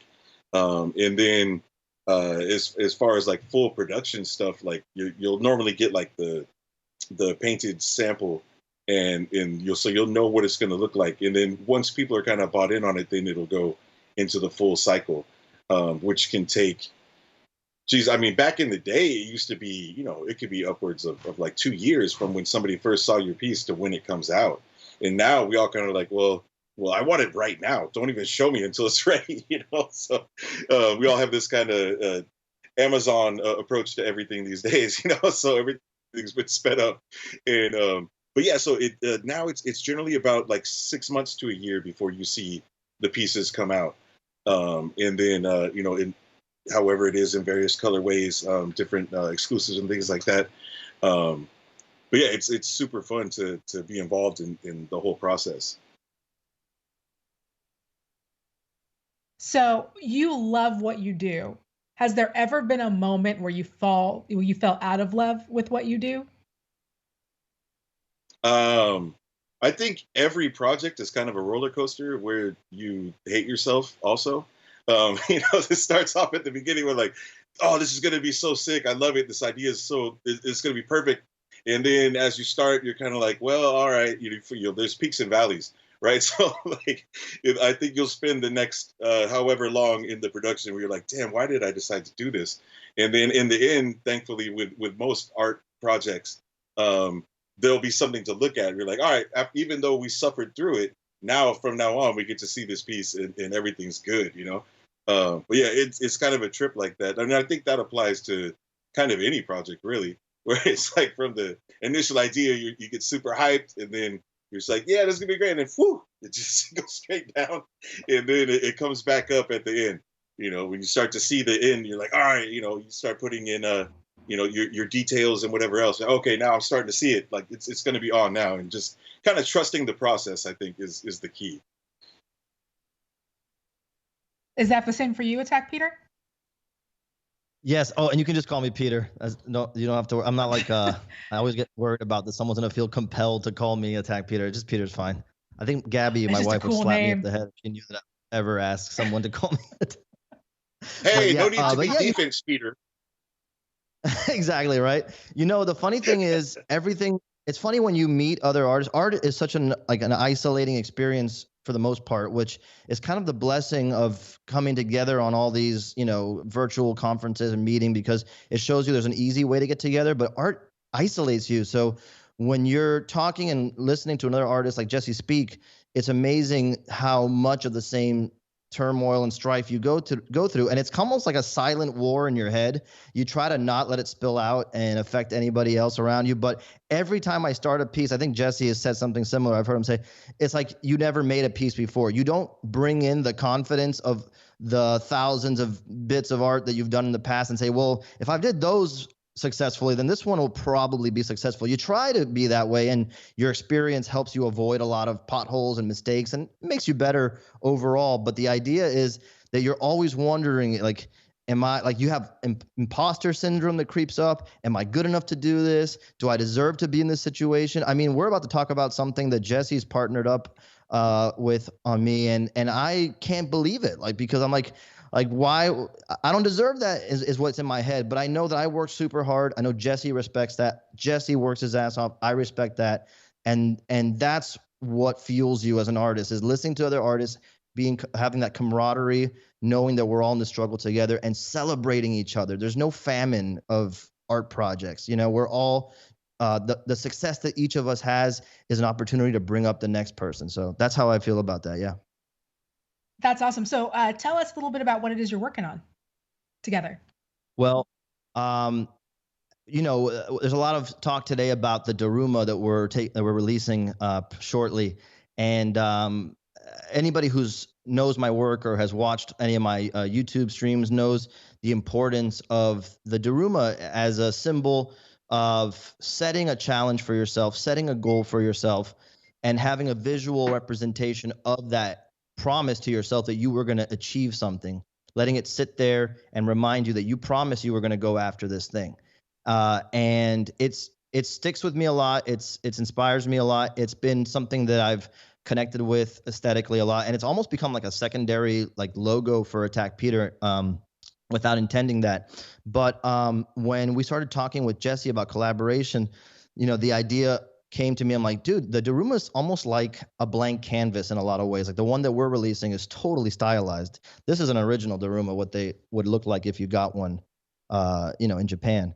And it allows an artist to interpret it so differently and so in their own way. So I asked Jesse, I'm like, would you be interested in doing your take on a Daruma? You know, and luckily he said yes. And I think he has a tease for us today, Jesse, if I'm not mistaken.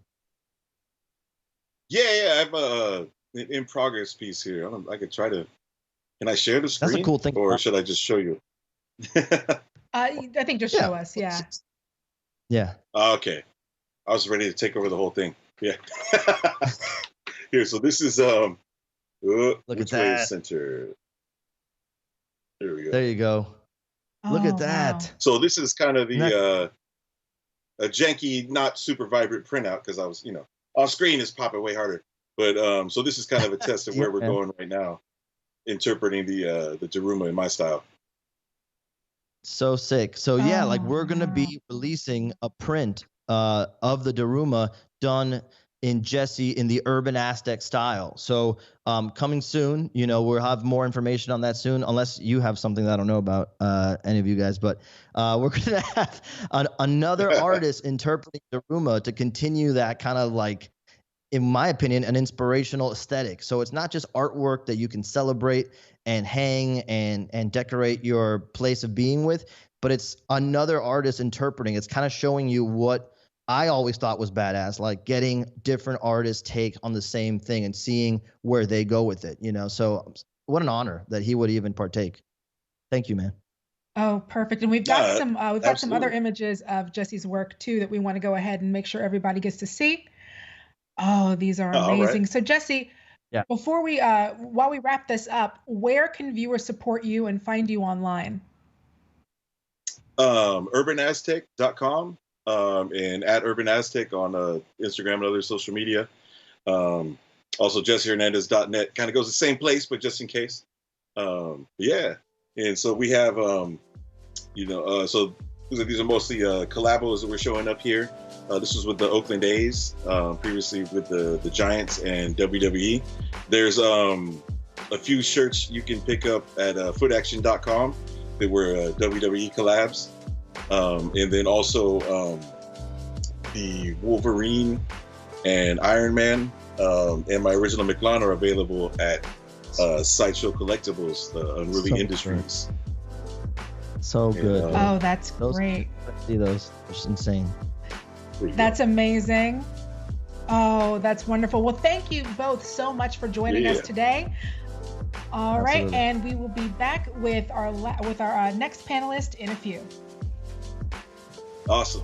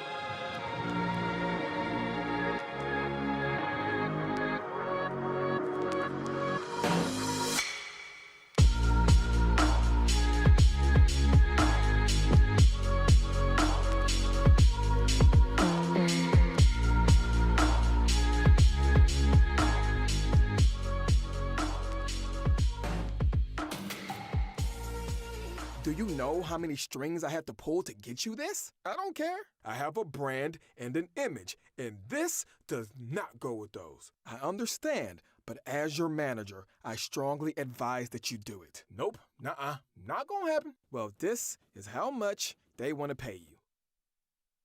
And action. Watch and see, someday I'll be a part of your world. Oh, that's great. Thank you so much. We've got joining us, Obi Arasukwu. Thank you for coming and hanging out with us today. Hey, Danielle. No problem. I appreciate being invited and being, one of these artists on the alley, man. I was just watching Aztec and he's killing it. Incredible. Like, phenomenal. So it's exciting. So good, right? Well, I hear that you're kind of killing it too. I hear you've got some big news for us. Yeah. So last week, HBO Max announced my animated series that's in development called Obi. And it's about an artist in his 30s named Obi who quit his job to pursue his dreams of being an artist while him and his friends, navigate through adulthood. So I'm really excited about that. Something that I've been wanting to, get done for a number of years so far. That's great. How long have you been developing this before they came on? The comic strip that it's based on, my social media comic strip, I actually started that in December of 2017. But I would say I really started working on to make it a show in 2018. I had to learn how to write scripts, all that kind of stuff. So I had to learn how to write a pilot script, put a pitch Bible together, everything, and then learn how to pitch, which is it's fun, but it's a lot of hard work. It's kind of stressful a little bit, but it's a great experience for sure. Oh, that's so. Why don't you tell everyone a little bit about yourself and a little bit about the comic? Oh, absolutely. Yeah. So I was born and raised in Houston, Texas. I now live in Los Angeles, California. I started drawing when I was about 3 years old. Thanks to this guy right here, my Ninja Turtle doll. I've been having this doll since I was 1 year old. Only watched it once, like 2 weeks ago. Somebody told me to watch it. Yeah. So because of like Ninja Turtles, the Ninja Turtles is the first thing I ever drew, and then I'm so big into cartoons that I just started drawing them just through elementary school, through middle school, high school, college. I was a graphic design major, but after being in the corporate America, I didn't like it, but I started picking up drawing again because of like social media and Instagram, and then I just really fell in love with it. Then I ended up quitting my job in 2017. Everything went to hell, went broke. Had to move back with my parents, and the girl who I was dating, like, their love life went to shambles. And then instead of feeling down about myself, I said, let me make a comic strip, making fun of my situation. And from there, people just really started resonating with it, and it started blowing up and getting bigger and bigger. And then I started getting like more viral art pieces and things like that. And that's how I got here today. Yeah, I think the first time I saw one of your pieces, I believe it was on Instagram, and I was like, holy crap. So what is the process like? How do you go from, I have this idea, this is what I want to talk about in this comic, to something finished and final? That's interesting. Like the image right here of the This is America of Childish Gambino, Donald Glover, something like this. Originally, like, I was just like, hey, I wanted to just draw him dancing with these kids, and this is actually my very first viral piece here, and it just went from, all right, I started seeing everyone kind of draw the same kind of stuff, like him dancing or whatever scene it was from a music video, and I was like, how can I take it a step further? So I just really, whenever I sketch something out, I put it like on a piece of paper, or maybe like a thumbnail sketch. And then I was kind of thinking, like, how can I push it? How can I make it a lot better? How can I make it a lot stronger? But a lot of times I do start with thumbnail sketches. Like, I have a sketchbook here, like for one of my comic strips, my Christmas one, and like very basic, like stick figure like people, right? So like with my comic strips, I kind of like write down what the joke is going to be, what the dialogue is going to be, kind of get that, right, get the flow right, and then I just what thumbnail is going to be for each scene. That's how I started drawing it.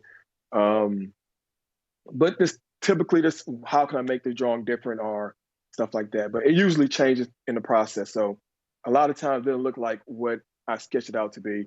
The beginning sketch doesn't look like the final piece. Yeah. That's great. Have you ever found yourself really frustrated and kind of like, why am I doing this to myself? Why do I keep doing this? Yes, all the time. Like I had to start over drawings. Who knows? Sometimes I just abandon it completely. Like, you know what? This idea is not going to work. I'm just going to move on to something else. All the time. And even to the point now where like I'm drawing stuff and I haven't finished. Like there's a piece of artwork that I think I've been drawing for like almost a year. And because of like frustration or time or whatever it is, like I'm still working on it. It's just normal for artists. Yeah. So when that does happen, how do you bring it back? Like, how do you get yourself to recommit and re-fall in love with what you're working on? Really, I look at, other artists on social media or in comic books or, online. Seeing their work really inspires me a lot. To be like, okay, I need to get back on it. Like these people are crushing it right now. I need to get back on it. Usually I was a person who was like a super extrovert. And then when I really started working on like my comic strips and my illustrations, I became more of an introvert. So whenever I going out actually inspires me to come back and work some more. So COVID kind of put a damper on that because we can't really go out. So it's kind of hard for me to get inspired as much. Yeah. So how have you had to change the way that you work during COVID? Oh, it's difficult. Like I'm still trying to fix this, transition. Right before COVID, I was like on it. I had a system. I knew I was drawing. I was just loving it. COVID hit and everything started feeling lethargic. And because I get a lot of my energy from what's going on, I get a lot of my inspiration from the outside world. It was just hard for me just to honestly sit down and draw. Like I'm just now getting into it. It's just that now the things that are hindering me from actually illustrating is my animated series, me working on the outline and the script and getting those things together. So right now I'm even trying to find a balance of how to create art and work on the show and the other projects at the same time. Okay, so do you think that these are going to be changes that you keep with after this is done? Or is this just like, no, I'm at emergency protocol? That's a good question.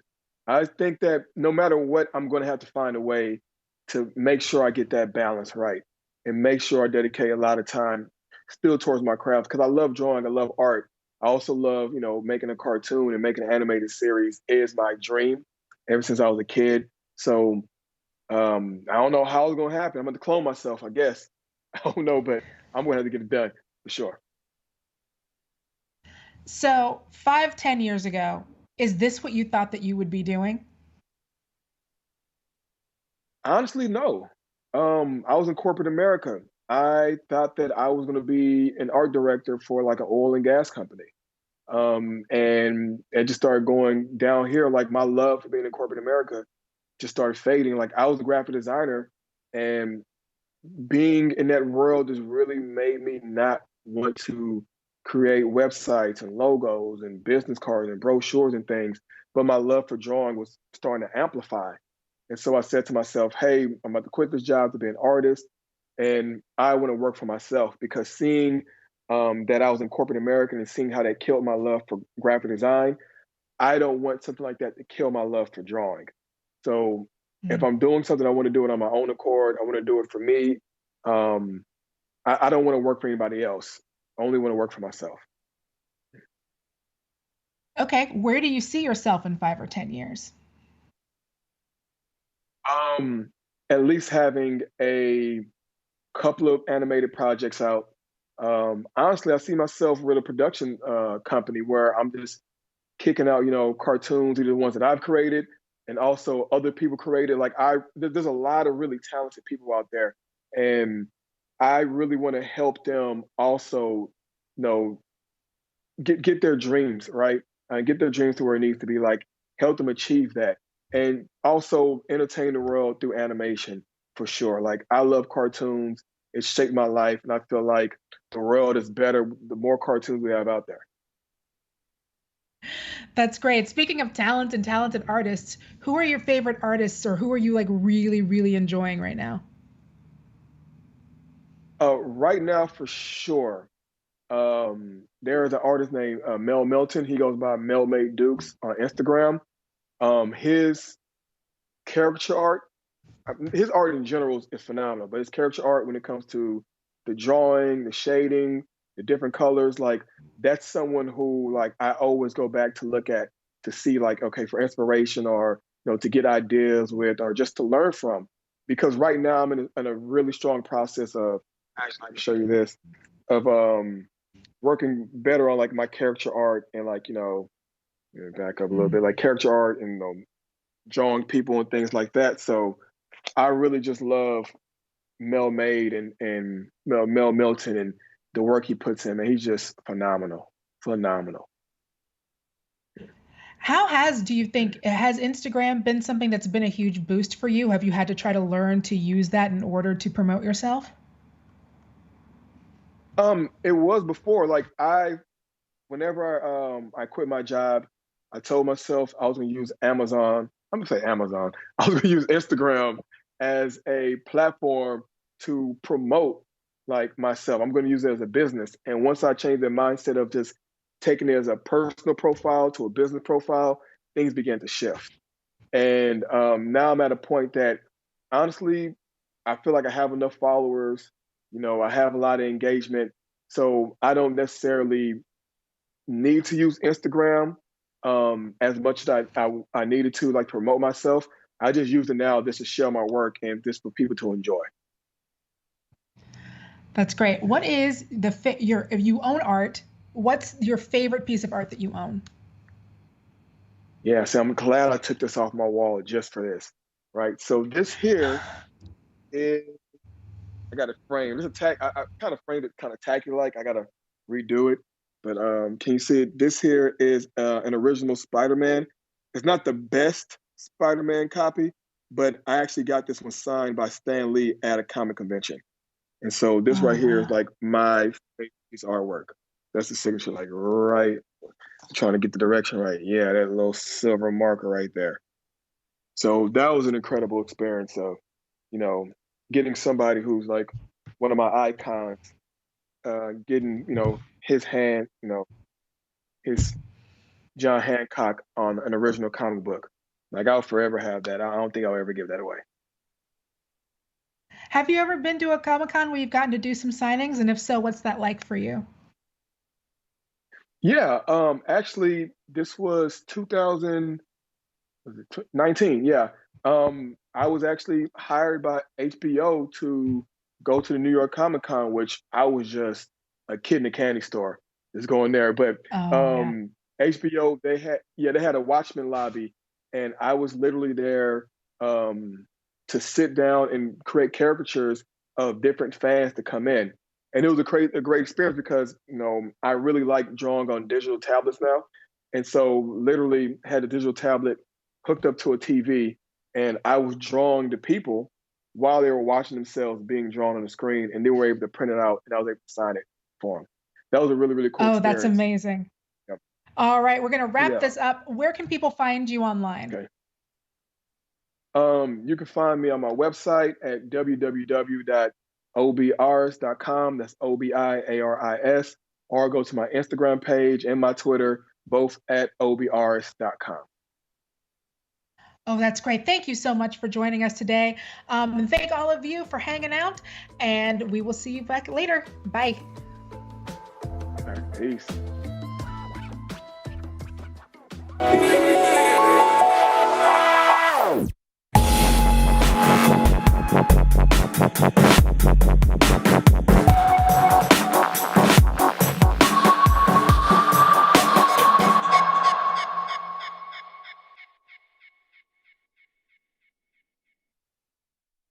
That was and so we're dope. back. That was awesome. Danielle, thank you so much for interviewing all those amazing artists, man. How was that? What was that like? Oh, anytime I get to hear very talented people talk about their process and talk about the things that inspired them and, bringing out the toys from their childhood, it's such a really special feeling that I get to be a part of. You never get tired of it. You never get tired of really talented people talking about what they do and how much they love it.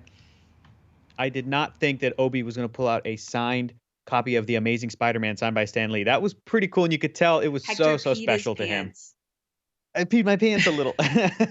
So cool. I was also going to say, I relate to his story so much. I used to work in a call center, and it was where I was just yelled at by rich people 24/7. And it was just I wanted a creative life. And sometimes you have to do both of those things. I think a lot of people at home, I'm never one of those, quit. I actually did quit everything, kind of like Obi, where I just quit my job and I came here, and then I ended up working 3 jobs and not being able to write at all because I was working from 7 a.m. till midnight and stuff.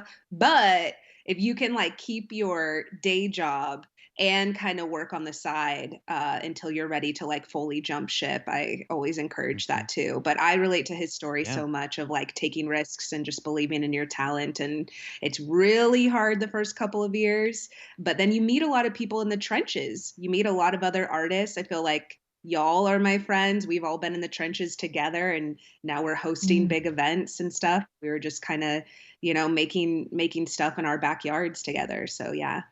Yeah. Corporate America is good at pushing out artists, apparently, is what we've learned. Yeah.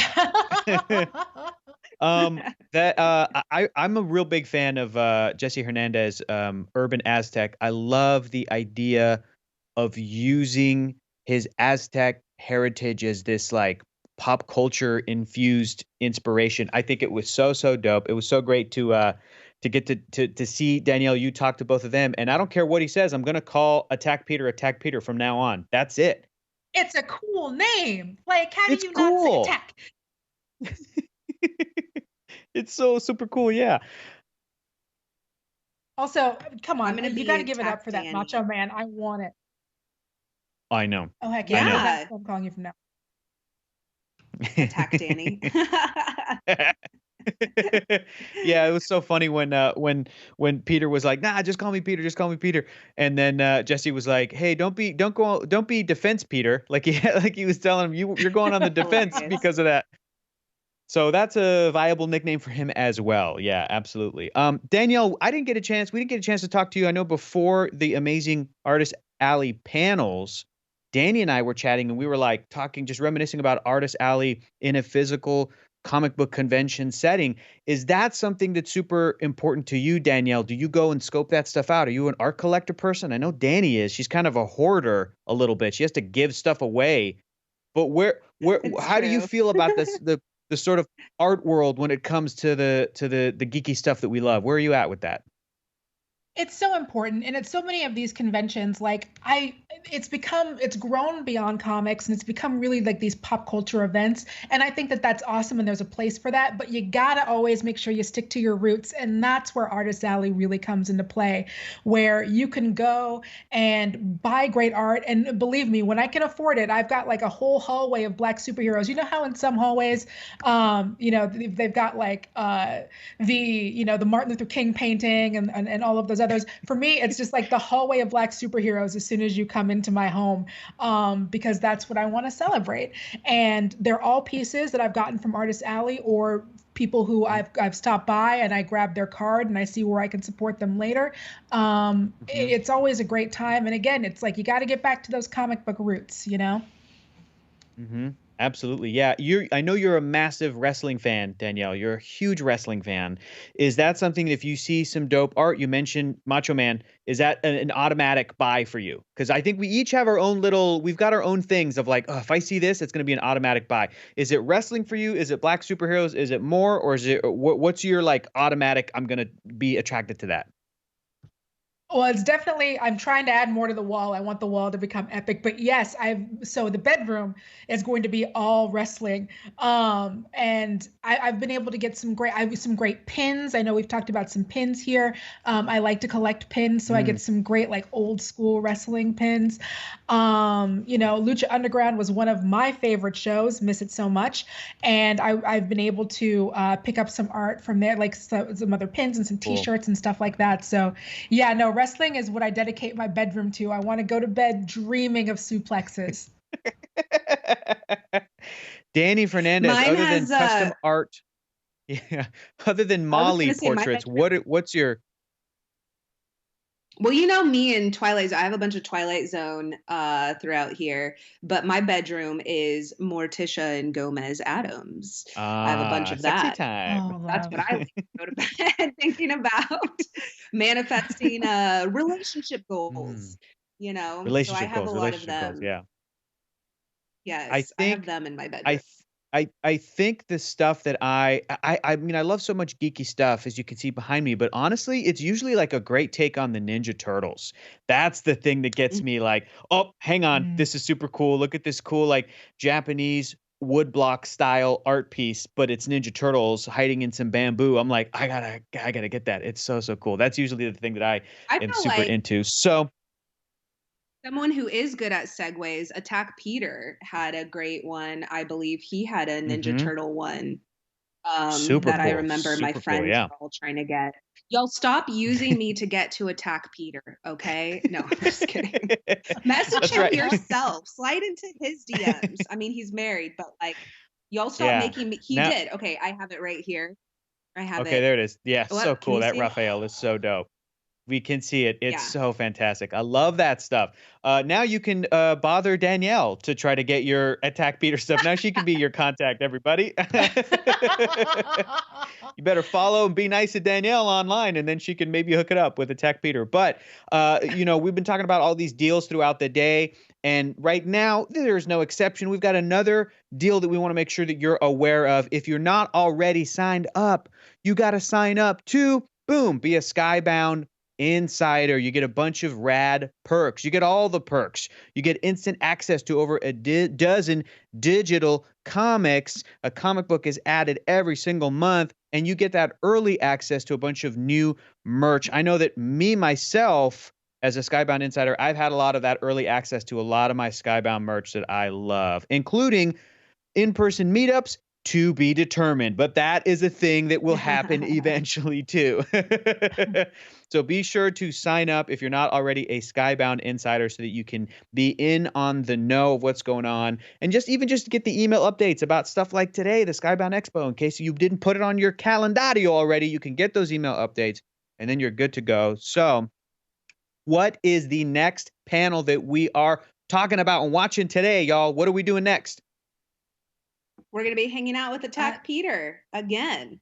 He's going to be showing us some exclusives, and y'all, I was about to say stay out of my I'm going to be there trying to get them too, okay? I'm on my break right now as we go to Attack Peter. I will also be clicking this link because I know he sells out really fast.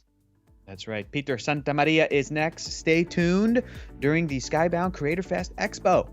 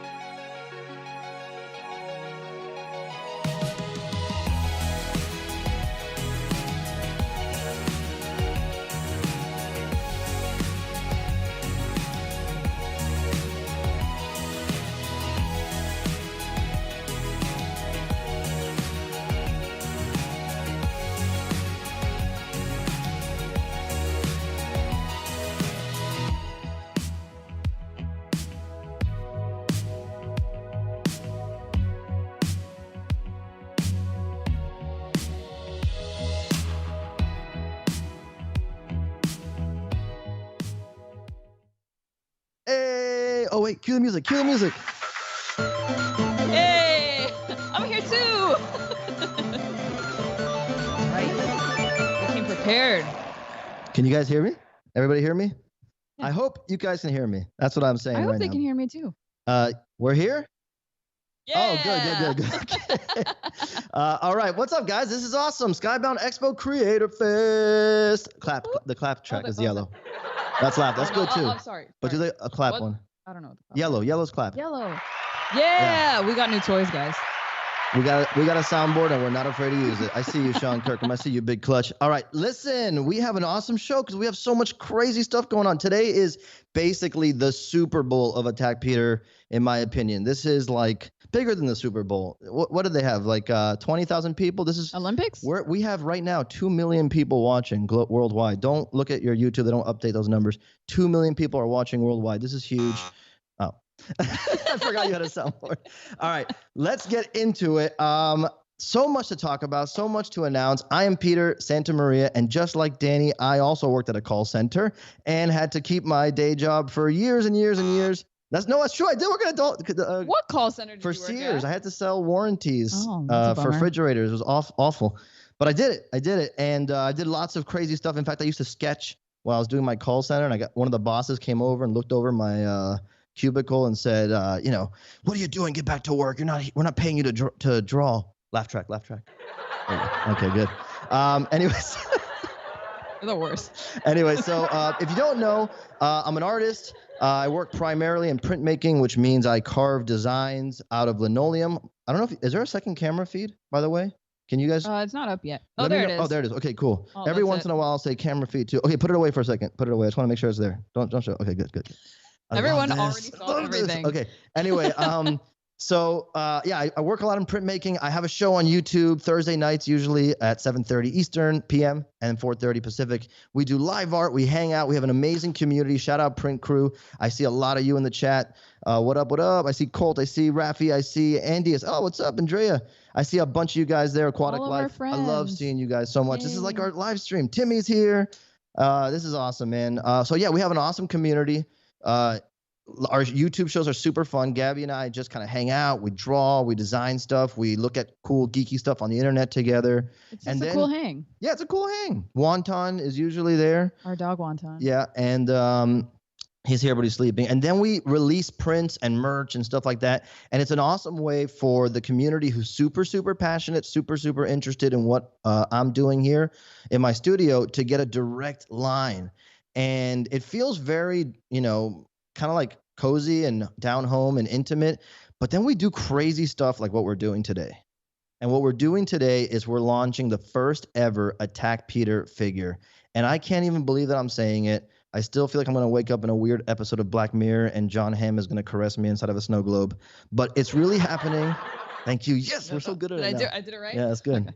They can let it ride too. You don't have to instant mute it. Like let them fade out. No. You don't need that much ego boost. Okay. But so we're launching a Daruma figure. It's so crazy. So it's not the only thing we're doing. I have to get to the other thing that we're going to do first because everything that we do starts off with a design that I carve into linoleum. I mentioned that. And if you're not familiar, this is a piece of linoleum. It's like a leathery, hard surface that I draw into, and then I use a carving tool and I carve out everything besides the black area that prints, right? And when I do that, I roll ink on it using one of these tools, a brayer, right? And then I put paper on it and I get, okay, let's go to ArtCam, boom, look at that. And then amazing. And then I put paper on it. And when I peel the paper, by the way, Who saw that Invincible trailer today, dude? Look at where is it? Invincible is happening, bro. All right. Put your toys away and get to work. Then I put the paper on it, and I put pressure on the back. And when I pull it off, get one of these. Can you see that on Art Cam? Oh, this way is better. There we go. And that, if you've been following my work for a long time, or at least since last year, you know that the whole hype with the Daruma started when we carved out this Daruma live on the stream. And then we printed it in red, and we made a super limited edition of 57 prints. Now you're like, why 57? What a weird number. Because it was only open to people who wanted one on the stream. We had a bunch of people on the stream. We dropped the link. As many people as wanted one got one, and at the end of the show, we capped it. Let me see, I should turn this way. We capped it, and then that was the edition size. So 57 were made. Now, since that day, it's been crazy. I've been getting so many people DMing me and asking me, like Danny was talking about. The DMs are crazy, but they're not very like exciting. It's just like, hey, you got any more of them Godzilla prints? But laugh track. No, sorry. Laugh track. It still counts. There you go. Got any more Godzilla prints? There you go. But one of the DMs I get a lot is, do you have any more Daruma prints? I never thought that would be such a big thing. But we sold out of the ones in red, and I decided because we're celebrating Daruma, because we're launching the figure we're going to get to in a second, we should put a new edition of 50 Daruma prints in the shop. These are going to be black. They're a second edition. They're a variant. The red ones are done. They're never coming back. But these black ones are going to be available in the shop. 50 of them only, each one made by hand. In fact, how am I doing on time? Can I make one real quick? Fourth wall. Brian, can I have time? How am I doing on time?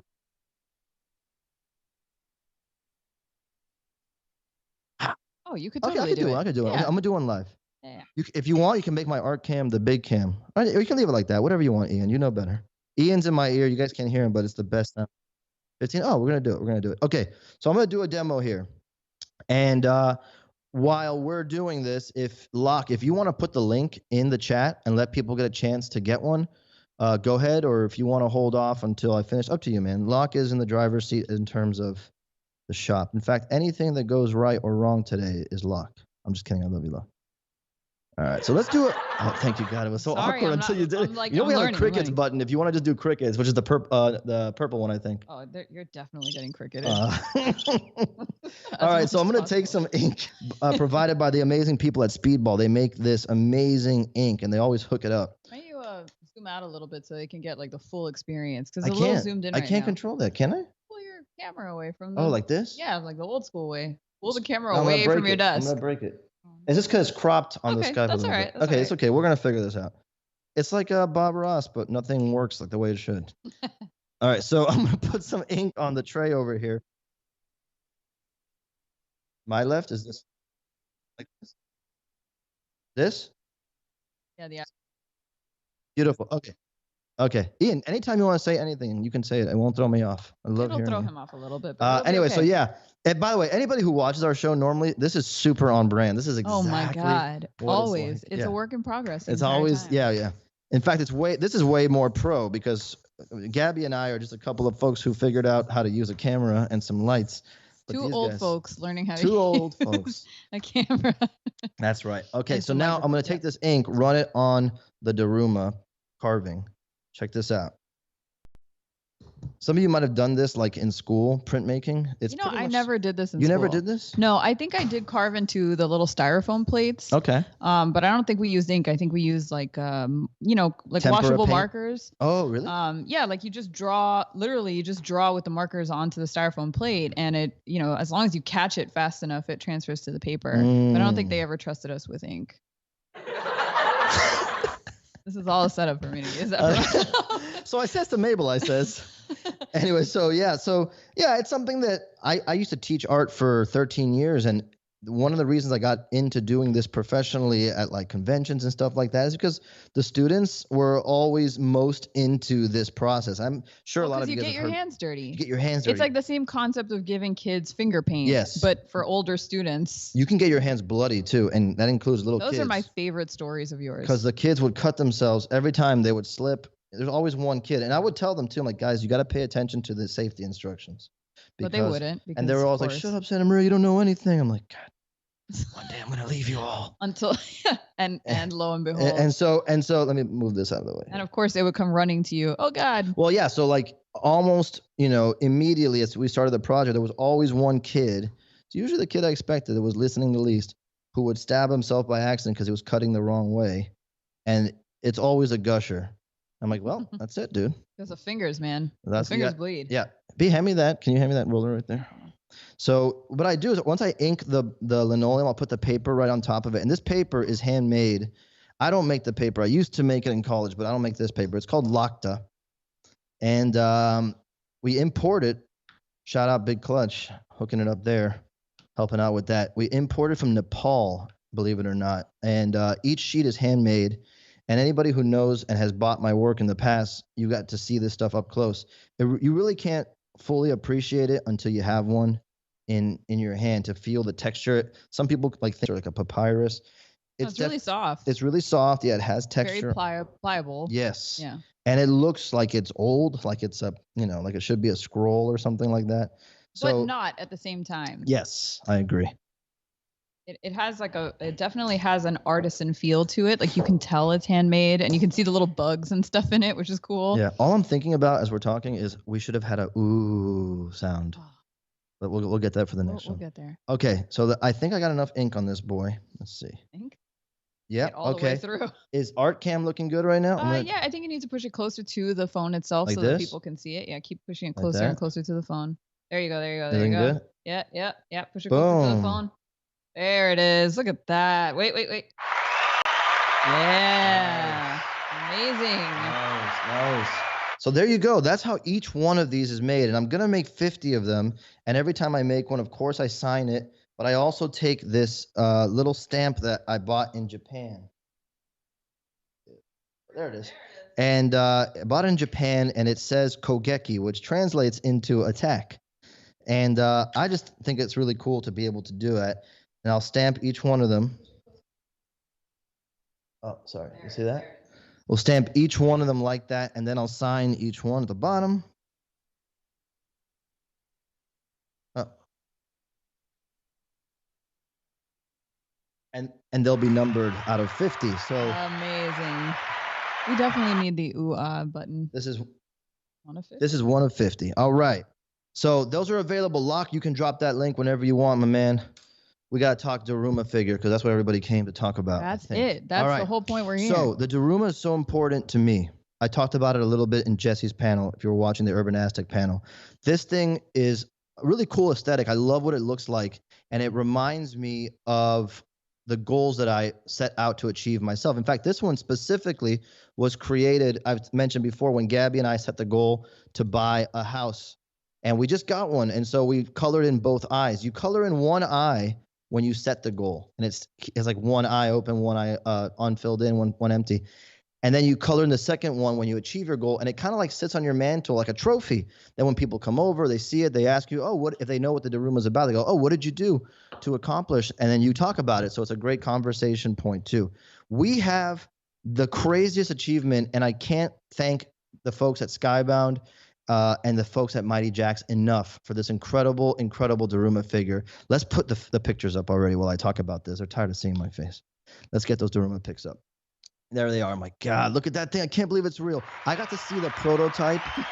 Yeah, you just keep that rolling the whole time.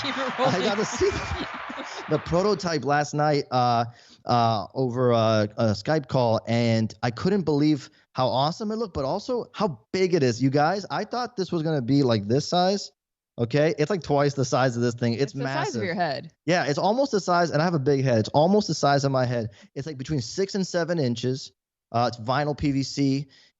We're only releasing 400 in this edition.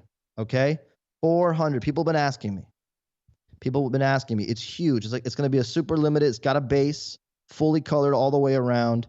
And today we are dropping it for $200. So the link is going to go up pretty soon.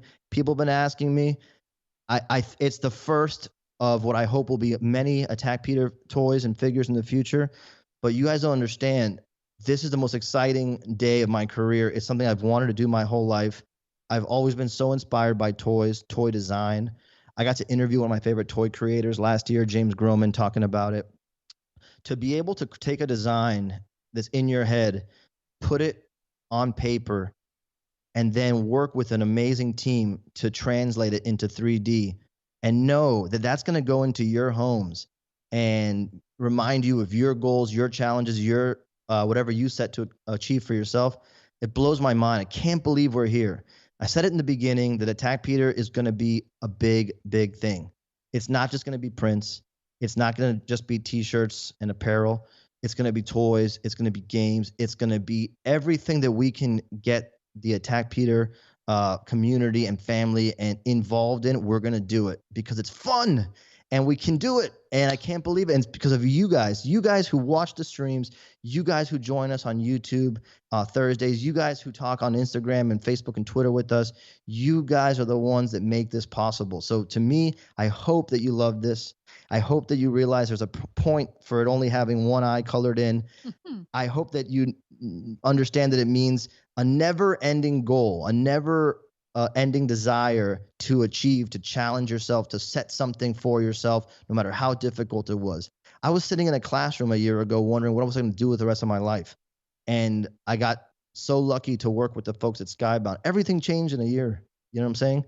And so this is the culmination of that. Thank you so much, Garima and Paul. Thank you, Sean, DA, and the whole gang that's worked so hard to make this a reality. There's so many. Skybound's a real family, you guys. And something like this can only happen because of that. So thank you for supporting the company. I hope you like the figure. What do the audience think? We have a live studio audience. What do they think, my love, about the figure? Oh, heck yeah. I think they like it. So they liked it. No, that's you. That's me. And so, so Locke, whenever you're ready, everybody's been saying, yes, there's someone asked, Jacob asked, all of that says attack on the stomach. Yes, it says Kogeki. So it's the same little symbol that I stamp on the prints is carved into the belly there, and it says attack. When you see this thing in person, it actually has carved marks in it. So it really translates the look, and I think it looks badass from every angle. I'm so excited. I'm kind of speechless right now. I don't know what to say. And I'm just grateful right now. I'm just taking this moment in. I'm really grateful, and I hope you guys really, really love this. So yeah, as soon as Locke's ready, we're gonna throw that link into the chat. There it is, you guys. Go for it. Okay, put it out there. We got the link in there. So if you wanted one, if you were asking me for the last couple of weeks, it's been really in demand. Yeah. In the live streams, right? Yeah. People asking, "Where is that vinyl toy? Yeah, Where is it?" Yeah. It's been wild, and I think the work speaks for itself. You know what I'm saying? Look at that thing. I can't wait to get my own. I really can't wait to see it in person. And just like have it in the house. I think it's such a crowning achievement, and it will look great in this room too. I saw a picture of it next to this package yesterday, and it's like this, like next to it, like this. Hold on, they can't see you yet. Yeah, give it a second. It'll go back to you eventually. Yeah, just stay there. Don't move. There you go. So it's like this big. Like it comes up to this package like this. So it's big. If you have one of these Invincible figures, you know what I'm talking about. Look at the size of my head. You understand what I'm saying? It's big. It's and then it's a diameter. So yes, again, just want to say thank you everybody for stopping in today. Join us on our streams. Check me out online everywhere. You definitely have to come to our streams. Yes, come to the party. It's so much fun. We always call them print parties. It is pretty much a party. Yes, it's a party. Come over there, hang out. We drop all the prints and APs and everything there. We talk. We have fun. Thank you so much, Skybound. Thank you, Ian and Brian behind the scenes. Danny, all you guys hosting, Danielle, all you guys, killing it today. And yes, Peter is just fine. Is just fine. I can't wait to. Please don't call him Attack Peter. No, I'll be watching Heroes Reforged too, by the way. I'll see you guys soon, Hector. Take care, guys. All right, bye. Wait, did I go off too soon? Probably. All right, bye. All right, tell me. How many more minutes? We have a couple more minutes. What are we gonna fill this with? Cut to the camera of Wonton, real quick. Put the theme song. I'll dance. The theme song. Yeah, orange. No, you know what we can talk about? Actually, orange. Hey, settle down. There. No, orange. Listen. Orange. That's it. You just want to dance? I tried to cut it off too early. You just went too quick. That's our teacher backgrounds. Oh, we yeah. try to wrap it up. Okay, I'll see you guys later for real. I love you. Bye.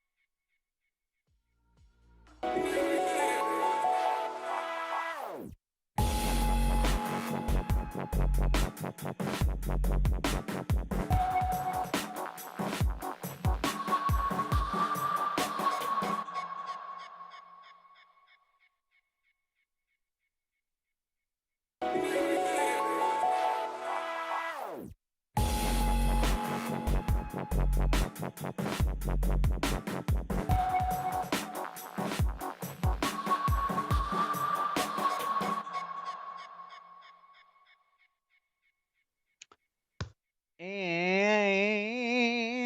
we're back.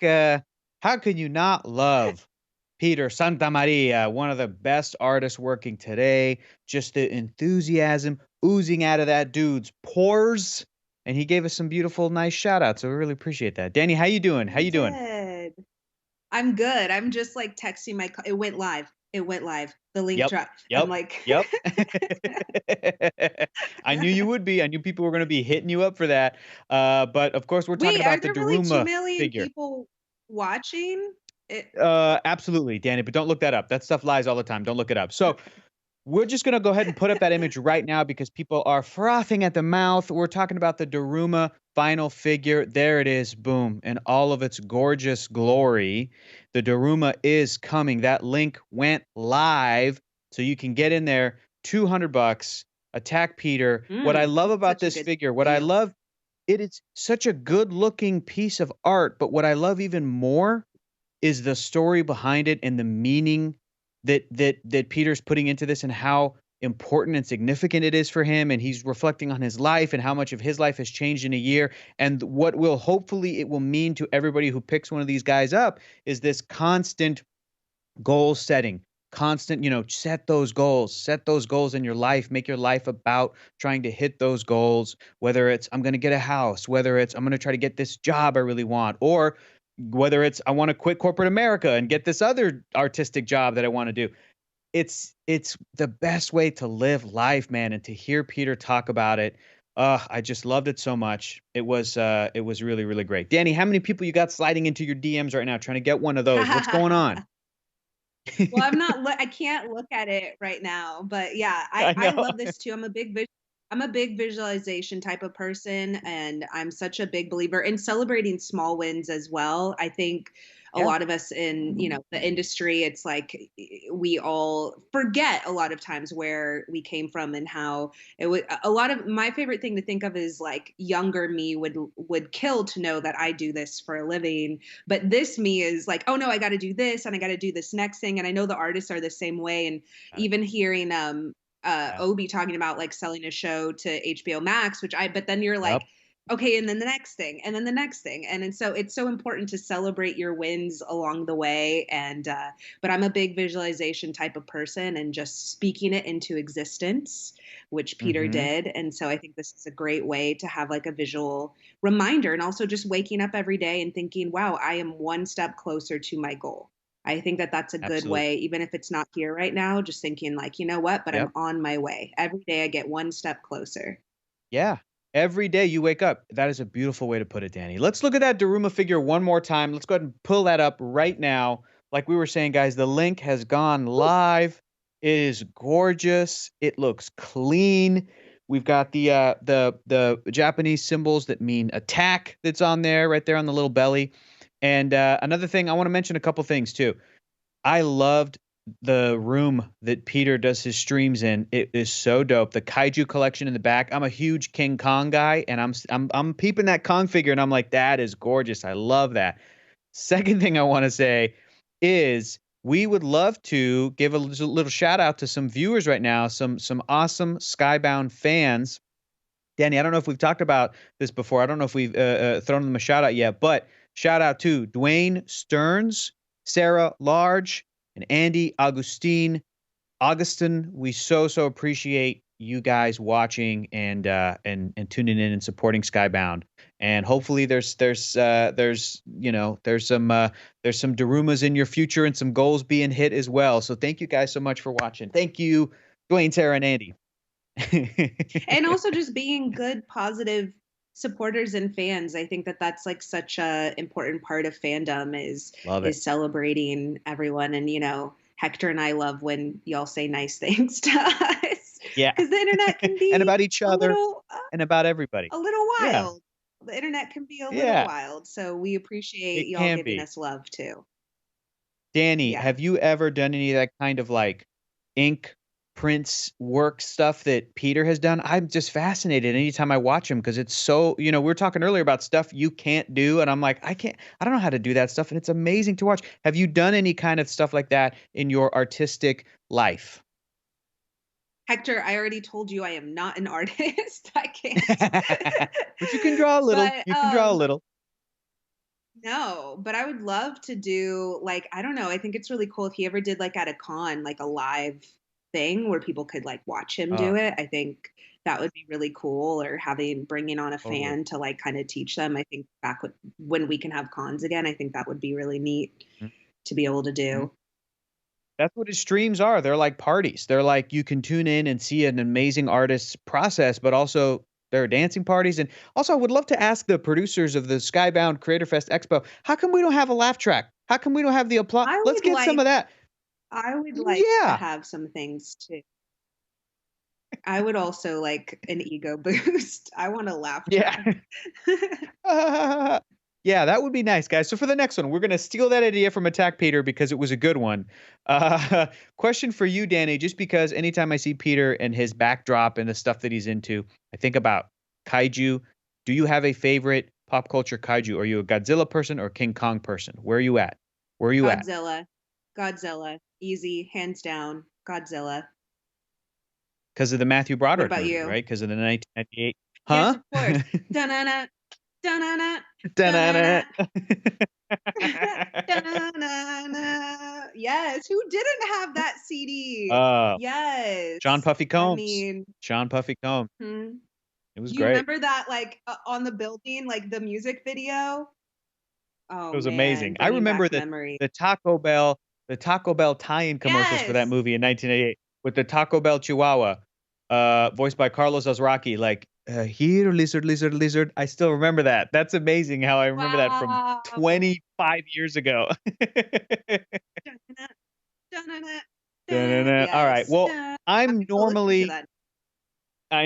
normally a King Kong guy. I love the tragic story of King Kong, and I like primates more than lizards normally, but I do got to say that I like that really corny Godzilla movie. It's really, really cheesy. I love Shin Godzilla, and even that new Godzilla Thick Boy. I like how he's a thick boy. I just want to pick him up and put him in my pocket. Speaking of thick boys, we have the Schmodown coming up. Look at that. Seamless. Yeah. Oh my gosh, perfect. And it's a really special one because it's Black History Month, and it is the perfect time to expand some of the Schmodown genres and themes and everything. And we're doing Black cinema. They're doing Black cinema, which is going to be fantastic. So it is an exhibition match all about Black cinema. So it's going to be so much fun and so cool. And hopefully, like any great Schmodown match, you're going to know some stuff and you're going to learn some stuff and have a great time. Yep. It's going to be fantastic. Yes. And we'll be back after that. We will be back. back. Stick around. Bye.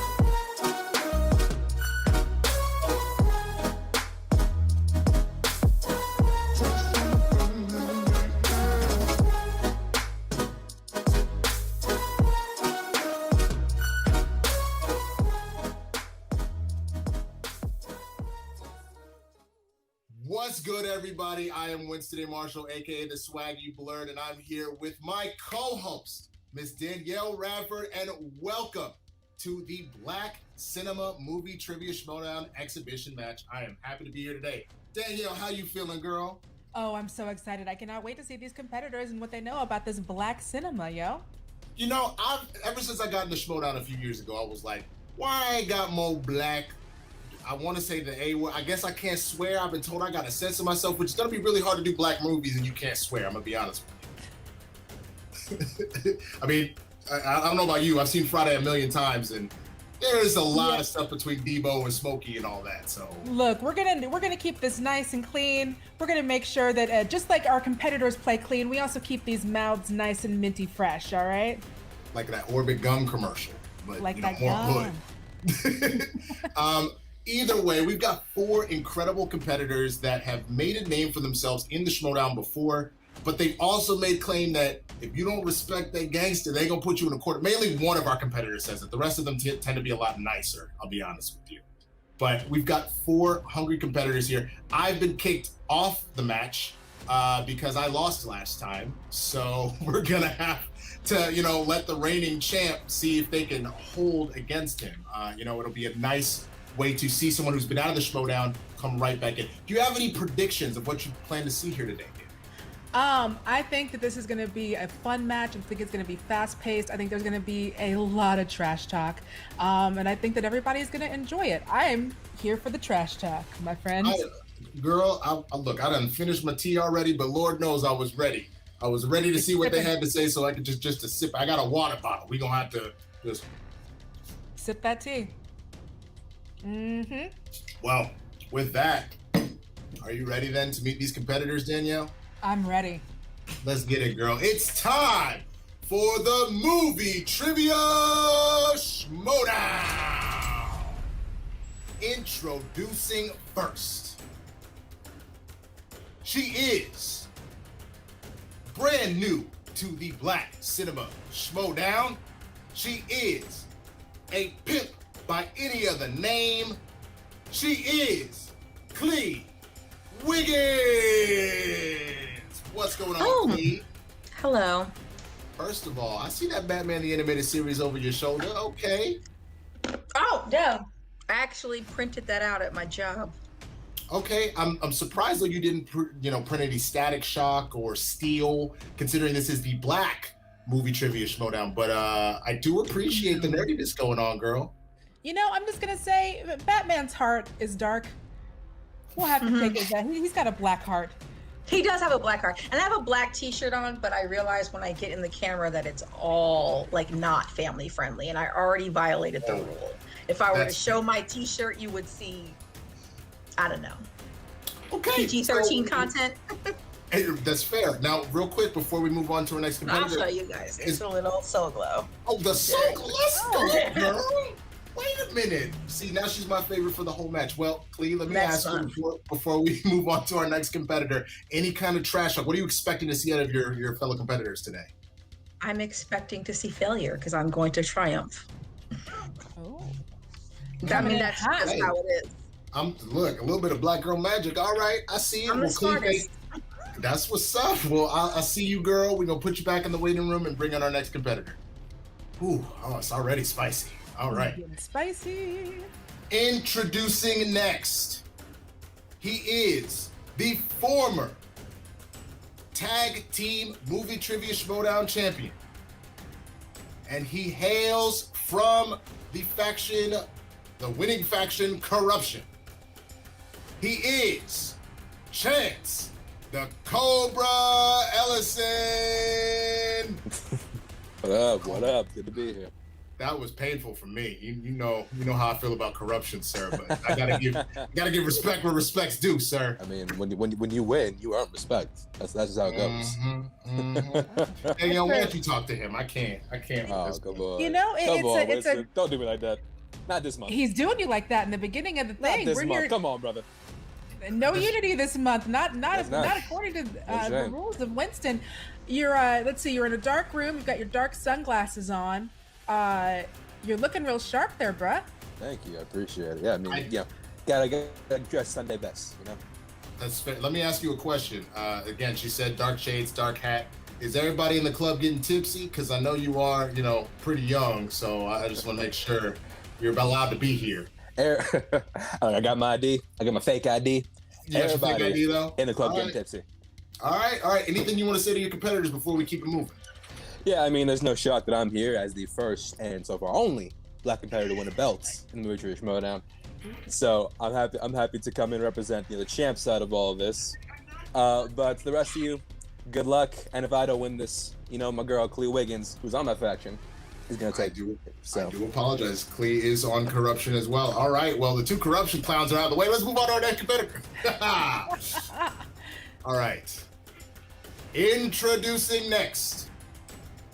She is a former member of the Viper Squad, a former member of the Usual Suspects, and now a member of the Stars. You know her. You love her. Janine the Machine. Hello. Oh, she got the cybernetic arm. Let's go, baby girl. Of course. Janine about to punch the competition with smarts. Huh? See what I did? I like that. Well, Janine, as probably the most talented person I know without a belt, what do you plan to prove to these competitors that think that they have something that they can actually take to you in this? Well, I mean, this arm doesn't just look cool. It's good for crushing dreams as well.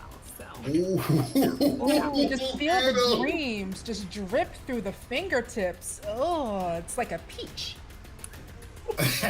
Now, I would have to ask, I would be remiss if I didn't ask you, which powerful Black actress would you model yourself after? Would you say that you're A, Angela Bassett, B, Viola Davis, or C, Halle Berry? I gotta go with Angela. I gotta go. I mean, she's a literal queen in the MCU, so I gotta go with Angela. So. Hey, girl, well, show them who you are.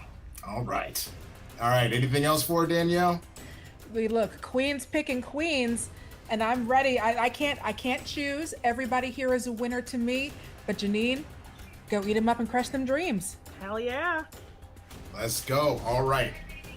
And now, he is the reigning Black Cinema Movie Trivia Schmodown champion. He is the former manager of champion Ethan Irwin. He is the most annoying person that I know. He is the Mad Titan, Jay, the Urban Gladiator Washington. You, sir, are levels of petty. I would like to say that to start this off. Now, remember how you lost this one because you're on the desk because you didn't know nothing? So that's why you're doing that. All right, I didn't know nothing. Yeah, okay, whatever. That and between the fact that Chance only knows movies that have been come out in 1967, and he's got on this black on black and light skin, this is not going to help. I'm more worried about Clea and her Soul Glow t-shirt, okay? She just came out here with Randy Watson. And then you got Janine over here with a cybernetic arm. This is unfair. I was gonna put on my ski mask at first, but then I realized there's gonna be children watching this, and I didn't want them to see.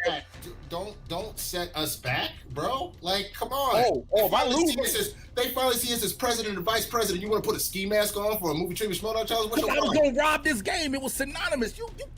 You know what? Hey, Danielle, how you doing? Good to see you. You know what? I hope you do better than your person doing all the questions, because God bless you. Well, we don't rob the game. We only rob hearts, and you are here to steal the hearts of the people at this expo and the people who are watching. Jay, steal them hearts, bro. I will do that. Black men are dope. Winston. All of them except for you. All right, take them out of here. Let's get them out. All right. So, Danielle, our competitors are set. Let's bring all four of them in. Basically, the Pimp Wiggins, are you ready? Yes, I'm ready. Chance, are you ready? Let's get it.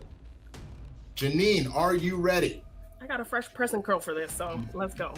And Jay, are you ready? I'm looking for a new Blurs in the Hood co-host after this. Danielle, you know what time it is. Let's get ready to schmodown! All right. Round one goes as follows. Just kidding. Where did I put the rules? Let me try that again. All right. Round one goes as follows. You're going to get 8 questions in random categories given to everyone.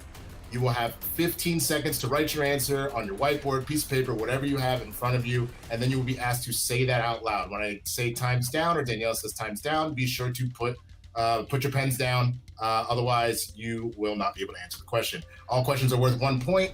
A perfect round triggers 1 bonus question for whoever does that. You have 3 JTEs that can be used at any time throughout the course of the match, but there are no challenges because this is an exhibition. So, Jay, if you want to challenge me on something, get it over with now before I ask you the first question. Well, sir, I like to make sure you know that your blackness can ask only certain questions. Now, since you wanted to be petty earlier, I'll be petty too. I mean, that's true. That's very valid. But that's okay. Fine. With that, let's get it on. Here we go. Round number 1. Question number 1 comes from the world of blaxploitation. Fred Williamson plays a street-smart hoodlum who has worked his way up to being the crime boss of Harlem in what 1973 film? You know, it's funny. Have you, obviously we can see the answer to this one, Danielle. Have you seen this film? Because I was actually a pretty big fan of it. You know, I haven't seen it in a minute, but the last time I saw it, I really enjoyed 4, it. 3, that's 2, 1. Pens down, hands up. Let's see those hands. I know I can't really say that to a bunch of black people. That sound kind of shady. But yeah, really did. Let's start with Khary. What do you have? I know I don't have this right. That is incorrect.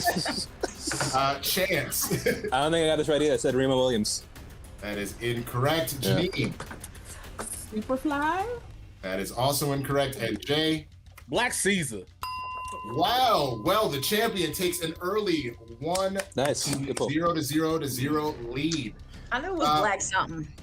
You were halfway there. And also, if you just say black for pretty much every answer, I think you're probably. All right. Who directed this movie? Black. That's who. All right, go for it, Danielle. Hit him with question number 2, girl. All right, and question number 2 is in the realm of directors. What director is known for his work on Undercover Brother, The Best Man, and Girls Trip? I gotta say, Undercover Brother might be one of my favorite movies of all time. Easily one of the best of that era of black comedies for you know George Washington Carver made the first computer out of a peanut? A peanut! 5, 4, 3, 2, 1. Pens down, hands up, and we start with Chance. Can we just quote Undercover Brother the rest of the match? It's Malcolm D. Lee. That is correct. Malcolm D. Lee. That is correct. Jay. Malcolm D. Lee. That is correct. And I'm guessing Clee doesn't have it since she has sworn yet again. She said Greg Howard. That is incorrect. All right. We got 2-1 to 1 to 0. All right. Question number 3. Dramus. Who plays Rose Maxon, Denzel's wife, in Fences? This play is amazing as well if you've never seen it. It's one of my favorite plays of all. I actually did this play in college, man. We did it as we did a couple screenings of it as like an expo. 5, 4, 3, 2, 1. Pens down. We start with Janine. Viola Davis. The queen herself, Jay. Miss Amanda Waller Viola Davis. That's what's up, Miss Pimp. Viola. She on the bowl, Chance. Viola Davis and her snot. Dang, bro, you so disrespectful. It's Black History Month, Chance. That's not one of those. Hey, it's not. I respect snot acting. It's great. It's acting snot. Do you understand? Okay. Do you understand that white Viola Meryl Streep would not stand for your disrespect? Boy, if you don't answer that question. Cecily Tyson just died, Chance. All right. Question number 4, Danielle. Go ahead. Question number 4. This is in Modern Classics. What 1995 film follows the character of Craig Jones, who has just gotten fired from his job for stealing cardboard boxes? No, you're on the clock. You gotta hurry up. Look, y'all gotta ask you a question. Have you ever been fired? No, I've never been fired for stealing cardboard boxes. That's for sure. 4, 3, 2, 1. Pens down. Yeah, I've been fired for not stealing cardboard boxes, but for other reasons. Jay, you're up first. Friday, man. That is correct, Miss Pimp. Can I buy your car? Friday is correct. Yeah. You ain't got no job, and you ain't got itch to do. Friday. That's what's up, and Janine. Who gets fired on their day off? Friday. Who gets It's the one movie. It's the one out the whole trilogy Chance has seen. It's the only one. It's not the only one. It is the one I watched before this match. All right, after 4 questions, the only one still in contention for the bonus question is the reigning champ, Jay Washington, but it is 4-3 to 3-2. It is still anybody's race. Question number 5 comes from the 1980s. A young martial artist living in New York City named Leroy Green trains tirelessly to attain the same level of mastery as the great Bruce Lee in what 1985 film? That's how you know it's a round 1 question, because I just read the dictionary. Yeah, well, you know what? I can't give anything away, but I am very, very pleased that this question is one of the ones that we are asking. I will say that right now. 3, 2, one of the greatest action movies of all time. Pens down. All time. All time. We start with the pimp, Khary Wiggins. Enter the Dragon. That is incorrect. I'm sorry. You can put it somewhere. I apologize for nothing. Chance, go for it, man. Y'all really are correct. Go ahead, Chance. What it is? Yeah, I actually interviewed the main star time actor for this movie, The Last Dragon. The Last Dragon is correct. Janine. I was thinking of Drew Hill. You didn't have it? No. Okay, no problem. I've interviewed him as well, and he's very egotistical. The Last Dragon. He's so intense. He is so egotistical. I don't care. It's 5 That to movie 4 is my to 3 favorite to- movie in the whole world. I don't care how egotistical he is. He can be that. So good. Well, this next one is one of my favorites, so I'm gonna let you go ahead and ask this one, Danielle, because I need to be quiet. No, you know how I feels now. Number 6 in comedies, Kevin Hart, Method Man, and Snoop Dogg all appear in what 2004 ensemble comedy with a score provided by RZA and Christopher Leonards? Chance, I am giggling right now. I can't even say it. Me too. Same reason. You should be careful in case you give it away with your dancing. 5, 4, I did. That's what I did. 3, 2, 1. Pens down. Chance, you're up first. We were literally talking about this movie last night. Soul Plane.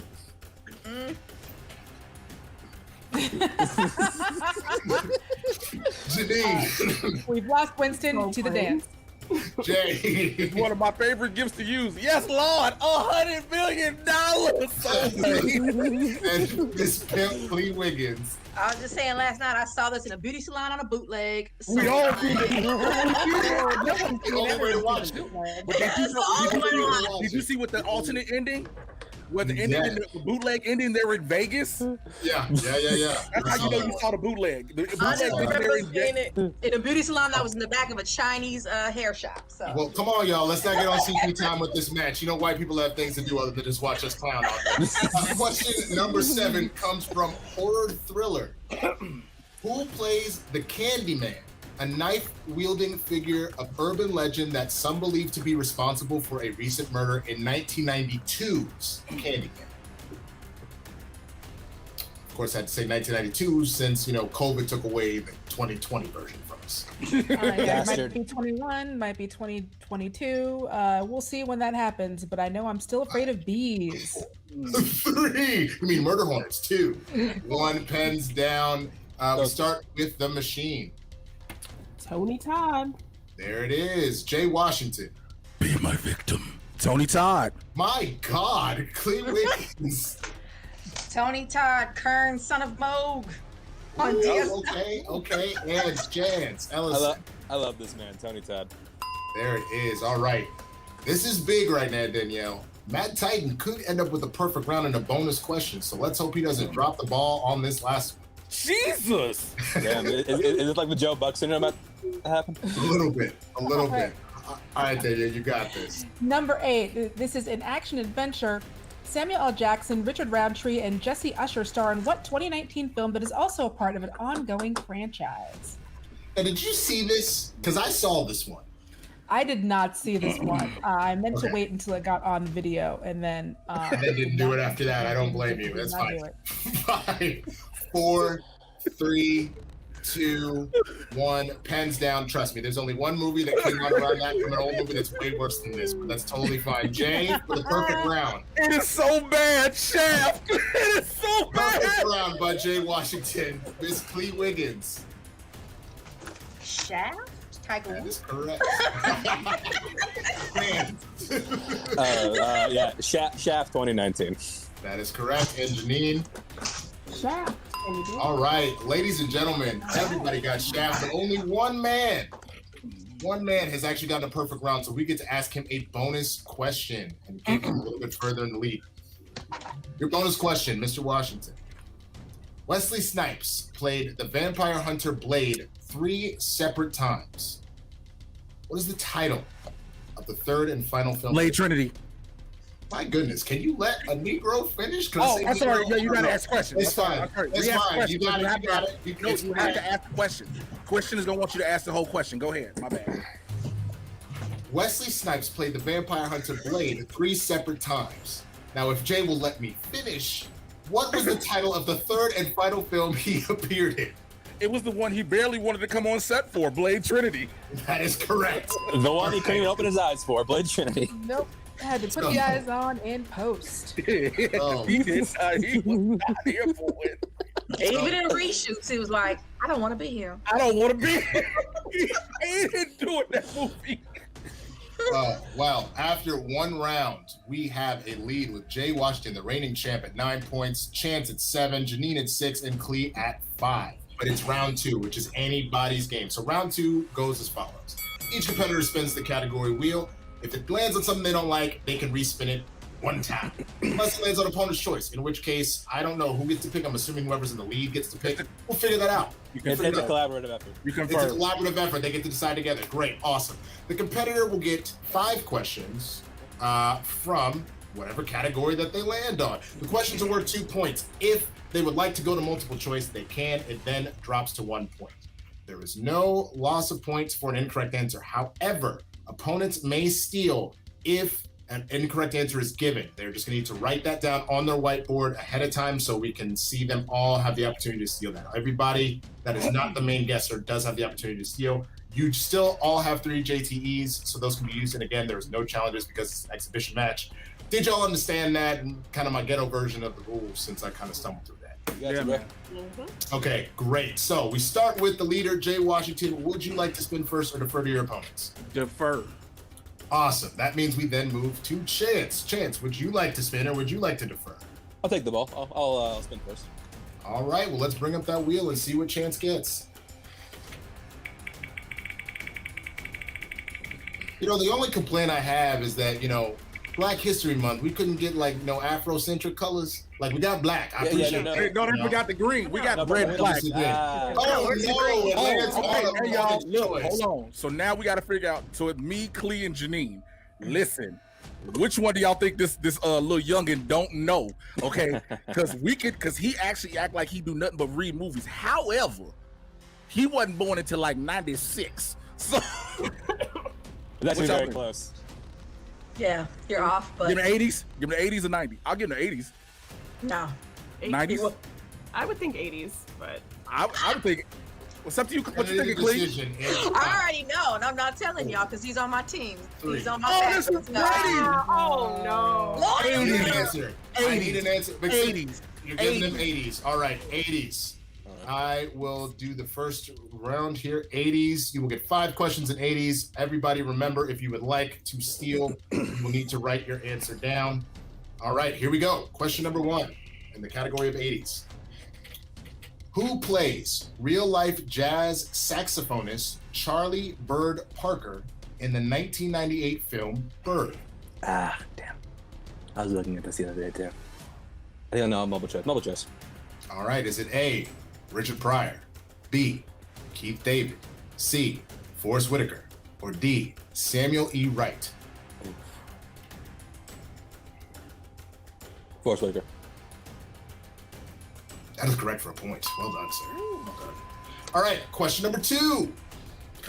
Same category, 80s. What 1984 rock musical features the songs The Beautiful Ones, Baby I'm a Star, and Jungle Love? Purple Rain. Your audio cut out one more time?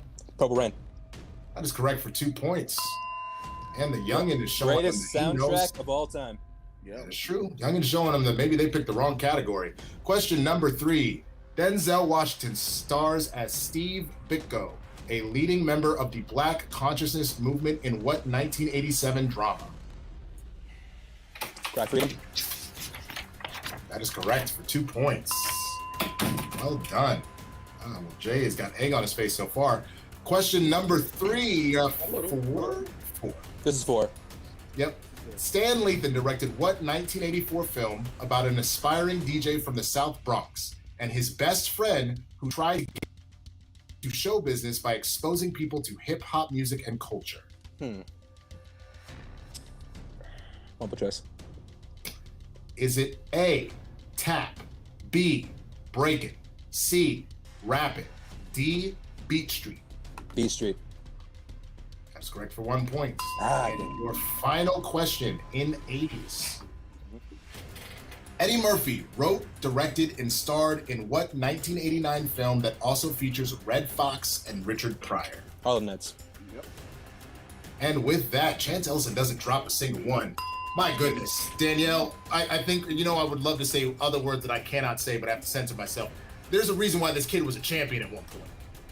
Yeah, it looks like, the gang tried to gang up against him and it just didn't wind up working out for him. He wound up taking this home. Klee knows what she's talking about. She decided to stay right up out of it. I didn't land on 80s. 80s landed on me. Yeah. Oh, good God. All right, well, we go back to Jay to ask him yet again, would he like to spin or would he like to defer? All right, that means we go to Janine. Janine, would you like to spin or would you like to defer to Klee? I will spin. All right, go ahead and bring up that wheel and let's see. Anything but 80s. Here we go.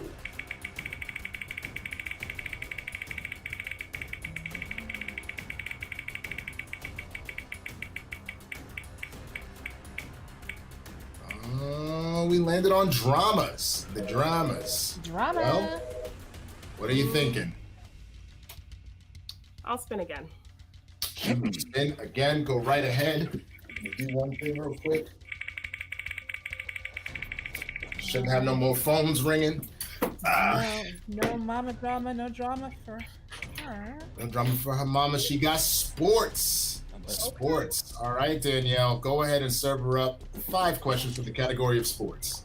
All right. In the category of sports, question number 1, which actor played Cassius Clay Jr. in 2001's Ali?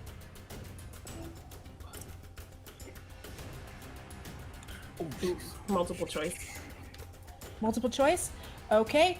That is out of A, Jamie Foxx, B, Will Smith, C, Denzel Washington, or D, Mario Van Peebles? D. And that is not correct. All right, so then you all have the opportunity to steal. It is multiple choice. All right, which actor played Cassius Clay Jr. in 2001's Ali? Was that A, Jamie Foxx, B, Will Smith, C, Denzel Washington, or D, Mario Van Peebles? Okay. And now we are counting down. Yeah, you have time to write it, which seems like you all did. 4, 3, 2, 1. All right, we start with Jay. Will Smith. That is correct. Klee. Will Smith. That is correct. And Chance. Big with it. There it is. Can you spell? That is a big steal. I didn't know he was a junior somewhere. Yeah, that's how it gets everybody. Yeah. Forgetting he's a junior. So That's why I almost replaced that one when PJ showed me the questions before, and I was like, but I see what you did there. I knew Will Smith, but the junior was like, yeah. All right, Danielle, keep them moving. Right, let's go. Number 2, Spike Lee directed Denzel Washington in what 1998 sports drama? He Got Game. And that is correct. All right. All right. And number 3, Dwayne Martin and Tupac Shakur appear in what 1994 film about a high school basketball star who was torn by loyalties to a drug dealer and an ex-player? Juice?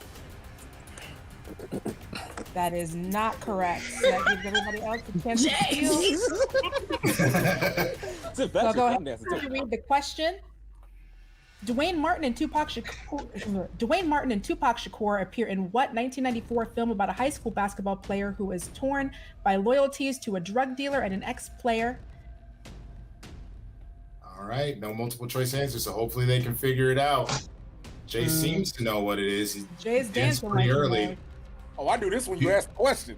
I was like, if you can call that dancing, though, I don't. I'm not, because I can't do much a lot of movement in the 3, chair. 2, and 1. All right, we start with Jay again. Above the rim. Oh, Good point. Sorry, I Wiggins. cussed again. Jesus Christ, I'm sorry. Black basketball. So basketball? Good chance. Above the rim. That is correct. Okay. Wow, that is another huge steal. You said black basketball. We did say that it could be a Black men can jump. Oh my God, that is hilarious. All right, Danielle, go ahead. Next question. Rob Brown plays Ernie Davis, the first African American to win the Heisman Trophy in what 2000s football drama? Multiple choice. Okay, is that Remember the Titans? Is it 2, The Express? Is it 3, The Blind Side? Or is it 4, Woodlawn? Can I hear the multiple choice again? Yeah, she gets one. She gets one free. She gets one free. Yeah. Okay, that Remember the Titans? Is that 2, The Express? Is that 3, The Blind Side? Or is that 4, Woodlawn? B. Be the Express. That is correct. All right. I literally just switched mine up. I was like, hold on, that's the Express. All right, and lastly, we've got who plays Philadelphia swim coach James Jim Ellis in the 2007 film Pride. Now, I have a question. Do you think that James Jim Ellis comes from the same plantation as our best friend, Baby Kellett's Mark Ellis? Baby Kellett's.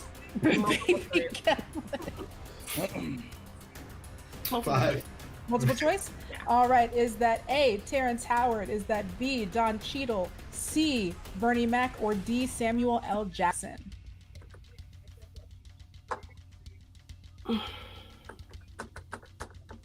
right, time starting to wind down here. In 5, 4, 3. You picked Terrence Howard, and that is correct. It is Terrence Howard. Nice pull. Hey man, I know y'all know how to swim, man. Right. Well, with that, Janine holds on. She had 2 moments where the critical steals were able to come through for Jay and Chance, 1 for Klee as well, but she hangs in there and still has a chance to maybe steal some points from the other 2 competitors. I'll spin. All right. By the way. So I'll spin. You're gonna spin. Okay. Go for it. Whenever that wheel wants to get to. You guys can make the wheel look like a spinning rim. Like, And again, that's just way too black right there. Why is it not purple? Keep it on comedy. Well, it lands on comedies for the comedian. Keep it on comedy. I'm excited that he decided to do this. That means I get to ask him the questions, though. What's upsetting is that I'm not going to have time to clown him because he's probably going to get these. All right, question number 1. Who plays the lead role of Major Benson Payne in 1995's film Major Payne? Damon Wayans. Unfortunately, that is correct for 2 points. Put my foot up your ass.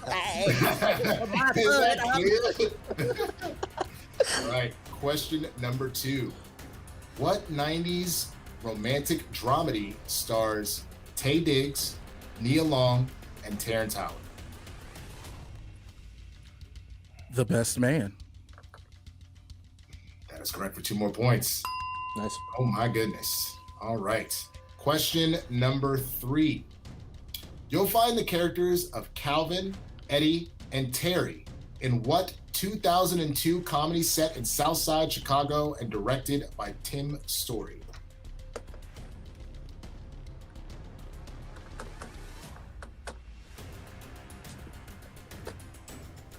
Oh, I hate that I'm doing this. Multiple choice. Oh no. Okay. Is it A, Barbershop, B, that's what I thought. Jenkins, Yeah, C, yeah. Are We I don't know There why I Yet? did Or that. D, Yeah, I'm mad I Action? did that. My brain, I don't know why I blanked on Barbershop. Like, when I heard Calvin and Eddie, I should have realized Barbershop on the south side of Chicago. I was like, whoa, what else? I mean, they're going to take your black card, your Chicago card. You call yourself Barbershop Talk for Nerds for your podcast. Boy, if you don't answer this next question, don't do this. This is not a don't do this. Question number 4. Martin Lawrence starred in, directed, and wrote what 1996 comedy about a womanizer whose ways catch up with him when he pursues a woman named... Come on, let's make it. It's a thin line between love and hate. That we don't own that. All right. We don't know that. We don't know that. Another 2 points for Jay. The leader is showing why he is the champ. He is now up by 1 point on Chance. Your last question in the category of comedies. Malcolm D. Lee directed Samuel L. Jackson and Bernie Mac in what 2000s comedy about 2 estranged soul-singing legends who agreed to participate in a reunion performance at the Apollo Theater? What is the name of that? I can't remember the name of it. Oh my God, I know what it is. Multiple choice. Is it A, Yo Man, Be Cool? Is it B, Gospel Hill? Is it C, Soul Man? Or is it D, Pride? I wanted to make sure I was right. Soul Man. See, I wanted to make sure I was right because I was like, does that sound like it's it? But I'm like, yeah, that's it. Jay Washington goes perfect. He does have to drop to multiple choice a couple of times, but he shows them why he is the champ. He is up 20-18 to 10-6. So here's where we stand right now, Danielle. If Jay happens to get 1 point ahead of Janine, that would put her at outside at 11, and that would mathematically eliminate her. And if Khary doesn't at least get within, well, can she get within 10? Hold on. Yeah, she can. She can. She has 6, right? She can be She 16. has 6 right now. So yeah, she has to get to the end of this. So she has to make sure she's within 10 of the leader in order to stay in it. So Miss Wiggins, we're gonna bring out that wheel. Let's see what happens, girl. Way to put the pressure on. Exactly. You got this. I'm glad that question was about soul men and not soul Come man. on, Khary, can I tell you though, it's hard out here for a pimp. You'll be all right. Ooh, y'all get the pick of the week. Okay. That's 4. I'm sorry. They never gonna let us do this again. Not never. I went to school with a bunch of white girls. Welcome to the last Black Trivia Showdown. See, here's the thing. Like, the 2 categories that are left are the 2 categories that I wanted to get. So it's like I'm not making any kind of choice. Because I'm just like, well, if I choose one and I screw it up, then let's go with 90s. 90s movies. All right, Danielle, go ahead and show the pimp to her questions. All right. First question. You find a character who goes by the name of Popsicle, played by Dougie Doug, in what 90s film? Booty Call? That is not correct. All right, so you guys have a chance, if you'll read the question again, a chance to steal this for 2 points. No multiple choice options. All right.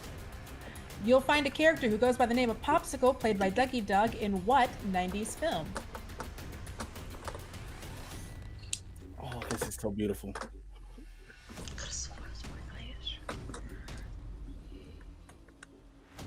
All right, in 5, 4, 3, 2, and 1.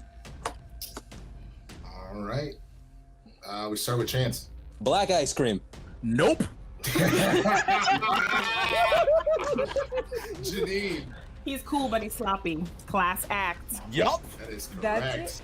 Class act. That is correct. All right. In 1996's Preacher's Wife, which Academy Award-winning actor played the witty and debonair angel, Dudley? Denzel Washington. And that is correct. If she'd have got that wrong, everybody would have been like, "Oh, girl, no, you didn't." I went to a black college. I'd never be able to go back to Atlanta ever Didn't again. you just say you went to school with a bunch of white girls? I'm so confused. High school.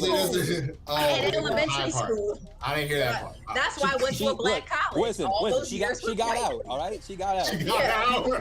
Get out. That's why I'm here today. And next we've Wait, got look here, a look here. question. Please, I got you, girl. Question number 3. Ernest R. Dickinson directed Tupac Shakur and Omar Epps in what 1992 crime thriller about 4 black youths growing up in Harlem? Juice. That is correct. I mean, that was so descriptive. It might as well said, Bishop Q. You got the juice now, man. Bishop Q. Raheem and Steele. Like, that's what I said. I'd have to unfollow Mitch Marchand on Twitter because he would never speak to me again. Yeah, Mitch is it. So our homeboy Mitch Marchand, he's the last dude that talks to Omar Epps and be like, "You got the juice now." That's him. Yeah, he says the iconic line. The iconic line is him. That's dope. All right, question number 4. Who plays Miles, a thief who hides a diamond in a building that would become a police station in 1999's Blue Streak? Martin Lawrence. Just watch. Damn. Just watch this again. I wish I would have got that question. Okay. I didn't even see that movie. See, that's what I'm at. That's how I'm like, I ain't gonna see it. All right, well, let's hope you saw this movie. John Singleton directed what 1990 film starring Omar Epps, Ice Cube, and Tyra Banks? Higher Learning. That is correct. I literally just told y'all I was watching this before it started. Wow, that's impressive. I ran so hard I got shot. That's impressive. After dropping her first question. All right. Enough from the peanut gallery. All right. After dropping her first question, Clee Wiggins goes perfect. Doesn't have to drop to a single multiple choice, Danielle, and she is still in the mix, actually coming out of last and jumping into third. So at the end of round 2, we have Jay with 22. We have Chance with 18. We have Clee with 14, and we have Janine with 12. So now, round 3 goes as follows. Competitors will pick 3 numbers that will correspond to 3 random categories. Each competitor gets 3 questions. They're worth 2, 3, and 5 points respectively. There's no stealing or multiple choice in this round. All 3 competitors still have their 3 JTEs. This is where the girls become women and the boys become men, or boys to men, if you will. So let's go ahead and get it popping. We go to the leader first and ask him, what numbers would you like, Mr. Washington? You have between 1 and 15.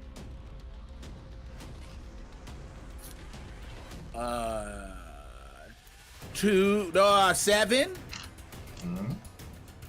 10, and 3. 3. All right. And then we go to Chance. 7, 10, and 3 are gone. What else do you want? I'll go 6, 12, and 8. 6, 12, and 8. All right. And we go to Clee. I'm going to go 13, 9, and 5. 9 and 5. All right. And Janine? 1, 2, and 4. 1, 2, and 4. Okay. So we start with Janine, who is behind by 10. She needs to get all of them. That is correct. You need to get all of them at this point because you do need to be able to tie up. So her 2-point question, she picked the category of 1. That corresponds to horror. All right. Who directed the Blumhouse horror thriller Get Out? You gotta be kidding me. Jordan Peele. Why'd you ask who her daddy is? What a middle name is. Jesus. Hey, Janine, say a color. So we bounce over to Clee, and we go for her number, her 2-point question. It is from the category of 13. Danielle will read this one out. It is. What's the category? Famous actors and actresses. Okay. Who plays Terry Doolittle, a computer operator at a Manhattan bank in 1986's Jumpin' Jack Flash? Y'all don't know, but I'm in this movie. Whoopi Goldberg. That is hilarious. Wow. Amazing. All right, well done. That's actually hilarious. That's actually a little ridiculous. I actually wonder, have we all been in some sort of black something at this point? Like, did we all just go, oh, I was in that? Oh, I'm just waiting on the Chirac question. I'm not gonna lie to y'all. I'm just waiting on that. We jump back to Janine, who is behind with 14 for her 3-point question. She shows a category of 2. That sends her to the world of directors.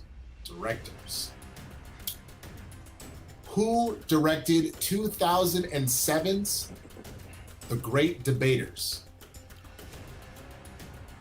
Oh. Denzel Washington. That's correct for 3 points. Wow.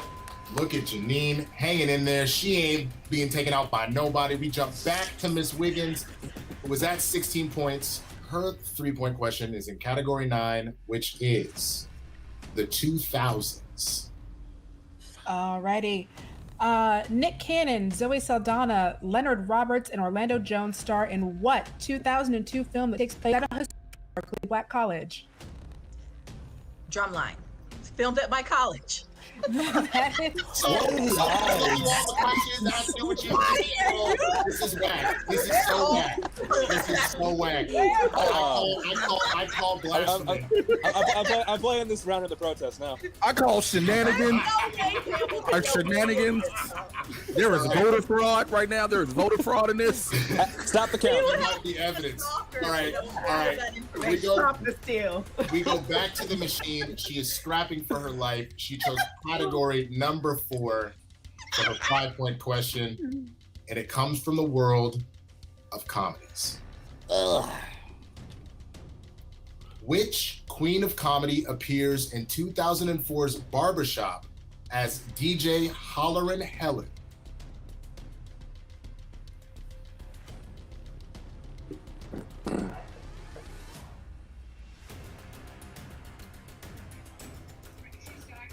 Five, 4, 3. Repeat the question. 2. Of course. Which queen of comedy appears in 2004's Beauty Shop as DJ Hollerin' Helen?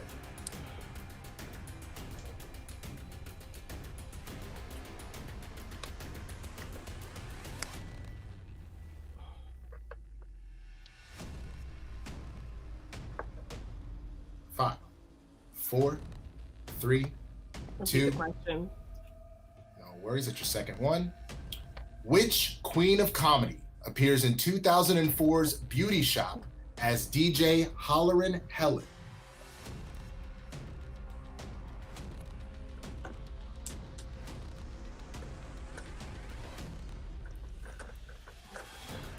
Five, 4, 3, 2, Monique. 1. I know that's wrong, but. And with that, Janine is eliminated from the match. The correct answer was Adele Gibbons. Adele Gibbons. I would have said Monique too. My mother's best friend. Okay. Well, Chance finally has to answer a question. We start with his 2-pointer, category 6, and that is the category of Eddie Murphy. Take it away, Danielle. Okay, and that is in category number 6. Frank Oz directed Eddie Murphy in what 1999 film that was written by Steve Martin? Bowfinger. That's so easy. That is correct. That movie's so good. That's so good. Awesome. It's a great movie. All right, this is it for Miss Wiggins, the pimp. She selected category number 5. That corresponds with 90s movies. 90s movies. All right. What actor got behind the lens to direct the 1995 film Waiting to Exhale? Forrest Whitaker. Nice. Ooh, Stone Cold player, and she ain't messing around. The pimp Clea Wiggins is still in it. She jumps into You see, the my eye is looking over there because Forrest Whitaker's eye. You're wrong for that. You're wrong for that. You're wrong for that. All right. Ma'am. We bounce back to the youngin' Chance Ellison for his 3-pointer. It's in category 12. Category 12 corresponds to black exploitation. All right, Danielle, take it away. Gordon Parks Jr. directed what 1972 film featuring a soundtrack by Curtis Mayfield and featuring Ron O'Neal? Oh, that's Superfly. That is correct. Correct. Yes, it is. That's correct. All right. Well, with this, we move to Jay Washington. If Jay hits this, well, actually, I don't know if we even have overtime questions. If Jay hits this, Clea's still in it. But if he gets her 3, his 3, that's it. All right. So Jay, category 7. Sorry, math is hard. Category 7, dramas. Dramas. Spike Lee directs John David Washington in what Oscar-winning film? Almost was like, for real? Black Klansman. Can I challenge? He didn't say the second cat.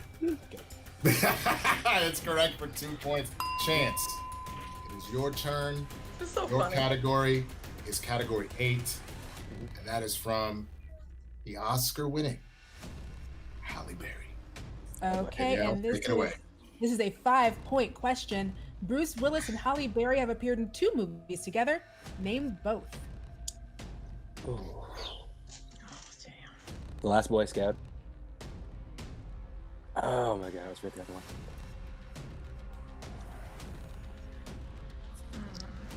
Five, 4. Repeat the question. 3. Bruce Willis and Halle Berry have appeared in 2 movies together. Name both. I'm sorry, my question. So he does have 20 seconds for this one because it is pulling 2 movies, and also if he hits this, Clee Wiggins is eliminated. But if he misses, he's eliminated. 5. 4. Repeat the question, just for a good measure. All right, Bruce Willis and Halle Berry have appeared in 2 movies together. Name both. You're gonna say I'm gonna be like, yep, that's it. I don't remember. I got nothing. I should have Last Boy Scout. And with that, Chance Ellison is eliminated. The correct answer was Danielle. The correct answers were The Last Boy Scout and Perfect Stranger. I'd have never remembered Perfect Stranger. Yeah, that's... So here's where we are, Danielle. If Jay Washington hits this question, he wins the Black Cinema Movie Trivia Showdown. If Jay Washington misses this, I'm going to find the hardest 5-pointer I could possibly find. No, you will not. To make sure that he then loses. All right. Your category for your 3-point question. Category 10. Jay, that comes from the world.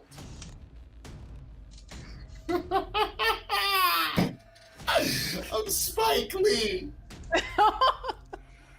Wow. All right. Who plays Kwame Ture, a prominent organizer in the civil rights movement in Black Klansman?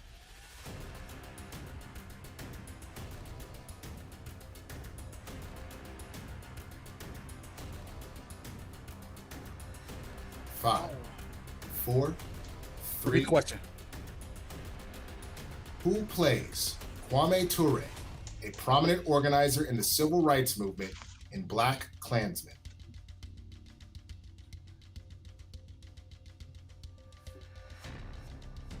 That was 5, 4. Daniel Kaluuya. And that is incorrect. I figured the correct answer was Corey Hawkins. I knew it was. Corey was on the team all the time.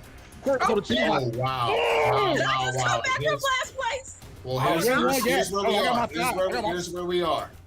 It's 24-24. If Jay hits this, he wins the game. But if he misses, we go to sudden death. I don't know how we're going to do this. If you'd have said Stokely Carmichael, I'd have probably remembered it was Corey. All right. Comes from category number 3. That category is I need some lip gloss. Denzel Washington. Oh, Jesus, I'm finna mess this up. All right, Danielle. All right. Get him. Carl Franklin directed Denzel in what 1995 neo-noir film? 95. Oh my God, that's not. 5, 4, 3. Repeat the question. 2. Carl Franklin directed Denzel in what 1995 neo-noir film? The Hurricane? That is incorrect. We are going to sudden death. Oh my God. What was it? Which one was it? What was The correct answer was Devil in a Blue Dress. Oh, I cannot remember that. I would have never remembered Devil in a Blue Dress. Wow. That is amazing. That is absolutely amazing. So here's where we are. We are now down to sudden death. It is between the Pimp and Jay Washington. So here we go. You do need your whiteboard for this. This is how sudden death works. You each get 1 JTE. We will ask you questions. The first person to drop a question loses and the other one wins, unless you both drop the question, in which case we keep going. This is literally to see who misses a question first. So here we go. You do not get to know the category. You just get questions.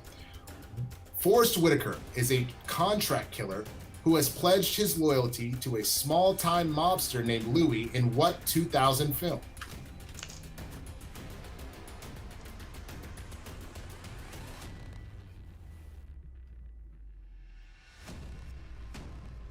Five, 4, 3, 2, 1. Pens down. We start with Khary.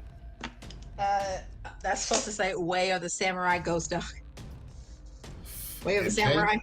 Jay? Ghost Dog. You're both incorrect. You were around it. It's Ghost Dog, the Way of the Samurai. Okay. So you said in the wrong order. Said in the wrong order. No worries. We are still tied up. All right. Next question. Who directed the 2002 biopic Antoine Fisher? Okay, you do? You're on the same page with me? Yeah. Okay, great. Then you can do the next one.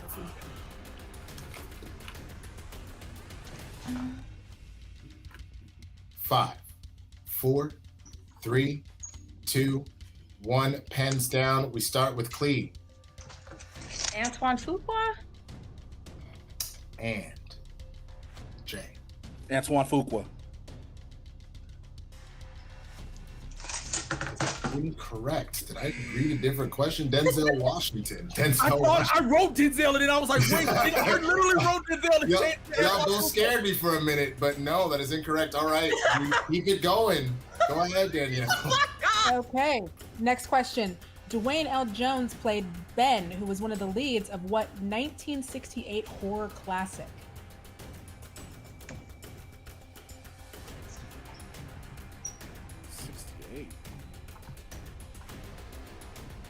And 5.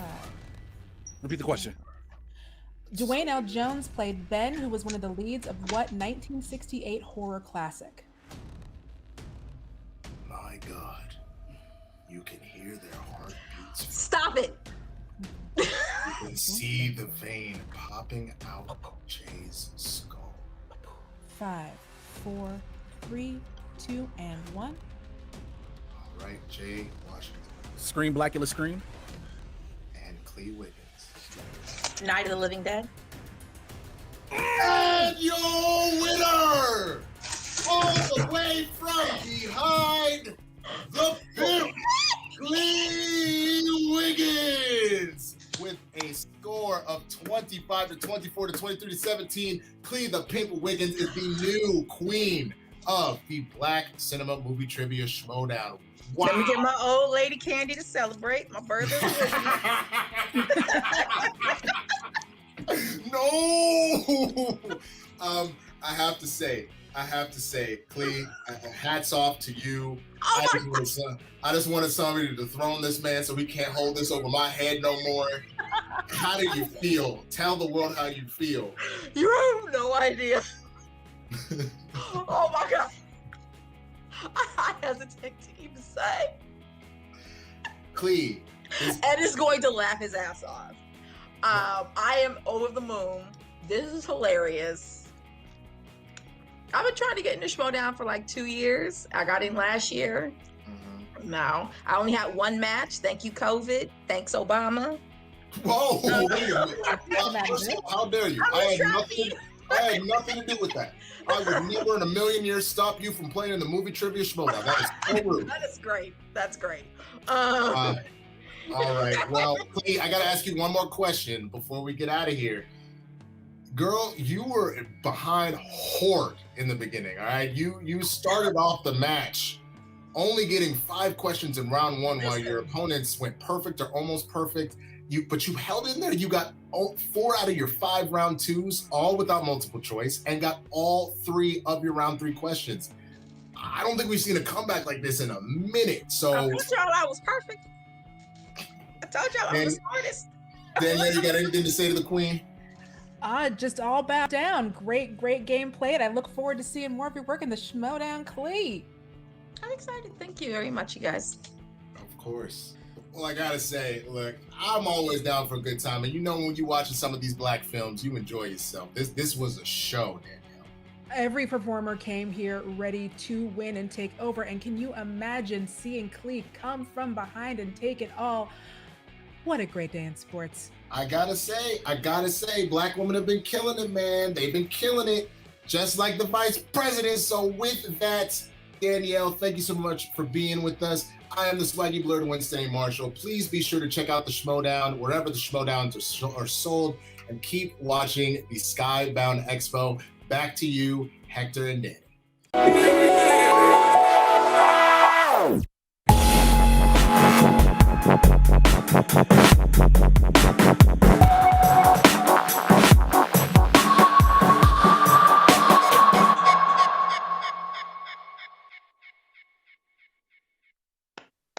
Amazing. That's my Amazing. friend Khary. That's my friend Khary. The comeback queen. That was an incredible performance. Danielle, what was it like hosting that, man? That was awesome. Oh, just getting to watch everybody. The Schmodown players are so passionate, and they really love the sport of the Schmodown. And getting to watch, like I said, Khary go from so low to coming from behind and winning it all, really just amazing. Just killing the game. It was reminding me of the movie Slumdog Millionaire, where every question had something to do with Khari's life. She was like, "Oh, you guys don't know this, but I'm in this movie. Here's the answer. Oh, they filmed that at my college. Here's the answer." And I was like, this is incredible. The odds of all of this lining up. It was so good. I thought Jay was going to take it, man. I thought Jay Washington was going to get it. Yeah. He was the guy I was rooting for in the beginning. But man, as soon as that last question came up, and we saw the look on Jay's face where he was like, "What 1968 horror movie?" I immediately was like, "It's Night of the Living Dead." He doesn't have it. It was crazy. Oh, man. That was fun. Also, the look on Khari's face when she knew she had it, she was just waiting there, like, ready to take over. So pens down, ready to go. That was a blast. Danielle, that was fantastic. You did an awesome job. That was so much fun. We got to throw this up right now. We've got some Schmodown merch we want to throw your way. In case you weren't aware of it, check it out. Bow, bow, bow. Including my favorite all-time Schmodown player ever. And it's not just because he kicked my ass very handily a while back, but Kevin Smets with the Smash Cancer hoodie right there. It is awesome. You can check out these awesome shirts and hats and products and go support the Schmodown. And look good while doing it too. So yeah, that was awesome. That was super fun. Little known fact about Khary is that she's actually in a show that I sold. I made a character after her named Khary. Oh, fantastic. Which you are also in, Hector. You are also Hector knows that he is also in. But yeah, it's such a small world. Don't worry, Danielle. I will add you in there. But like literally, I wrote this script like 2 years ago, and I thought Khary was so perfect, and so I just like put her in my show. And so there's literally a character that's after her, who's one of my best friends in the show. That's amazing. I'm best friends with everyone. Let's just say I'm best friends with everyone. That's right. There you go. There you go. Attack Peter. Everybody. Danielle, from that match, what is something that is that you were surprised that either everybody got it right or people were getting it wrong? What was like a surprising question for you? Oh gosh, I can't even figure. I was so wrapped up in just watching the game, and I was so nervous because I haven't hosted one. Like I hadn't been a host of one of these in so long. So honestly, most of my brain was just like, "Don't mess this up! Don't mess this up! This is such a cool moment. I'm not going to be the one that messes this up for anybody." So that was like 90% of my internal monologue was like, "Please, just don't suck, because everyone's doing so good." You guys crushed it. You did a great job. There's a lot of pressure on the Schmodown hosts. I mean, even if you guys don't have to be put on the spot to answer the questions, that show has an incredible flow. You did a fantastic job. Tons of great questions that just like any great Schmodown match, I'm like, oh, I know this. Oh, I know this. And so many where I'm like, I did not know that. Oh, Denzel directed that one? There was a bunch that really got me. So that was super fun to watch. And we did it, y'all. We did the Skybound Xpo. We did it. Did it. Thank you for joining us, Danielle. Oh my gosh, my camera keeps moving. What? I still haven't figured out this mirror image. There we go. Danielle, I'm just all over the place. Danielle, thank you so much for joining us for this Skybound Xpo. I hope that you can join us again. I know you are a busy lady. This was so much fun. I will make time. This was such a fun day, getting to meet so many great artists and talk to people about their craft and the thing that they do. It's always one of my favorite things, just like artists talking to artists and people talking to their friends and all of us getting to share in that. I will be back whenever y'all will have me. Oh my God. Good. And we are going to be back with more Skybound Xpos. Plural. That's what we announced. That's what Skybound wanted to make sure that all the fans knew.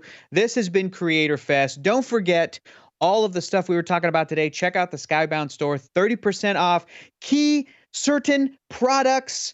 30% off, which is amazing. And all the other exclusive drops that we had throughout the day. That we had the cosplay panel. We had Excellence. Then we had Excellence and Friends. So much stuff happened today. It was a fantastic day.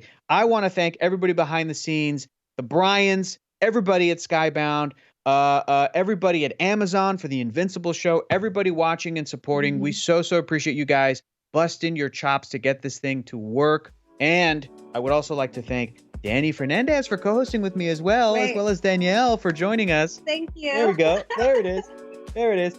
Mwah, there it is. And a huge thanks to everybody watching right now. You, the fans, have made Skybound what it is, but it really, truly is such a joy for us to come and do this because Skybound fans are so passionate and so cool, and it's such a beautiful, welcoming space. So we want to thank you. Have a great rest of your day wherever you are watching. Be safe. Be good. We'll see you next time with the next Expo. And until then, bye.